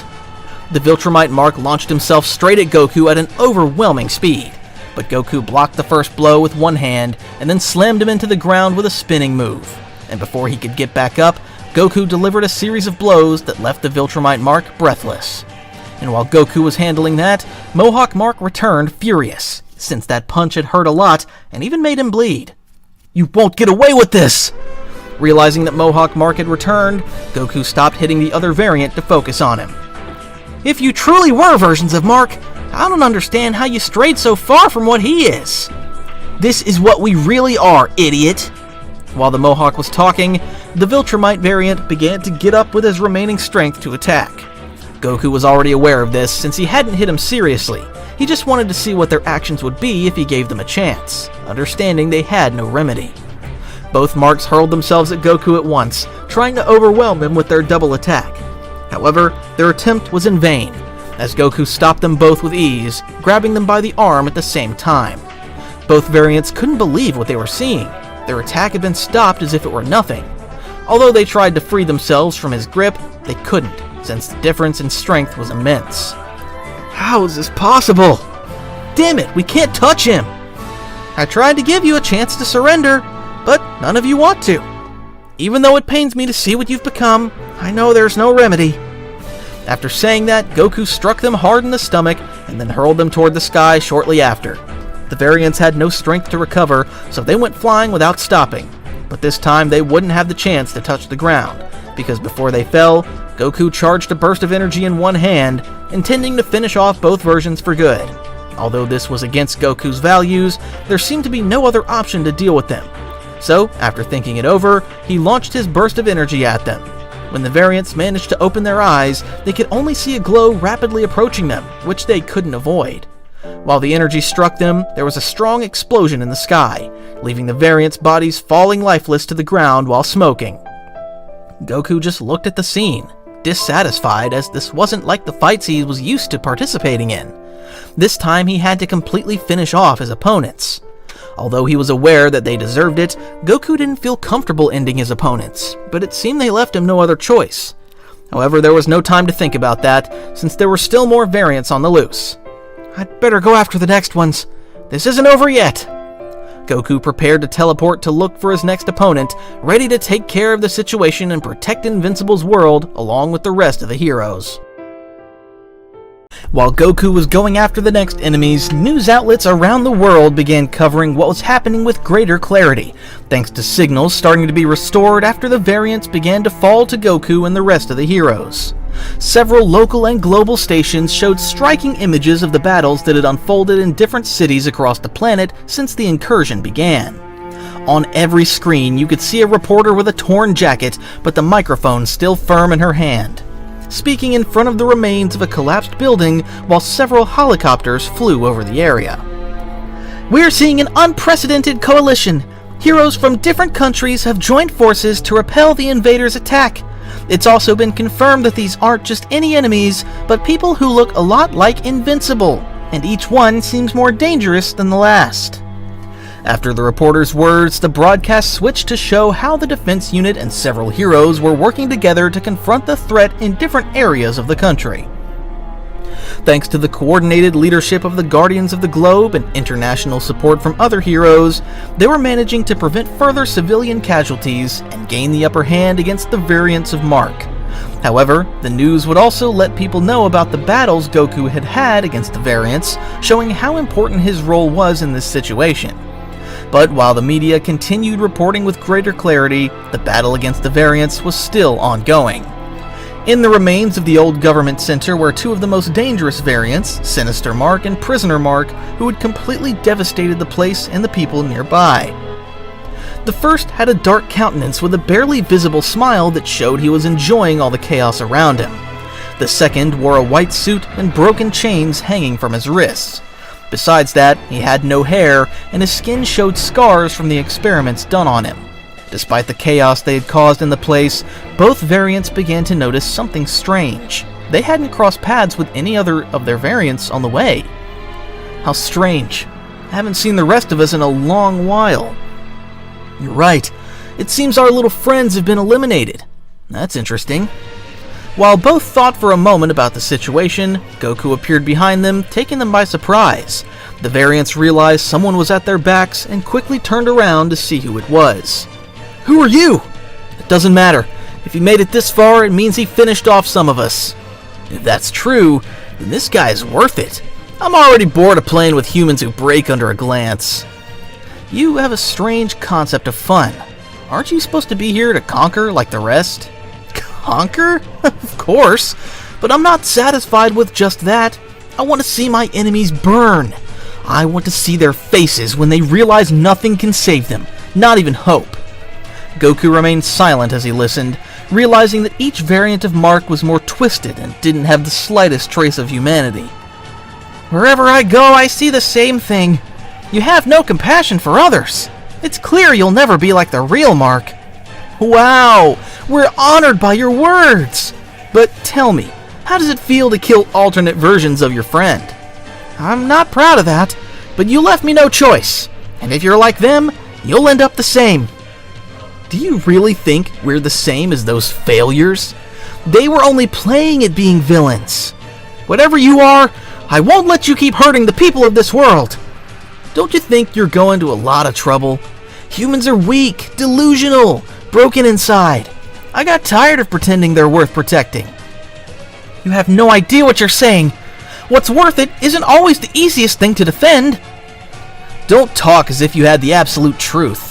We know exactly what we're doing. You just want to take everything by force because you think you deserve it thanks to your powers. But the truth is, you're just as vulnerable as everyone else. That statement made Prisoner Mark pause for a moment. However, the Sinister One smiled as if he didn't care, since he was tired of talking. Interesting theory, but it's irrelevant right now. I only care about one thing. Can you withstand this? After saying that, Sinister Mark lunged immediately at Goku, throwing a powerful punch straight at his face. But to his surprise, Goku stopped the attack with a single hand, showing the difference in strength between them. This shocked Sinister Mark, who tried to wrench his fist free from Goku's grip without success. Goku held Sinister Mark's fist firmly, not even moving from his spot, as if the Viltromite's strength meant nothing. You're gonna have to try harder than that! Sinister Mark grew furious at Goku's comment, but no matter how hard he tried, he couldn't break free.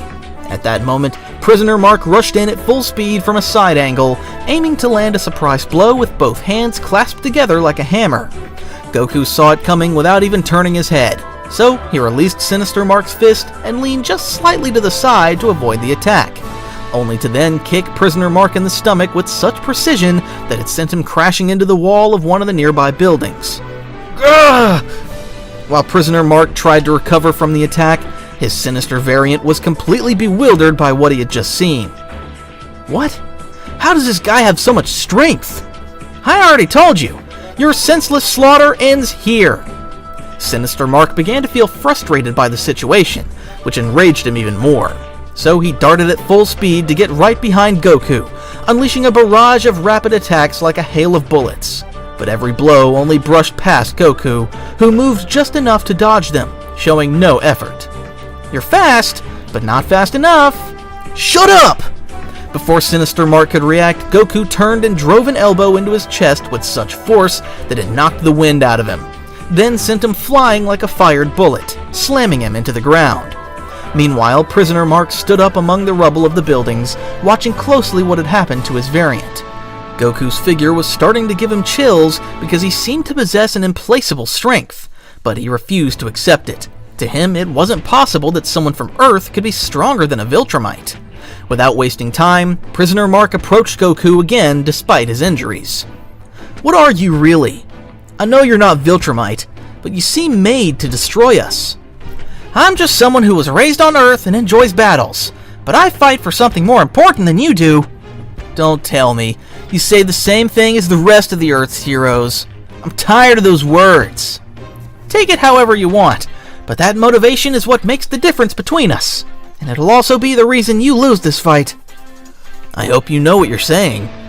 During their brief exchange, Sinister Mark got up off the ground with a bleeding nose and eyes full of rage, shaking off the bits of concrete on him. As soon as he regained his balance, he rejoined his variant to attack again. "Damn you! I'm gonna eliminate you with my own hands! I won't let anything stop me! Let's finish this once and for all." "On that, we agree." Both Marks launched themselves at the same time at Goku, coordinating their attacks as best they could to make their movements less predictable. Goku narrowed his eyes as his body moved, as if he knew each of their moves before they executed them. At the last second, Goku deflected Prisoner Mark's fist with the palm of his hand and pushed Sinister Mark's arm to the side with the other, making them hit each other. "Impossible! He made us hit each other? That's because you're not careful! Don't start with that stupidity now!" "I'm surprised to see you can't even tolerate each other. That says a lot." After saying that, Goku vanished from their sight with his great speed, appearing right above them. The variants tried to locate him with their eyes, but it was impossible.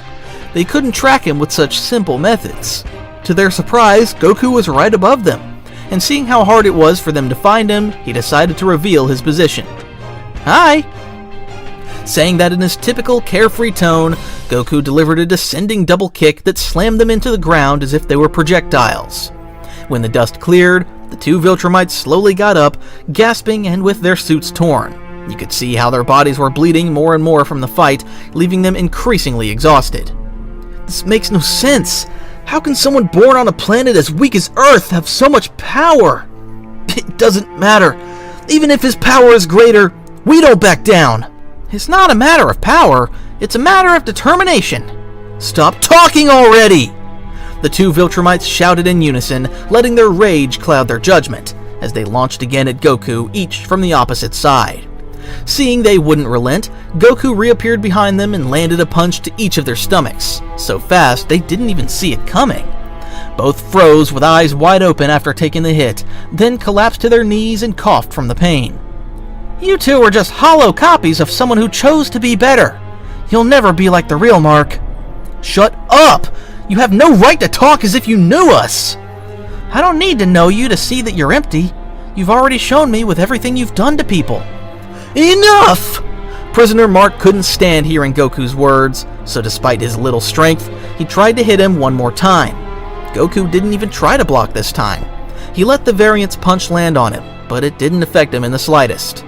"It can't be! There's supposed to be nothing stronger than a Viltromite! We've taken down many of Earth's heroes. Why the hell can't we take you down?" "Because you haven't learned anything from everything you've done." After saying that, Goku just watched them, noticing their eyes full of rage, but for the first time he could also see a hint of fear in them. It wasn't the fear of dying, it was something deeper. The fear of having been surpassed by something they didn't understand, by someone who didn't fit their twisted rules. "This can't end like this. It can't. I refuse. We didn't come to this world to lose to a simple Earth hero." Despite being weak, Sinister Mark staggered forward as if he wanted to make one last attempt to attack him. But before he could, Goku stopped him and extended his arm toward the Sinister variant, charging a burst of energy to end the fight quickly. Goodbye. After saying that, Goku fired the burst of energy at Sinister Mark, causing a controlled explosion that finally finished him. There was no screams or anything, just silence, since Goku only wanted to end this without causing more suffering. Prisoner Mark just stared, not fully understanding what he had just seen, as his variant was eliminated instantly. That made his anger fade, and he began to feel fear at Goku's powers. Why? Why do you fight with such resolve? What truly motivates you? There isn't a single reason. I fight for my friends, and for the people who believe this world can still get better. I fight because I want to surpass myself and see what I'm capable of. Empty words. Do you really think that? Or do you simply not know what to do with what you are? Prisoner Mark lifted his gaze without answering, showing how irritated he was with Goku's words, since he didn't plan on conceding, and much less setting aside his objective. We don't change. We'll destroy everything wherever we go until they bow to our strength. This ends here. I won't let you keep hurting others.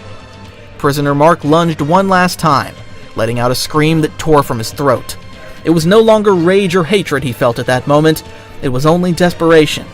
Seeing his reaction, Goku simply stepped forward and delivered a precise blow to his chest, which finished the variant. After the impact, Prisoner Mark fell onto his back, bringing the fight to a close. Goku didn't want to stay and look at the bodies of the Mark variants since he didn't like seeing what they had become. But at least he took comfort in the idea that in this world, it would be different. Now that the fight was over, Goku took to the air to travel across the city in case anyone else needed help. From above, he could see citizens and heroes gathering, realizing that the situation was more under control for now. Meanwhile, on the other side of the city was Oliver, who was flying around the area in his new suit. He was more than determined to help his brother with this problem, as he felt he could make a difference even if he wasn't half as strong as his brother or his father. Oliver thought that training with Goku and Mark had prepared him enough to hold his own in combat, or so he believed. Realizing there had been explosions near the buildings, Oliver decided to land near the highway to see who it was. However, he stopped instantly on seeing a figure emerging from the smoke. It was Mark, but something was clearly wrong. His suit was covered in dried blood, and his smile wasn't his brother's. It was a twisted smirk of superiority and disdain. I knew sooner or later one of you would come to get in my way, but I thought someone worthwhile would show up. Oliver clenched his fist at the sound of the variant's voice, trying to keep calm as he stood before him. I don't know who you are, but you're not my brother. You only look like him, so I'll stop you right here, even if I have to smash your face. I won't let you keep hurting people. The variant burst into laughter after hearing Oliver's words, since he couldn't take someone so young seriously. Your brother, you say? I didn't know the Mark of this world had one. But that makes things interesting, because if I finish you off, it'll surely hurt him. After saying that, the variant rushed at Oliver without warning. His movements were fast and almost unpredictable for Oliver, who barely managed to block the first punch, but the second sent him straight into a concrete wall that crumbled under his body. Even so, Oliver quickly got up, bleeding from his eyebrow, but without taking his eyes off the enemy. He shook his head and launched himself with all his might to counterattack. Well, you're not as fragile as I thought, but let's see how long that lasts. The variant decided to respond in kind and shot toward Oliver, and the two met in the air, trading blows at high speed. Oliver gave it his all, dodging with effort and landing a few well-placed punches to the variant's stomach and jaw, even managing to shove him with a spinning kick that knocked him onto an abandoned bus, which flipped over from the impact. But it wasn't enough, as the alternate Mark stood up furious, unable to tolerate that a mere kid was giving him a fight. Damn brat, I'm sick of you! After saying that, Mark's variant flew at full speed at Oliver, landing a heavy blow to his chest with such force that it threw him to the ground, dragging him along for several meters. Oliver tried to stand, but he felt the air not returning to his lungs for a moment, making his vision blur. The variant descended slowly toward him, approaching with a murderous smile, as if he already considered him finished. You really did give me trouble, but this ends here. At that instant, the variant moved to finish Oliver off, but just as he raised his fist to eliminate him, someone descended from the sky at incredible speed, striking him and forcing him to reel violently backward.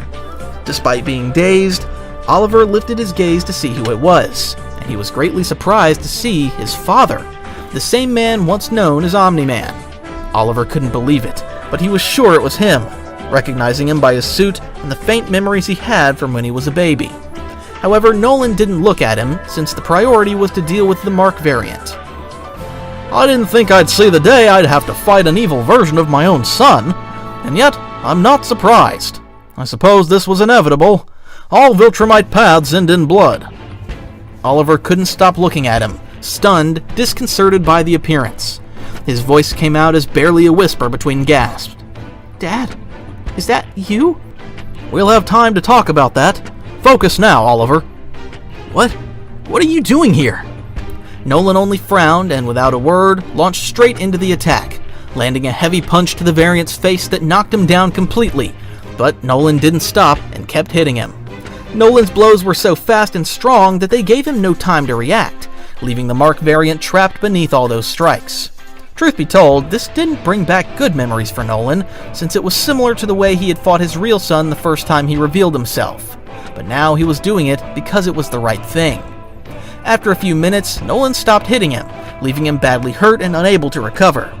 Oliver watched in silence, shocked by the violence with which Nolan moved, but also by the power he radiated. Not like Goku's, which seemed fluid and controlled, but like an unstoppable avalanche that didn't stop until it finished its target.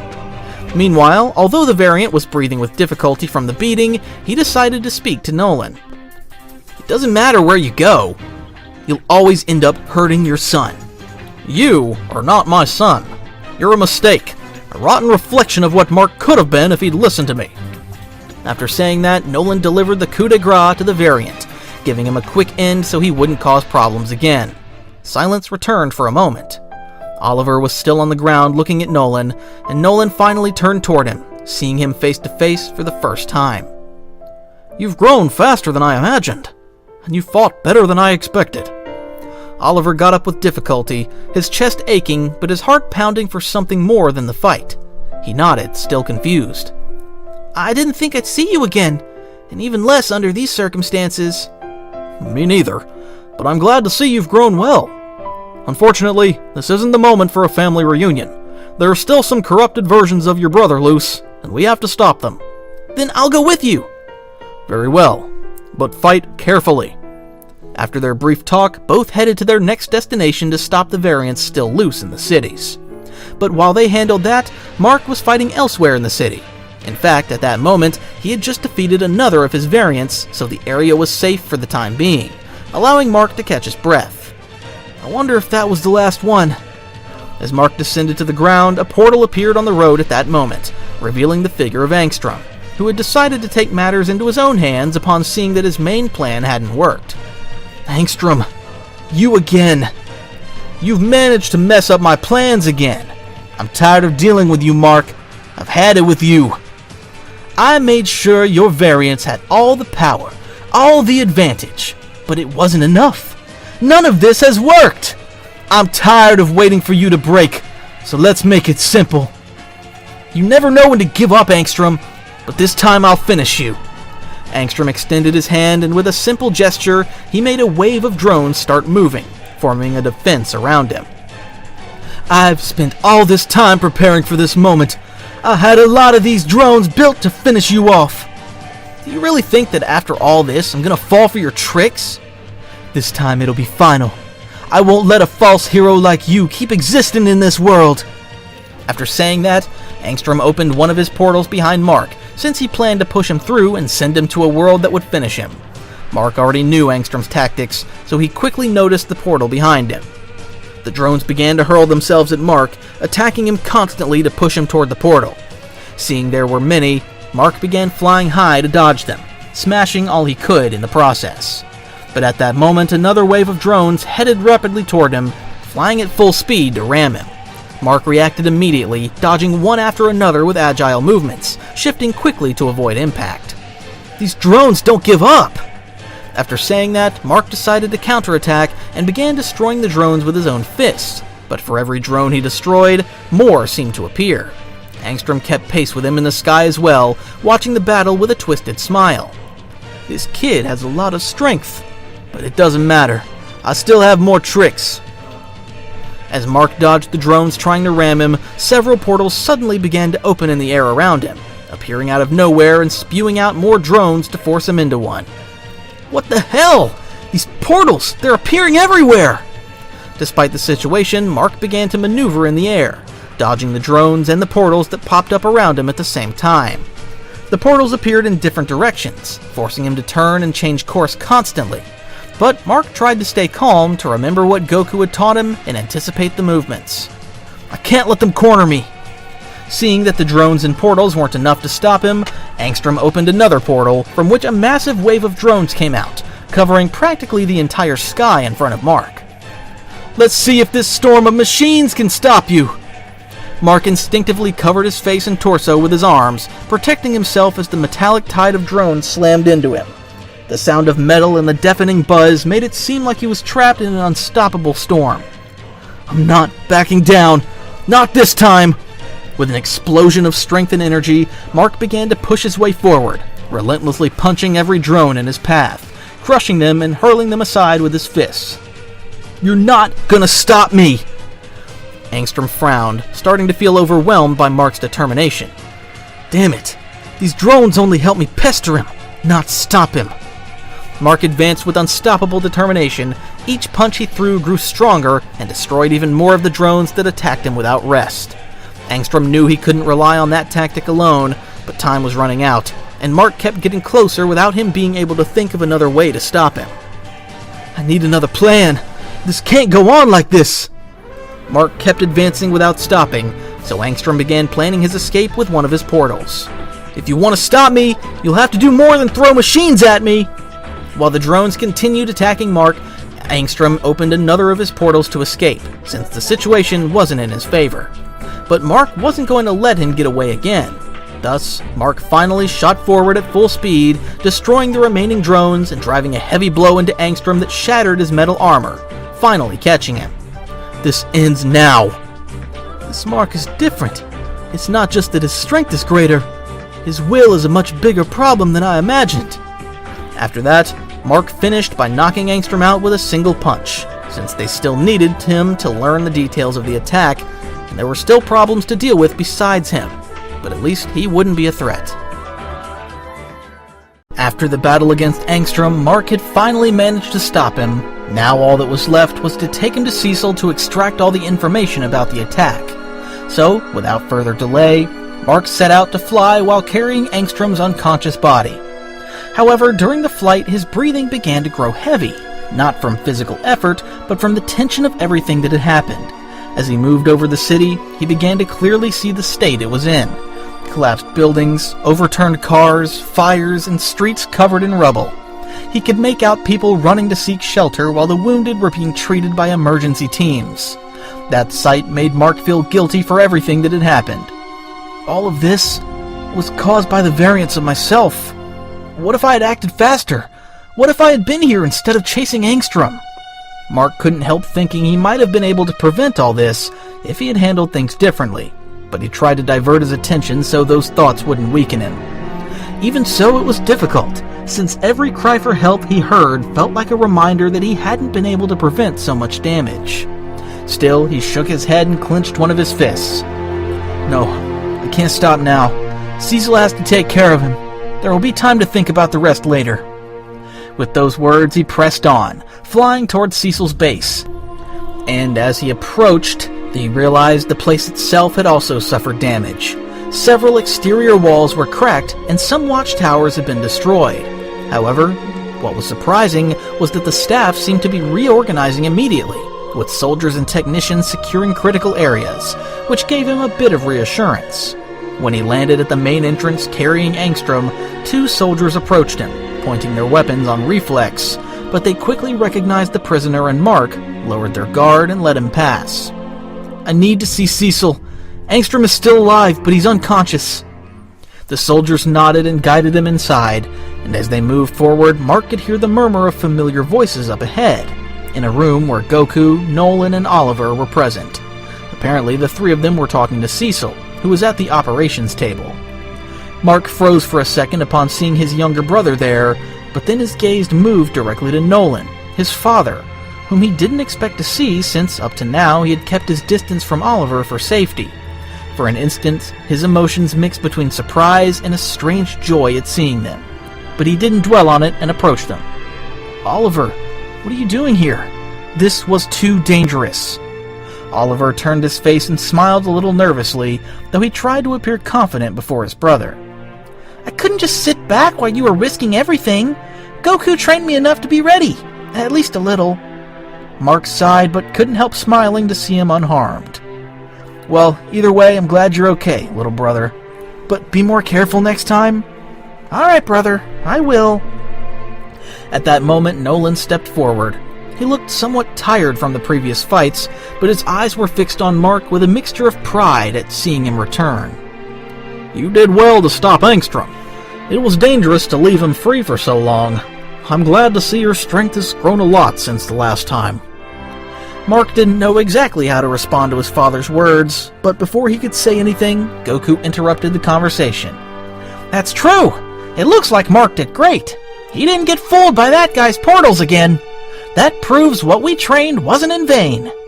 Cecil cut in with a serious tone as he looked at Angstrom unconscious over Mark's shoulder.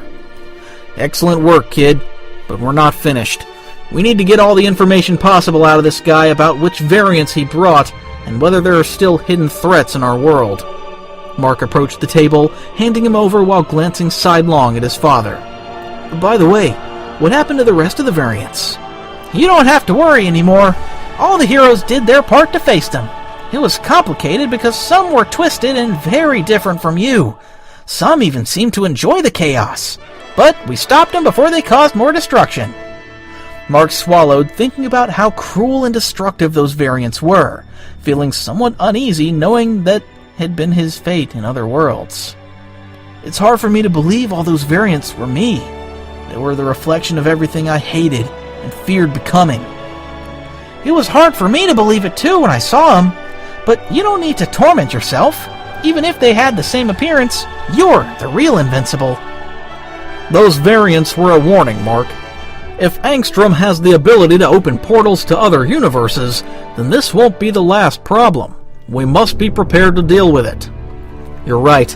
That's why we're going to put him under surveillance. If he wakes up or tries to use any of those abilities, we can't afford to let him escape again. We'll neutralize his abilities as much as possible until he talks. We'll see what to do with him afterward." Goku nodded with a confident smile. "Don't worry, I can keep him in check. I know Nolan won't let him get away with anything either." "No, I don't intend to. If he tries anything, I'll finish what Mark started." Mark frowned, knowing exactly what his father was referring to, but Cecil intervened. "Easy, Nolan. We need him alive for now. Any information he can give us may be useful. And there's nothing left but to wait. Although I still feel guilty about the city. So many people suffering because of all this." Goku put a hand on Mark's shoulder, smiling calmly. "Don't carry it all alone, Mark. You've saved many more than you think, and you still have time to keep improving so that next time you'll be stronger. That's what real warriors do. Although there were also several losses on our side, it's clear you did the right thing, Mark. Don't doubt that." Mark lowered his gaze but couldn't help smiling with a bit of relief at Goku's words, while Cecil gave orders for Angstrom's body to be taken away and the containment measures reinforced. While the agents handled that, Mark took a deep breath, trying to process what Goku and Cecil had said, but he still felt that part of this was his fault. "I know you're affected by what happened, Mark, but we can't stand by with our arms crossed. This city is a mess. There are hundreds of people trapped, and you can make the difference." Goku smiled immediately, as if those words excited him. "In that case, count on us!" Nolan nodded seriously, crossing his arms for a moment before looking at Mark. "Rebuilding the city after so much destruction won't be easy, but it's necessary for you to do it, Mark. That way you'll understand you prevented the damage from being worse." Mark looked up, still doubtful but determined. "I think you're right." Oliver, who'd remained silent until then, raised his hand as if asking his brother for permission. "I'm going too. I'm not going to stay behind." Mark smiled, a little tired but relieved by his enthusiasm. "All right, Oliver, but stay close to Goku, okay?" "Okay, brother." "Well, let's not take any longer, and let's get moving. You can go without me. I'll stay to help with Angstrom's containment. That's fine. Good luck with that. After the talk, the group flew toward the most affected area of the city to help with the city's reconstruction. The scene was devastating. You could see enormous cracks in the avenues and rescue cranes trying to move concrete blocks, under which there might still be survivors.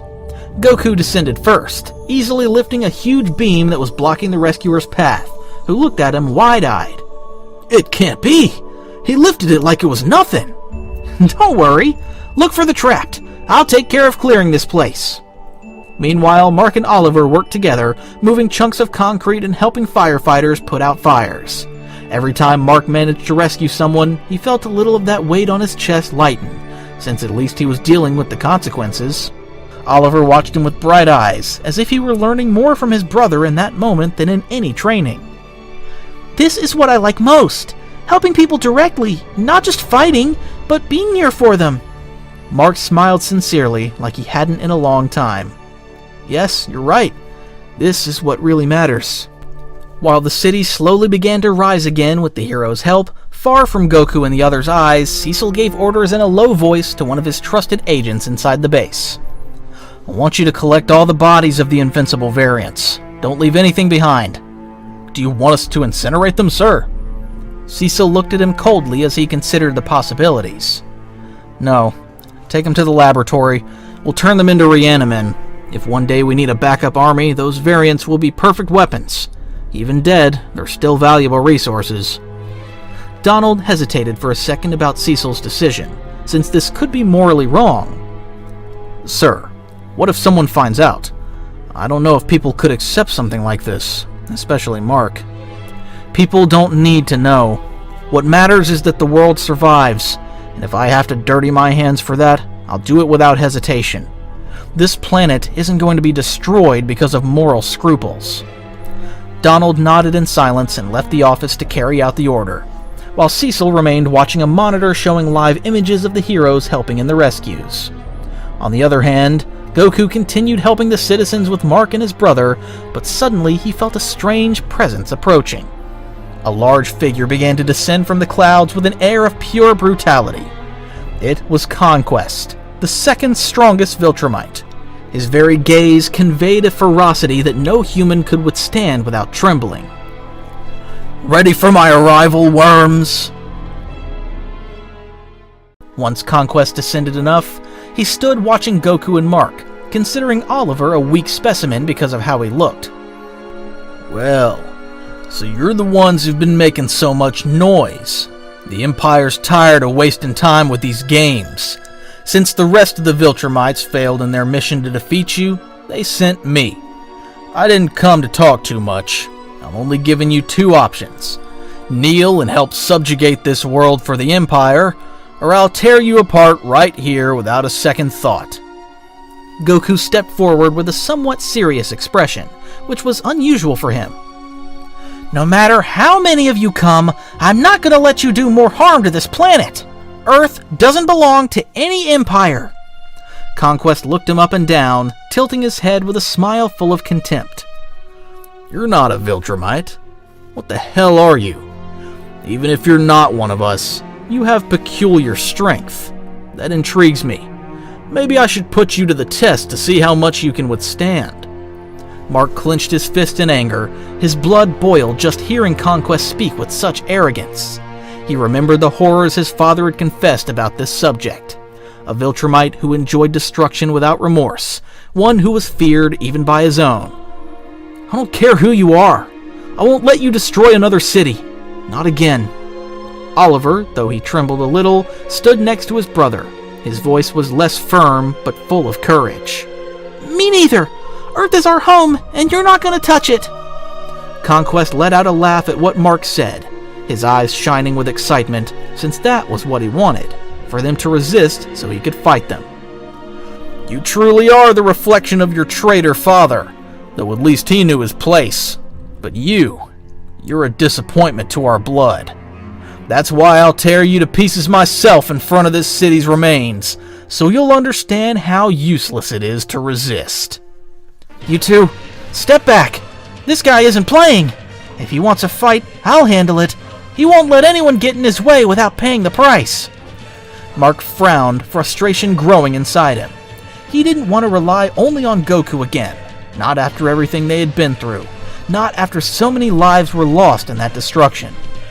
No, I won't stay behind. This is my planet as much as yours, Goku.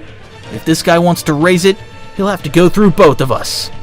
I understand, Mark, but first you need to help the others get away from here. This guy doesn't seem to want to hold back like the other Viltromites. Mark clenched his fist upon hearing that, since he wanted to fight right now to defend the others, but he knew Goku was right. Fine, but I'll be back as soon as we get everyone to safety. Oliver swallowed, his legs trembled, but he took another step forward. I'll fight too! It'd be best if you didn't, Oliver. This isn't like the other fights you've had. It's very dangerous. Goku's right. Better help the civilians out of here. This is going to get violent. Conquest smiled, showing his teeth, enjoying the situation. That's what I wanted to hear. That you're not going to surrender. That way it'll hurt more when I crush you. In that instant, there was absolute silence in the place. The rescuers began evacuating immediately when they saw the situation was dangerous, being guided by Mark and Oliver so they wouldn't have problems. The silence broke suddenly when Conquest launched himself at Goku with brutal speed. The ground shook with the shockwave. Both began exchanging blows constantly in the air, forcing them to rise higher to continue. Each clash made the city rumble as if thunder were falling in a chain. Windows shattered and buildings vibrated as citizens fled. Goku blocked Conquest's blows with his arms, realizing each impact had the strength to shatter a mountain, but Goku responded with the same intensity, which surprised the Viltromite. But far from being frightened, Conquest let out a laugh in the middle of the exchange of blows. He was enjoying the fight. This is what I expected. Someone who can hit me back without breaking immediately. You're even stronger than I imagined. This excites me. Before Conquest could attack, Goku spun in the air and drove a knee into his stomach, which sent him into the ground. After a couple of minutes, Conquest emerged from the rubble laughing, not caring that his face was covered in dust and some blood. This is more fun than I thought. I'm glad you resisted. You're just looking for an excuse to destroy everything in your path. And yet, I can see your heart pounding hard. You feel the same as I do. Even if you want to deny it, you feel the thrill, the burn of measuring your strength against someone worthy. I see it in your warrior's eyes. Goku clenched his teeth because even though his words were twisted, he couldn't deny there was some truth. That spark of excitement always lit in his chest when he faced someone strong. Don't confuse it. It's true I feel the excitement of fighting, but not the way you do. I don't do it to humiliate others. I fight because I seek to surpass myself. That's the difference between you and me. While their fight continued, Mark struggled to keep people safe, lifting giant debris with superhuman effort while Oliver guided the civilians to get out of the city as soon as possible. Mark glanced at the sky, frustrated at the magnitude of the battle. How far does Goku's power go? If he weren't here, this city wouldn't exist anymore. Will I ever be able to bear something like this? Brother, do you think Goku can beat that guy? I'm sure. There's no one stronger than him, because if there were, we'd be finished. But for now, the only thing we can do is make sure no one else dies. I'll join the fight as soon as we're done with that. Despite the situation with the civilians, the fight continued in the skies, which vibrated with great intensity with every blow they traded. Conquest threw punches loaded with fury. Each one sought to crush and destroy his opponent to make it clear his strength was above any other living being. Goku, on the other hand, responded firmly. His blocks were clean and his movements fluid. Even when his strikes shook the earth, there was control in them. A clear difference between the two. Conquest smiled despite the wounds and scratches he had from the fight, since none of that lessened his excitement. On the contrary, it made him more eager. Yes, that's what I want. Someone who won't bend. That motivates me to break him with more force. Do you feel it? This is true power. Goku looked at Conquest with disapproval, since despite being a powerful subject, he didn't agree with his methods. The only thing I feel is your ego. You fight to put yourself above others as if you're the only one who deserves strength. I fight because I want to grow. I want to find my limits and surpass them. It's never about humiliating anyone. It's about improving. Don't say stupid things.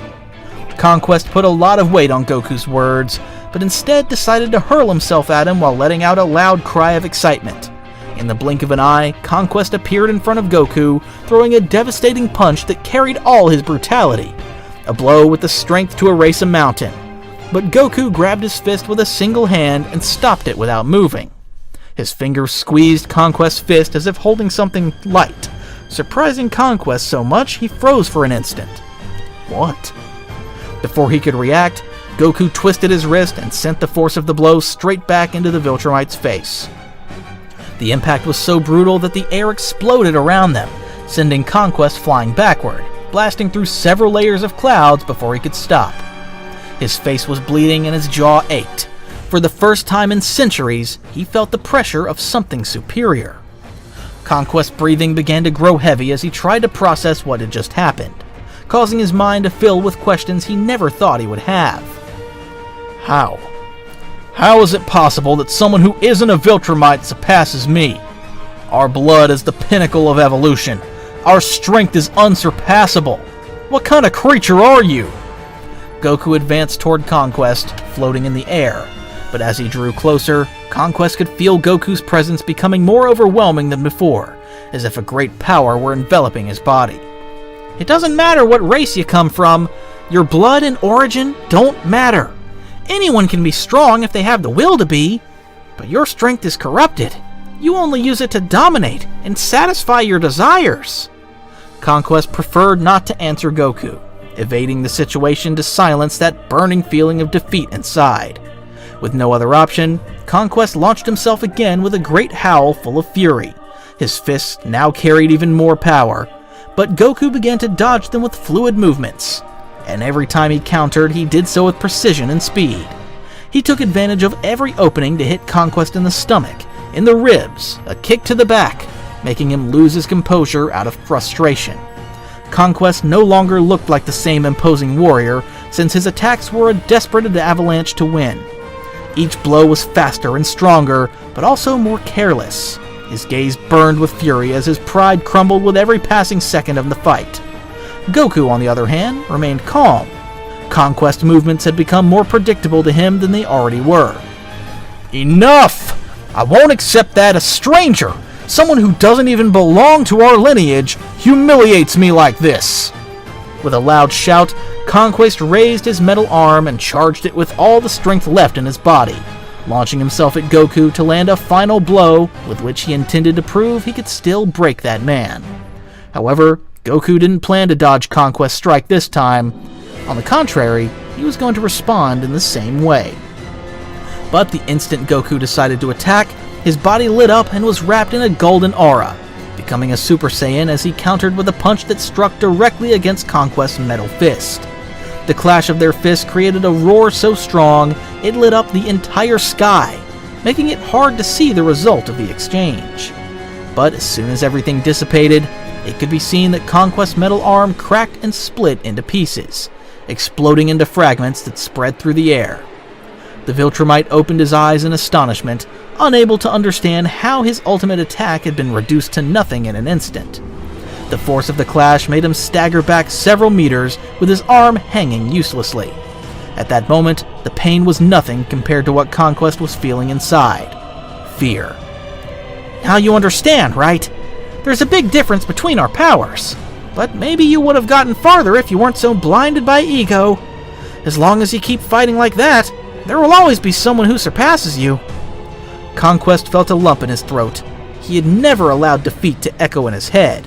But at that moment he understood he had been beaten by Goku, a warrior whose strength didn't come from lineage or violence. You shouldn't exist. Maybe, but I'm here.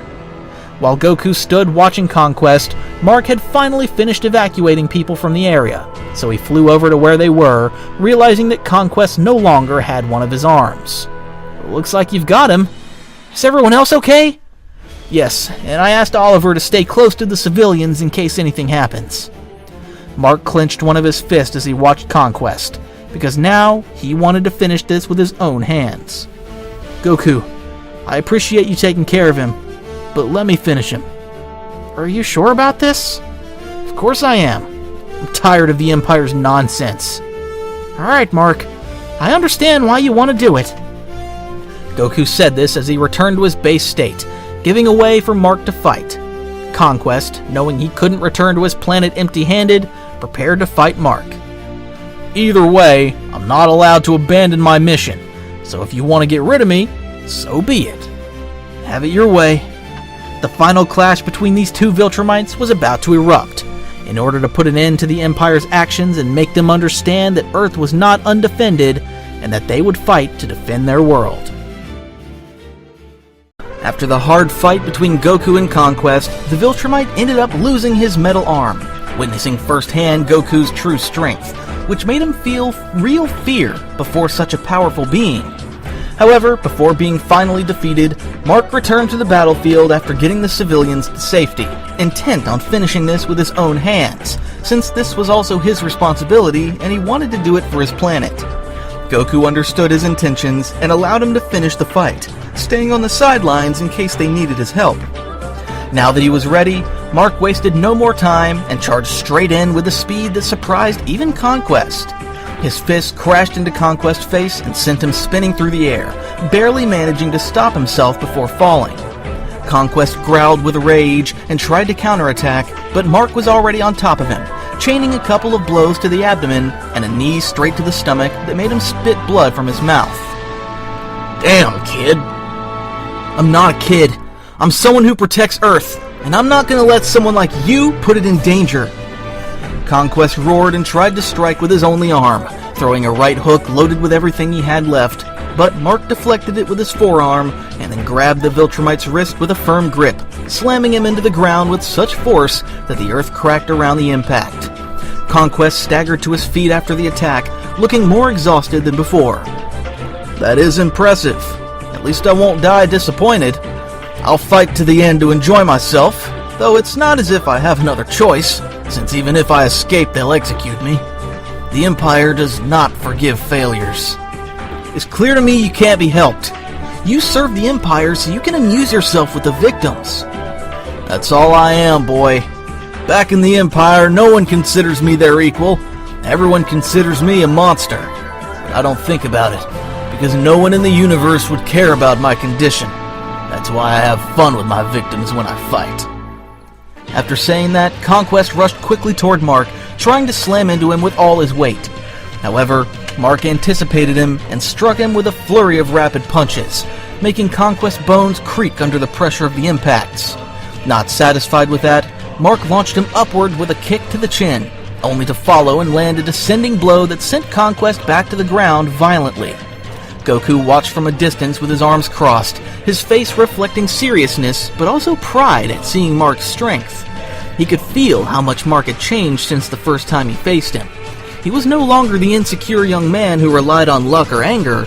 Now he fought with more technique and with a clear purpose. Meanwhile, Conquest crawled along the ground after a couple of minutes, getting up with effort as he realized his right eye was closed from the swelling and blood was running from his mouth. Yet even with all that, he smiled, a somewhat twisted smile full of Viltromite pride. If you fight like this, with that strength, maybe someday you'll be someone to be feared. But you'll never stop being half human and half Viltromite. You'll never be someone complete. Mark descended in front of the Viltromite, looking at him seriously while feeling contempt for his way of being and speaking to him. I don't need to be like the rest of the Empire to be strong. My humanity is what makes me fight. And thanks to that, I can surpass someone like you. After saying that, Mark took a step forward to finish this, but you could see he hesitated a little over the decision he was about to make. Conquest looked at him with the only eye he could still keep open, and did so with a crooked smile, realizing that Mark was still trying to hold on to his values. You're still clinging to that nonsense about humanity? It's clear you haven't learned anything. The only thing that matters is power, not the weak ones you think you're protecting. As soon as you become stronger, you'll discover the pleasure of breaking bones, of seeing fear in the eyes of those who can't do anything against you. That is true freedom. That is the truth of Viltromite warriors. Mark looked at him with furrowed brows, showing clear anger toward Conquest since he couldn't understand how someone could live that way.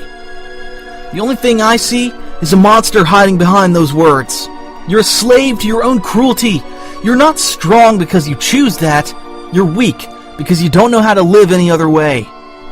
Conquest laughed with his throat full of blood, coughing at the end but not losing the mockery on his face. Those are just the words of a kid who knows nothing. Do you really think you can change what you are? Sooner or later you'll kill. Sooner or later you'll become what you hate most. It's inevitable. Viltromites are made for that.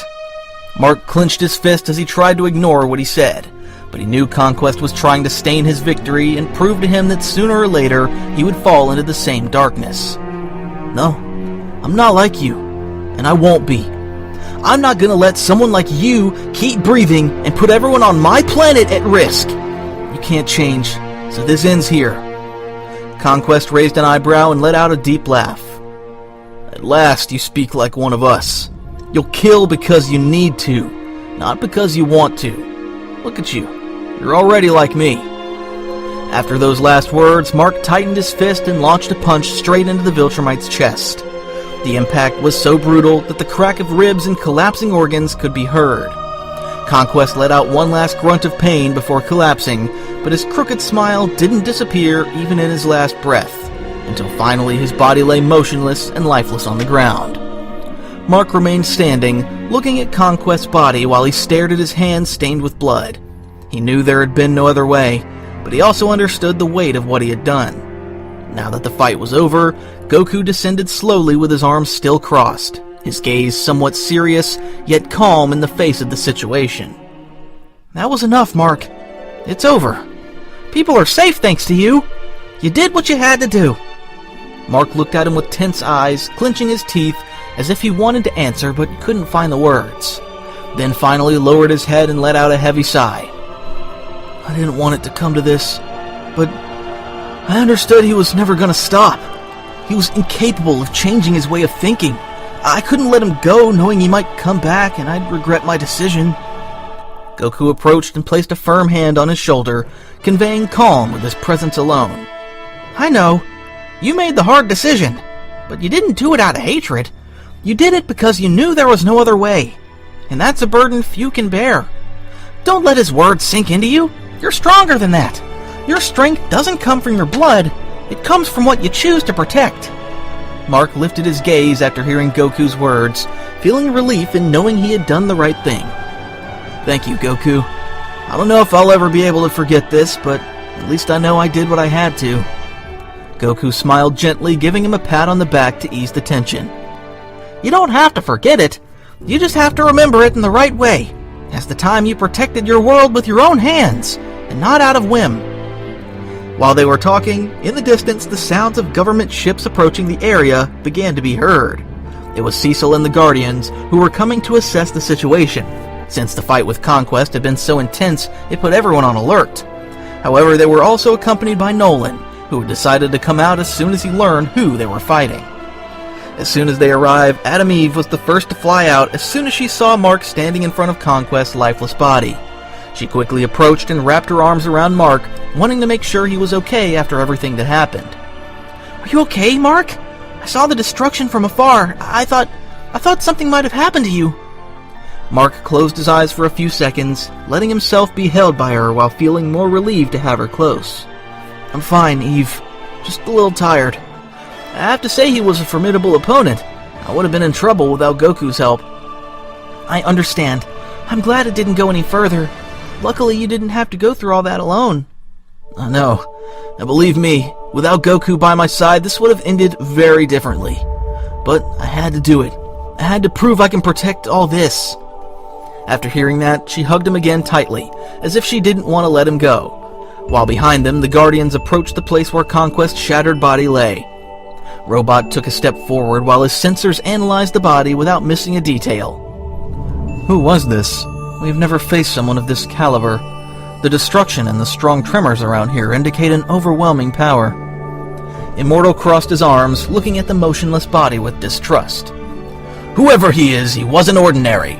You can tell he's made for combat. I find it incredible that Mark and Goku were able to bring him down. It's clear to me he's a Viltromite from his way of dressing, but why did he come on his own? And what is his identity, really? Goku took a step forward and spoke calmly to tell Cecil what he knew. The truth is, I don't know much about him. He appeared with clear intentions to test Mark and claim this planet for the Viltromite Empire. I fought him first to stop and wear him down, but it was Mark who faced him to the end and made the decision to finish him. The Guardians were surprised to hear that. Some fell silent to try to grasp the magnitude of what had happened. However, Cecil fixed his attention on Nolan, who was looking at the body without showing much emotion, as if he had seen it before. Nolan, you know more than you let on. Tell me exactly who this Viltromite was, and what it means for him to show up here, because Earth can't afford surprises of this level. Nolan raised his gaze upon hearing Cecil's request. His name is Conquest, and he isn't just any Viltromite. He's one of the oldest in the Empire, known for being brutal and ruthless. He has lived through more wars than anyone here could count. His sole purpose is to test the strength of others and make sure no one forgets Viltromite supremacy. In the Empire, he's considered the second most powerful, only below Thragg, the Grand Regent of our people. The Guardians tensed immediately after learning all that. Even Cecil briefly lost his usual expression, while Mark felt a chill run down his back as he understood what Conquest's defeat meant. So, you defeated the second most powerful in the Empire? That's right. And now Thragg will know what happened here. That means what's coming will be even worse. While everyone was mulling over the implications of all that, Goku brought his fist together with excitement, showing he was ready to fight whatever might come. Then let him come! If Thragg shows up, we'll all fight together to defend Earth! Immortal sighed upon seeing how naturally Goku spoke about a threat that sounded like the end of the world, and although that made him a bit tense, he also felt carried along by his enthusiasm. In the midst of so much despair, it was hard not to be swept up by that almost childlike certainty of the Saiyan. Always so carefree. I don't know if you really know what you're talking about, but at least that confidence is what we need now. I admit that after everything that happened, I feel calmer knowing we have him on our side. It's true. Our chances of success are higher with him. The Guardians looked at each other as the spark of optimism ignited by Goku slowly spread, which made their worried expressions change for the moment. Even Eve breathed easier while holding Mark's hand, who did not take his eyes off Conquest's body. It looks like this fight is inevitable, so I'll give everything I have to finish off the leader of the Empire. Hearing that, Nolan kept watching Mark, sensing a different determination in him, and although his memories of the Viltromite Empire made him doubt that Mark could withstand what was coming, a part of him felt proud of what he had become. Meanwhile, Cecil remained apart, his gaze fixed on Conquest's defeated body. He barely heard what the others were saying, because in his mind he was already calculating the implications of what lay before him. That Viltromite wasn't just a corpse. He was a source of biological knowledge and power, a unique piece that could give Earth a slight advantage against the Empire, although the idea forming in his head was dangerous. If we manage to preserve enough, if we integrate him into the Reaniman project, we could replicate part of his strength, maybe even understand how to counter it. But no one here would approve it, not Mark and even less Nolan. I'd have to do it in silence. While the other heroes continued assessing the destroyed terrain and discussing what was to come, Cecil stepped away a few paces with his radio, discreetly ordering his special transport to be sent under a maximum confidentiality protocol, without giving explanations. He only asked that they pick up the body when everything cleared out, knowing it would be his secret trump card. Realizing Cecil was somewhat apart, Immortal decided to call out to him. "What's going on, Cecil? You've got that look you get when I'm not going to like something." Cecil exhaled smoke and replied in his calm tone while hiding his intentions. "Nothing important. I was just thinking about how to dispose of the Viltromite's body. He's quite a peculiar one." Immortal looked at him with some distrust but didn't press, since he knew Cecil would take care of the rest. Meanwhile, Goku smiled calmly. His relaxed energy made the atmosphere feel lighter. "Well, I think the best thing now is to take a breather from what happened and continue with the city's reconstruction. We'll talk about this later." Mark nodded to show he agreed, since there was still a lot of work to do, and they needed everyone's help. "You're right. We have to get to work so people can get their lives back in the city." Once everyone agreed, both Goku and the Guardians continued helping with the city's reconstruction, so people could live in peace after so much chaos. Nolan, for his part, took charge of returning to the Pentagon base to continue monitoring Angstrom and Anissa. The Guardians divided up by zones while Goku flew ahead to lift heavy debris with an ease that left rescue workers completely astonished.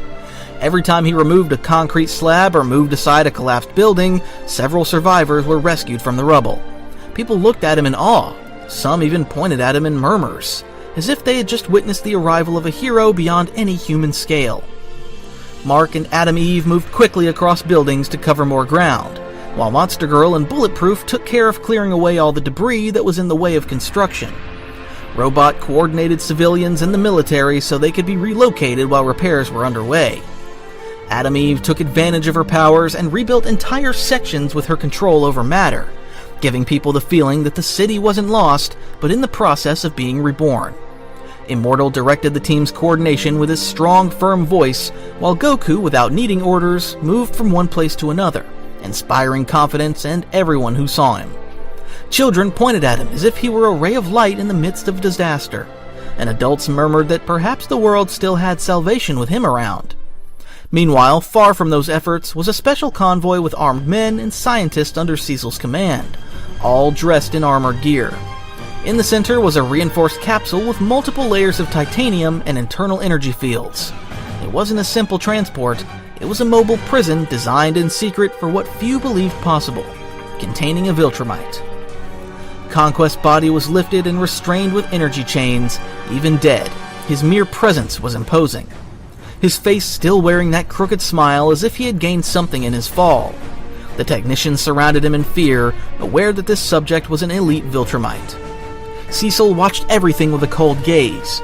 He knew what he was doing wasn't something the Guardians would approve of, much less Mark with his ideals of heroism. If they found out, they would brand him a monster, but he couldn't afford to play the moralist. Earth was at war with an empire that surpassed them in numbers, power, and cruelty, and if there was a chance to wrest a weapon from them, he wasn't going to waste it. "Make sure the anchors are stable. I don't want a single margin of error." The scientist looked at him nervously as he adjusted his tablet. "Director, even in the dead state, his body has great resistance. It will be extremely difficult to contain him in the long term." Cecil let out a brief, humorless laugh and narrowed his eyes. "I don't care how difficult it is. I want you to do everything possible so we can take advantage of him. Understand something. This isn't just any body. It's a gold mine of information. If we manage to study him and adapt him to the Reaniman project, we could have a Viltromite soldier on our side." The team looked at each other uneasily. Some knew it sounded dangerous, but none dared contradict him. The chain of command was clear, and Cecil didn't tolerate doubts, so they continued securing the capsule while a squad of soldiers stood guard with loaded weapons. When Conquest's body was finally sealed inside containment, an uncomfortable silence fell over the area, as if everyone feared that even inside the prison the Viltromite might open his eyes. "Maybe we can't beat them being who we are, but with your strength, even from your corpse, perhaps we'll manage to hold out." After saying that, Cecil ordered the convoy to depart for an underground complex off the radar, a facility not even the Guardians knew about. There, his riskiest plan would take shape, a secret that, if it came to light, would paint him as a villain in the eyes of the very heroes who now trusted him. Over the following weeks, the city began to rise from its ruins. What had seemed an impossible scene to repair soon became a colossal work of unity between heroes and citizens. The streets filled with people again, and the buildings that had been left in ruins were slowly raised thanks to Adam Eve's intervention and Goku's strength. The Guardians became a symbol of hope, and people began to see them not as mere defenders, but as a true family willing to give everything for them. Heroes from other parts of the world even traveled to support the reconstruction, motivated by what they had seen in the battle against Conquest, knowing that if Earth had a future, it was thanks to a collective effort. Citizens didn't stop thanking the heroes for their work. Some approached just to shake Mark's hand, others to congratulate Eve and the Guardians, but more than a few did so to look at Goku as well. Children followed him with their eyes as he lifted entire walls with the same ease someone would lift a stone, and every time he landed among the people, his calm smile made them forget their fear. Even Oliver took part in all this work, participating in the lighter tasks under the Guardian's supervision, learning more each day about what it meant to be part of that world. Mark at first felt uncomfortable with so many displays of gratitude after so many things had happened indirectly because of him, but Goku reminded him that this wasn't a burden. It was proof that what they were doing was worth it, that people's trust was the true power that sustained a hero.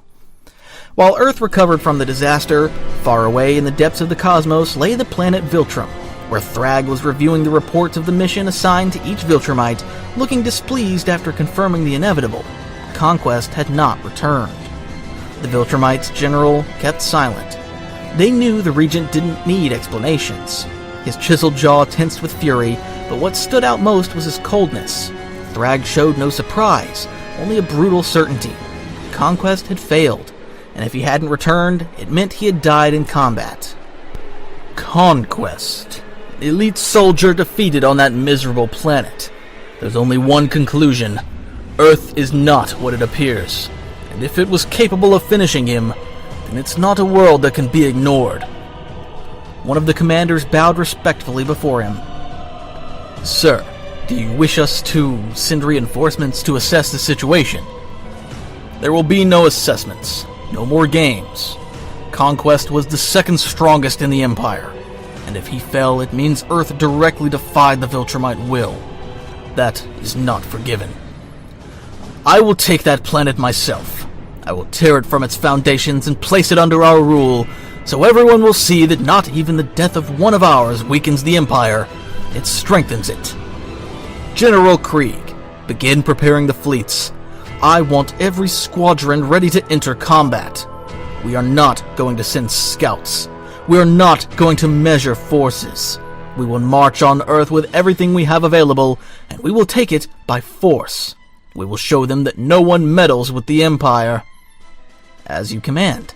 I will put the strongest at your disposal for the battle. Thragg walked slowly to the window that showed the stars, his eyes sweeping the emptiness of space, thinking a bit about the imminent fight that was approaching.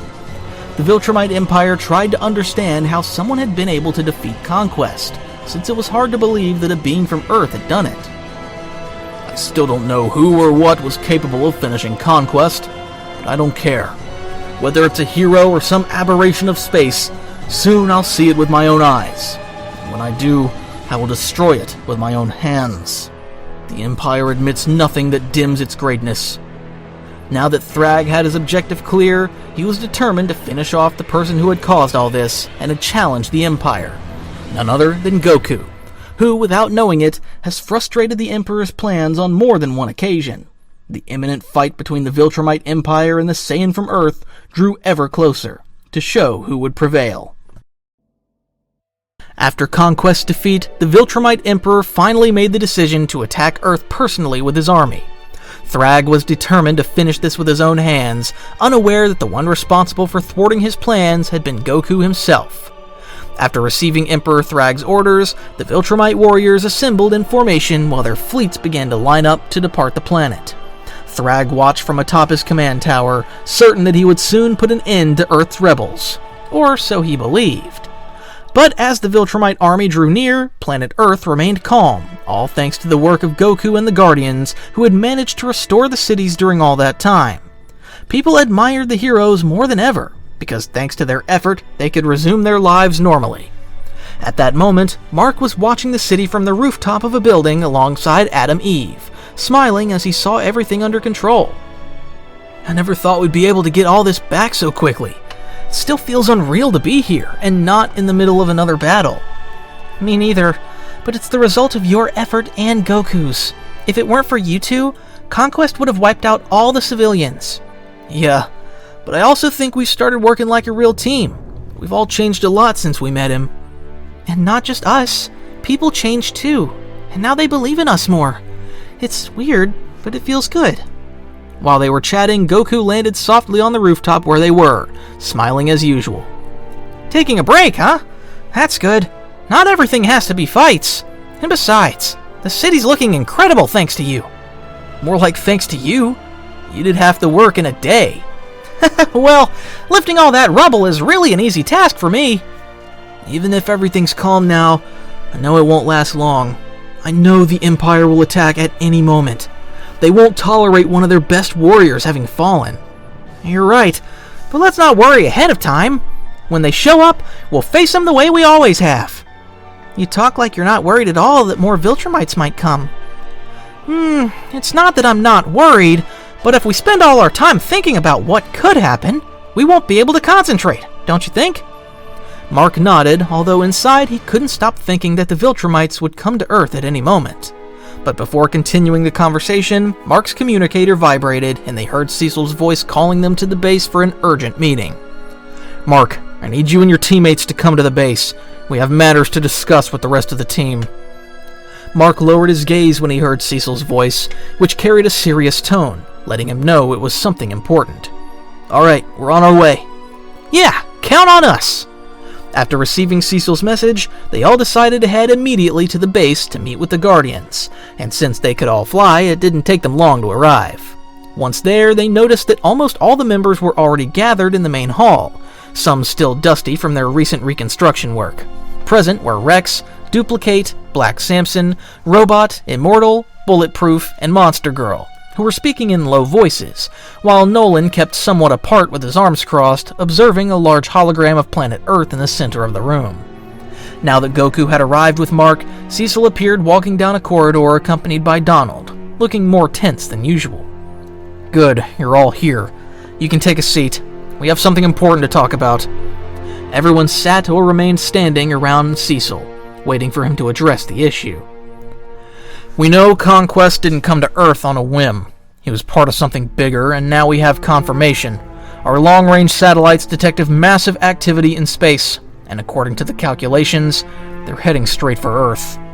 Shortly after saying that, Cecil used a remote to show them several images of what they had captured. Huge ships moving in formation. How many are coming exactly?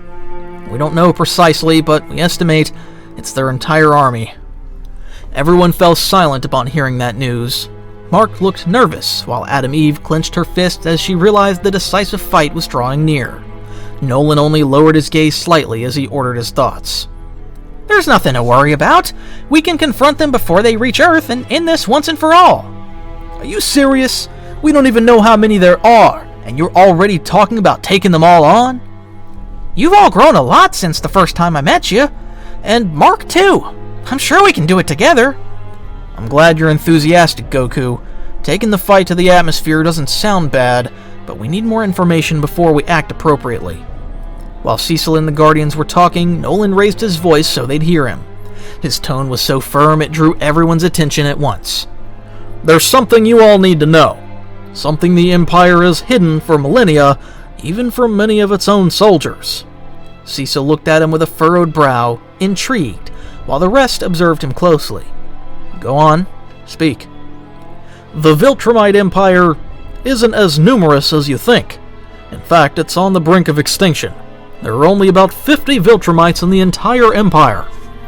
Mark's eyes widened in surprise at that revelation, while Goku looked at Nolan as if he couldn't believe what he'd said.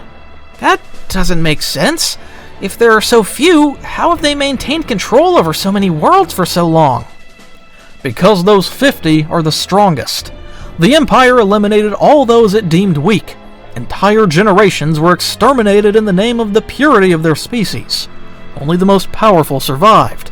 And that's their greatest weakness, and also their greatest weapon. Cecil narrowed his eyes, grasping the gravity of that revelation. So, if we manage to defeat them here, if we can beat those 50, the entire Empire will collapse. Exactly. But it won't be easy now that Thragg is with them. We have to stop them from reaching Earth. Otherwise they'll raise everything before we can contain them. Mark frowned and stepped forward, looking at all his teammates. Then we have to be ready. We can't let them land here. We have to face them as a team. Exactly. This will be our decisive fight.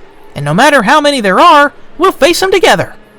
Goku said this as he clasped his fist in excitement, eager to face the Viltromite Emperor one-on-one. Alright, we'll start organizing defenses and evaluating key cities in case they break through, but I'll need all of you on the front line with Goku and Nolan. You'll be our best chance to win. Nolan took a deep breath, knowing the planet's fate depended on that confrontation. While deep in space, Thragg and his army advanced ever closer to Earth, unaware that this time they were facing a very different enemy from any they'd ever encountered, a Saiyan named Goku. As the meeting continued, the air was heavy with tension, but also with determination, because everyone knew the moment of the final battle was approaching and there would be no turning back. The Guardians began to suit up immediately, some checking their gear and others concentrating in silence, trying to absorb the weight of what was coming. Meanwhile, Goku watched them calmly, a contrast to the anxious mood in the room. So, we'll be taking the fight to the atmosphere, right? That's right. That way we'll prevent them from destroying the planet with the force of their attacks, so make sure to save your energy. Although I have my doubts about this, I must admit it's not a bad idea. In the air, we can unleash our full strength without worrying about collapsing cities or causing more disasters. The strategic advantage is considerable. Easy for you to say. You're used to fighting in the air. Those of us who can't will stay back to defend from the aircraft. Even if you could fly, I'm sure you'd crash. Very motivating as always. Goku chuckled a little at that exchange, then stepped forward, drawing everyone's attention. You know, the truth is, I've wanted to face Thragg personally since I learned of his existence. Not just because I know it'll be an incredible battle, but because it's my duty to defeat him to keep more people from suffering because of this empire. I won't forgive those who mess with my teammates. Goku's words resonated with everyone present. Mark looked at him with a mixture of surprise and admiration, as if those words had lifted a weight off him. Thanks, Goku. You have no idea how much it means to us that you're here. This time, we're not going to let the Empire take anything else from us. This time we'll go all out. Exactly. We're all gonna give it our all. I know we can do it if we fight together. Black Samson nodded slowly, arms crossed. If you're going to put your life on the line for our world, the least we can do is stand by your side and fight with that same determination. No matter what comes, we're not running this time. I'm glad to see you're all motivated, but remember, we can't allow Thragg to touch the ground. If he reaches Earth, there will be no way to contain him without destroying half the surface. We'll do everything we can to prevent it. Cecil nodded at Nolan's reply, but then his expression changed, as if he still had something important to tell them. His eyes passed over each of the heroes and he let out a heavy sigh. There's one last thing you need to see before heading out on this mission. Something I didn't plan to reveal so soon, but given the circumstances, it's necessary. Upon hearing that, everyone in the room looked at him curiously, some with brows furrowed at his tone. Cecil pressed a button on his wrist device, and a metal hatch in the back wall began to open slowly. The metallic sound echoed through the room as everyone turned their attention to what was inside. What appeared left everyone in complete silence. It was Conquest's body, but not as they had seen it last time. His skin showed surgical scars, and his body had a series of cables, tubes, and metal plates. He was a Reaniman. Mark stepped back, face pale, while Adam Eve covered her mouth in horror. Even Goku's eyes widened slightly in surprise, while Nolan clenched his fist in contained fury. No, it can't be. He was dead. We saw him die. Cecil, tell me this is a joke. You can't have done this. It's not a joke. It's real. This is the ace up our sleeve. We've rebuilt him to fight Thragg's army. Have you lost your mind? That monster destroyed entire cities, mutilated your people, and now you use him as a weapon like a disposable tool? Do you know how many died just trying to contain him in the past? Cecil looked at him without flinching, though his hands clenched tightly behind his back. I know exactly how many died. And I know many more will die if Thragg sets foot on this planet. We need all the strength we can muster, even if it comes from something we hate. Mark stared at Cecil, eyes wide with indignation, unable to contain everything he felt in that moment. This isn't right, Cecil. You can't play with corpses like chess pieces. Conquest was a murderer. You can't redeem him by sticking circuits on him. This goes against everything we stand for. It's monstrous. I knew you were cold, but this surpasses everything I imagined. Nolan took another step, his shoulders tense and his voice laden with contempt. Not even the Viltromites would desecrate the corpse of one of their own. You have no honor. Cecil lowered his gaze for the first time before the others, but answered firmly so they'd understand what he was trying to do. Maybe not. Maybe this is a mistake, but I'd rather bear that mistake than let Thragg exterminate humanity. If you want to hate me for it, do it later, but right now I need you to focus on surviving. After Cecil spoke, silence filled the room, but everyone present judged him with their eyes alone. Mark clenched his fist, wanting to shout and berate him for what he'd done, until a hand fell on his shoulder. It was Goku, who stepped forward before Mark or the others could say anything else. Mark, listen to me. I know this is wrong, but right now what matters is that we stop the Empire. If Thragg gets here, nothing will be left. No people to be outraged for. After this is over, we can deal with this. But for now, we must not divide ourselves. Mark lowered his gaze as he tried to calm down, understanding that Goku was right. Right now, the enemy was someone else, and they had to focus on him. Alright, you're right. We'll stop Thragg first, and then talk about this. Nolan frowned, still displeased, but didn't retort because he agreed. They had to prioritize the attack against the Empire. Seeing that they had at least accepted the idea for the moment, Cecil nodded and returned to his usual tone. Good. The transports will be ready in 20 minutes. The Reaniman will go with you to take care of as many enemies as possible. This still gives me chills. Don't worry, I won't let anything bad happen. Goku's words helped ease the tension a little. Some of the Guardians managed slight smiles as everyone began preparing for the final battle that was drawing near, the one that would decide Earth's fate. Meanwhile, far away in the cold darkness of space, Thragg watched through his ship's viewport as the other fleets lined up and his warriors kept formation ready for war. Meanwhile, the heroes began lining up the aircraft, while Conquest's Reaniman body also boarded with them in the back of one of them. After a while, each of the heroes shot toward the sky, heading quickly for Earth's atmosphere.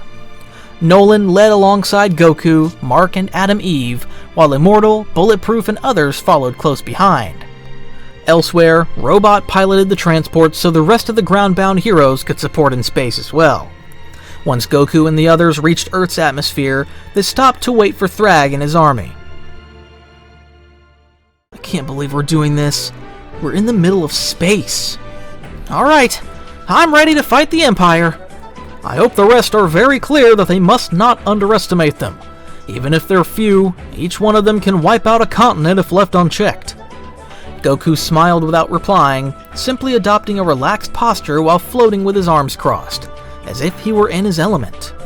Then, just as everyone was taking their positions, something flashed past them at high speed, making everyone go on guard.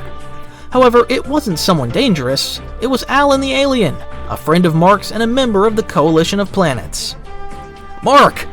I was just coming to warn you that the Empire's moving this way. Although, it looks like everyone already knows. Alan, it's good to see you. And yeah, we already know.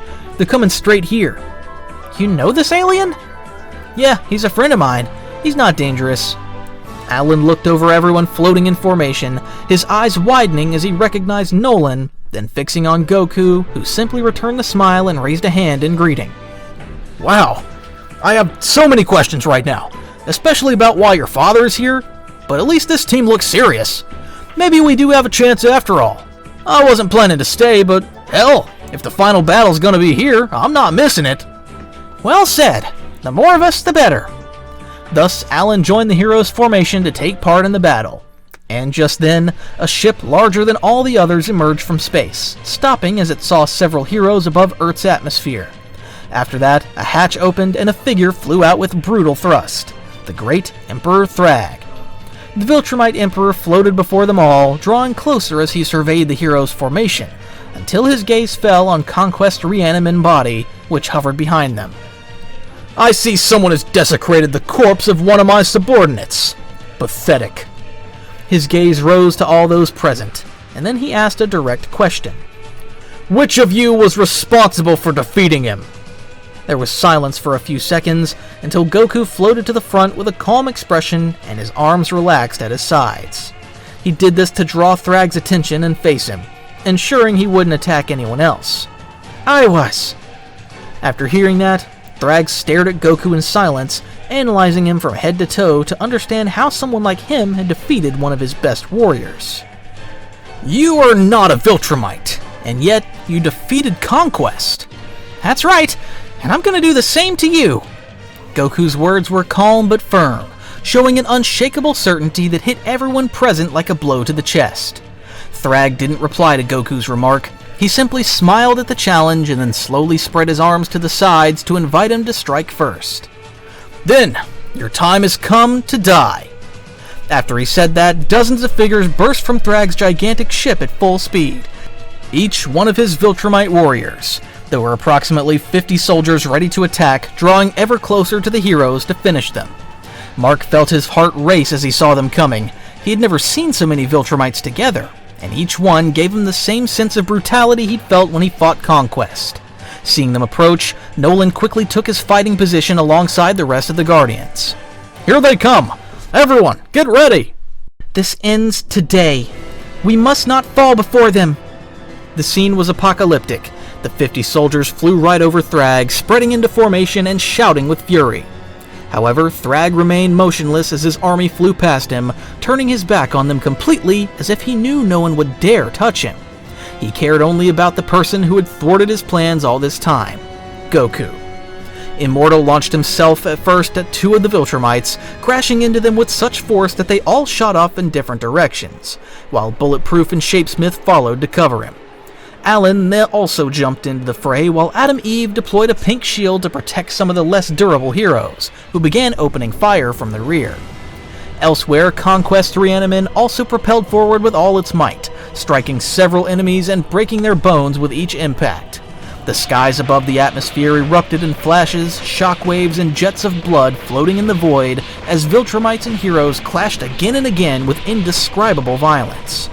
And amid it all, Goku only smiled as he stood before the Viltromite Emperor. Let's begin! After saying that, Goku shot toward Thragg at high speed, leaving only a streak behind him. And at that same instant, Thragg also launched himself at Goku. He wasn't going to let him land the first blow. Thus, they collided fists in midair, causing a thunderous crash that echoed across the atmosphere. But they didn't stop, continuing to trade blows, leaving shockwaves in their wake that spread in every direction, visible even to those fighting far away. What the hell was that? That's only the beginning. Focus on your opponents, Mark! While the rest of the heroes fought relentlessly against the Viltromites, Goku and Thragg pressed their fists against each other. Their gazes stayed locked as the space around them trembled from the compressed force between them. Thragg frowned as he felt Goku's power not yield even a bit after his attacks, wondering how he'd managed to keep pace. Impossible! You're no Viltromite, but your strength! What the hell are you? I'm just a guy who likes to fight. A warrior. I see. After the brief exchange of words, Goku and Thragg went back at it and attacked without stopping. They moved so fast it was hard to follow them with the eye. Each clash caused a crash that shook even the nearest Viltromites, some of whom looked on in terror while they kept fighting.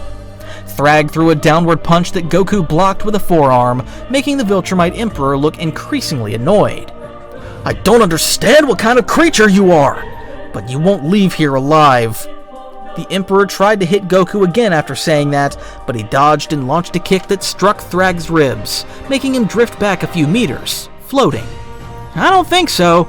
I don't plan to die here. I have a home to go back to. Thragg stopped, floating and breathing heavily for the first time in years, eyes fixed on Goku like a predator finally finding worthy prey. Still, it was clear Goku was a danger to his empire and Conquest, so he had to eliminate him right then and there.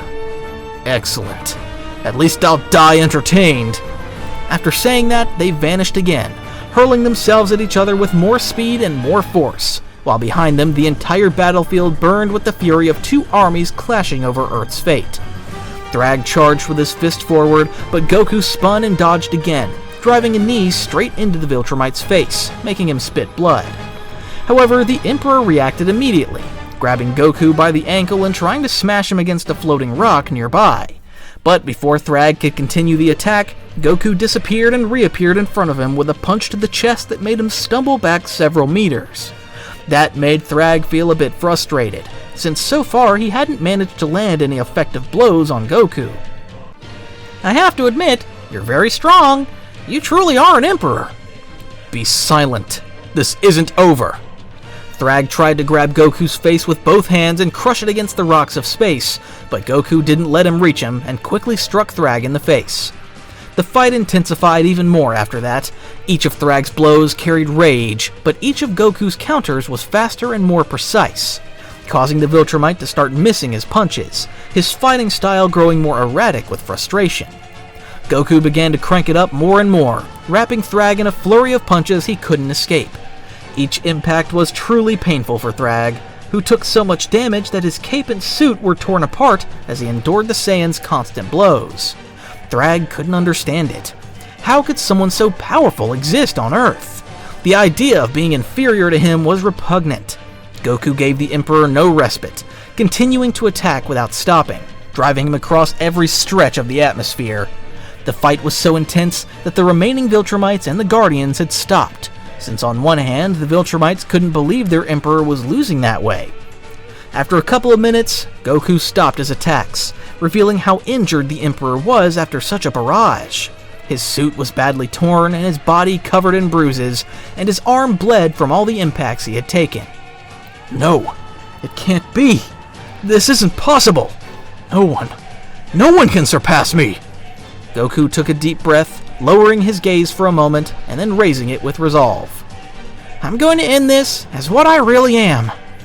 Thragg narrowed his eyes, not understanding what he meant. What are you saying? You'll see. After saying that, Goku's ki began to rise with colossal force. A great golden flash burst around him like a sun rising in the middle of the atmosphere. His hair stood on end and turned gold while his eyes turned green. It was the power of the Super Saiyan, which wrapped the whole sky, momentarily blinding everyone in the area. Once the light faded, Thragg was paralyzed, unable to comprehend what he was seeing. His eyes went wide at that transformation. What is this? Goku didn't answer at first. He only clenched his fist while fixing his gaze on Thragg. I also come from a warrior race, a Saiyan, but I chose my own path. I chose to be a fighter and a defender of Earth. The Viltromite Emperor watched him in absolute silence, feeling his pride completely shattered by what stood before him, a warrior unlike anything the world had ever seen. At that moment, Goku simply approached and cried out with force, making his voice carry across the entire battlefield so everyone could hear. Your empire could have been different, but you chose tyranny, and now I'm going to stop you myself! Goku's shout rang with such intensity that all the heroes and Viltromites turned their eyes toward him, surprised by the determination in his voice. Even Mark and Nolan, who were fighting a group of Viltromites far away, stopped hitting them for a moment to look at Goku. The Viltromites hesitated for a second at Goku's words, but also because they were seeing their Emperor on the verge of defeat. Although some seemed to waver, Thragg let out a small chuckle that turned into a deep, mocking laugh, but he soon returned to his firm, commanding tone. Your words are pure sentimental garbage. Do you really think anything will change them? You're wrong. Our empire isn't built on hope or empty dreams, but on power, on supremacy. And as long as I rule, the entire universe will burn under our regime. Your words mean nothing. Goku listened in silence, lowering his head a little as he sighed slowly, as if accepting what he was hearing. Then I understand what I must do. Thragg raised an eyebrow, intrigued by what Goku was about to do. I can't let you live. As long as you rule, the Viltromites will remain on this senseless path, conquering, destroying, dying. I have no idea when this all began, but it's clear to me your regime has kept them this way, and it wouldn't be fair for an entire race to go extinct. They need someone to show them there's more than conquest, someone to teach them they can choose their own path, someone like Mark. Goku slowly drew his hands back, and his aura began to shine more than usual. A hum of energy was heard as a blue sphere formed between his hands, making everyone on the battlefield fix their eyes on Goku. Goodbye, Thragg. Thragg frowned as he froze. For the first time, a spark of doubt crossed his eyes when he saw the energy accumulating in Goku's hands. An energy that made him feel small. Kame! Hame! Ha! Goku's cry spread across the battlefield as he launched his special attack directly at Thragg. His energy was so bright, the entire sky lit up. However, Thragg refused to lose and screamed in fury, extending his arms forward to try to withstand the attack and push it back with all his strength. I will not be defeated! But his efforts were in vain, for the Kamehameha was superior to him in every way. The energy attack enveloped him instantly, disintegrating his flesh and bones while it drove him through the atmosphere. His body came apart completely as he was dragged at full speed in a straight line toward the sun, until he finally disappeared within the incandescent star, consumed completely. The remaining Viltromites were left floating, paralyzed, their faces showing a mixture of terror and disbelief. They were unable to accept what they had just seen. Their Emperor Thragg was dead. The Guardians and the rest of the heroes also stood still, looking at Goku, who slowly lowered his arms while his golden hair still shone. Nolan was the first to break the silence, since the result was evident. Goku had won. He did it. He finished Thragg. You're right. The war is over. Goku looked at him in silence, and then let his golden aura fade. His hair returned to black, and he turned to look at the remaining Viltromites. Now it's up to you to choose another path. Alan was the first of the heroes to float over to Goku, astonished by what he had just done. I can't believe it! You did it! You really won the war! Goku only smiled slightly, lowering his head a little as he breathed calmly. I didn't want it to end this way, but he left me no choice. At that instant, Mark and the rest of the heroes also approached until they stood at his side, admiring what Goku had achieved. Thank you, Goku. It all ended thanks to your help. It's true. You've just accomplished the impossible. I never thought I'd see Thragg defeated. As Goku listened to them both, he shifted his gaze slightly toward the Viltromites, who floated behind him completely bewildered. Listen to me. I'm not going to decide your fate. That's not my place. But you can't continue down this path. Not anymore. This war is over. And if you truly want to survive as a species, you must change. Upon hearing what he said, one of the Viltromite soldiers approached and spoke to Goku. Change? But we don't know how. Goku smiled a little and turned his face toward Mark, who was surprised to see him indicated him with his gaze. He can show you the way. Mark is living proof that even Viltromites can choose their own destiny. He chose to protect this planet. He chose not to become a conqueror, and he became stronger than many of you. Goku, are you sure about what you're saying? You guided your father onto a new course when everyone thought he was beyond saving. You made it so he would never be the same again. Mark, you can do the same with all of them. Someone has to lead them, and that someone is you. Mark was silent for a few seconds, looking at all the Viltromites who now watched him with uneasy eyes. Then he took a deep breath and nodded slowly. All right, I'll do it. If it means there will be no more wars and no one else will die because of this, I'll guide the Viltromites down a new path. Nolan placed a firm hand on his son's shoulder and nodded proudly. It won't be easy, son. Many won't accept this right away, but Goku is right. If anyone can do it, it's you, Mark. Then it's settled. It'll be a lot of work, but I trust you. You can do it. The remaining Viltromites looked at each other, but no one protested, and gradually they began to nod. Some even knelt in the vacuum of space as a sign of respect, something Goku noticed, and he shook his head nervously. You don't have to kneel before me. That's not my style. Just do what's right from now on. I suppose now we can finally say, we won! Yes, it has all come to an end. We definitely wouldn't have made it without Goku. His fight was incredible. Now that they had won the battle, the Guardians and the rest of the heroes began to regroup to return to Earth, while the Viltromites returned to their ship to recover after the fight. When they arrived on Earth, all the heroes gathered at the base, where they began to celebrate their victory over Thragg and his empire, and more importantly, because they were all still alive. Cecil appeared in the midst of it all, accompanied by Donald. His face looked as serious as ever, but with a faint, restrained smile. Listen, I know after everything that happened, I'm not exactly the most liked here. I made mistakes and did questionable things. And above all, I underestimated all of you. Silence spread through the room for a few seconds, until Rex let out a laugh. Wow! I thought I'd never hear that! The great Cecil, apologizing! Say what you want, but the truth is you did it. You all changed what seemed impossible, and I'm proud, even if it's hard to say it. It's still complicated to accept, but I suppose we can get past it as a team this time. I'm very grateful for that. Now let's toast to the man who defeated Thragg and ended this war! Everyone present echoed the gesture and burst into applause. Goku only scratched the back of his neck with a shy laugh. Thanks, but everyone fought with everything they had. I didn't do this alone. Even so, you were the key piece.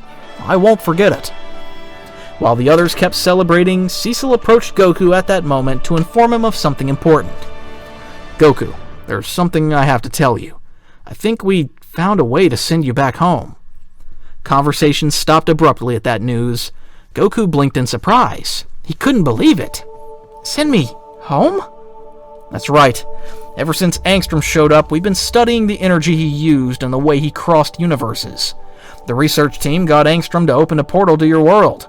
It's in a sealed room, and if he's right, it should return you to exactly where you came from. So, Goku is leaving? Cecil lowered his gaze for a moment and then raised it again. That's right. It's what I promised him, and I think he's more than earned it. Well, I guess it's time to go back to my own. Nolan approached slowly and placed a hand on Goku's shoulder. Before you do, I want to thank you, truly. Not just for saving us, but for showing my son and the others there's another path. Mark swallowed as he also stepped closer, his eyes reflecting some sadness but also joy, because he really considered Goku a great friend and partner, one he hadn't had until then. I'm gonna miss you, Goku. I don't know how I'll handle what lies ahead, but I'll try to guide the Viltromites, just as you said. Goku smiled warmly as he patted Mark on the back. Of course you will. I trust you, Mark. You have everything it takes to do it. Just don't stop listening to your heart. I never thought I'd hate saying goodbye to someone who isn't from this universe. Me neither. It'll be strange not seeing you around. Come on, the portal is ready. After saying that, they all walked in silence down the corridors until they reached the room where the portal was. Each of the heroes arrived to say goodbye to Goku, since he had been important to the team and saved them more than once. Goku stopped before the portal and looked at it in silence for a few seconds, then turned to look at everyone one last time. I'm gonna miss all of you. Thank you for letting me be part of your fight. And I hope that when we see each other again, this world will be a more peaceful place. It will be. I promise you. Mark couldn't help but approach Goku and shake his hand one last time.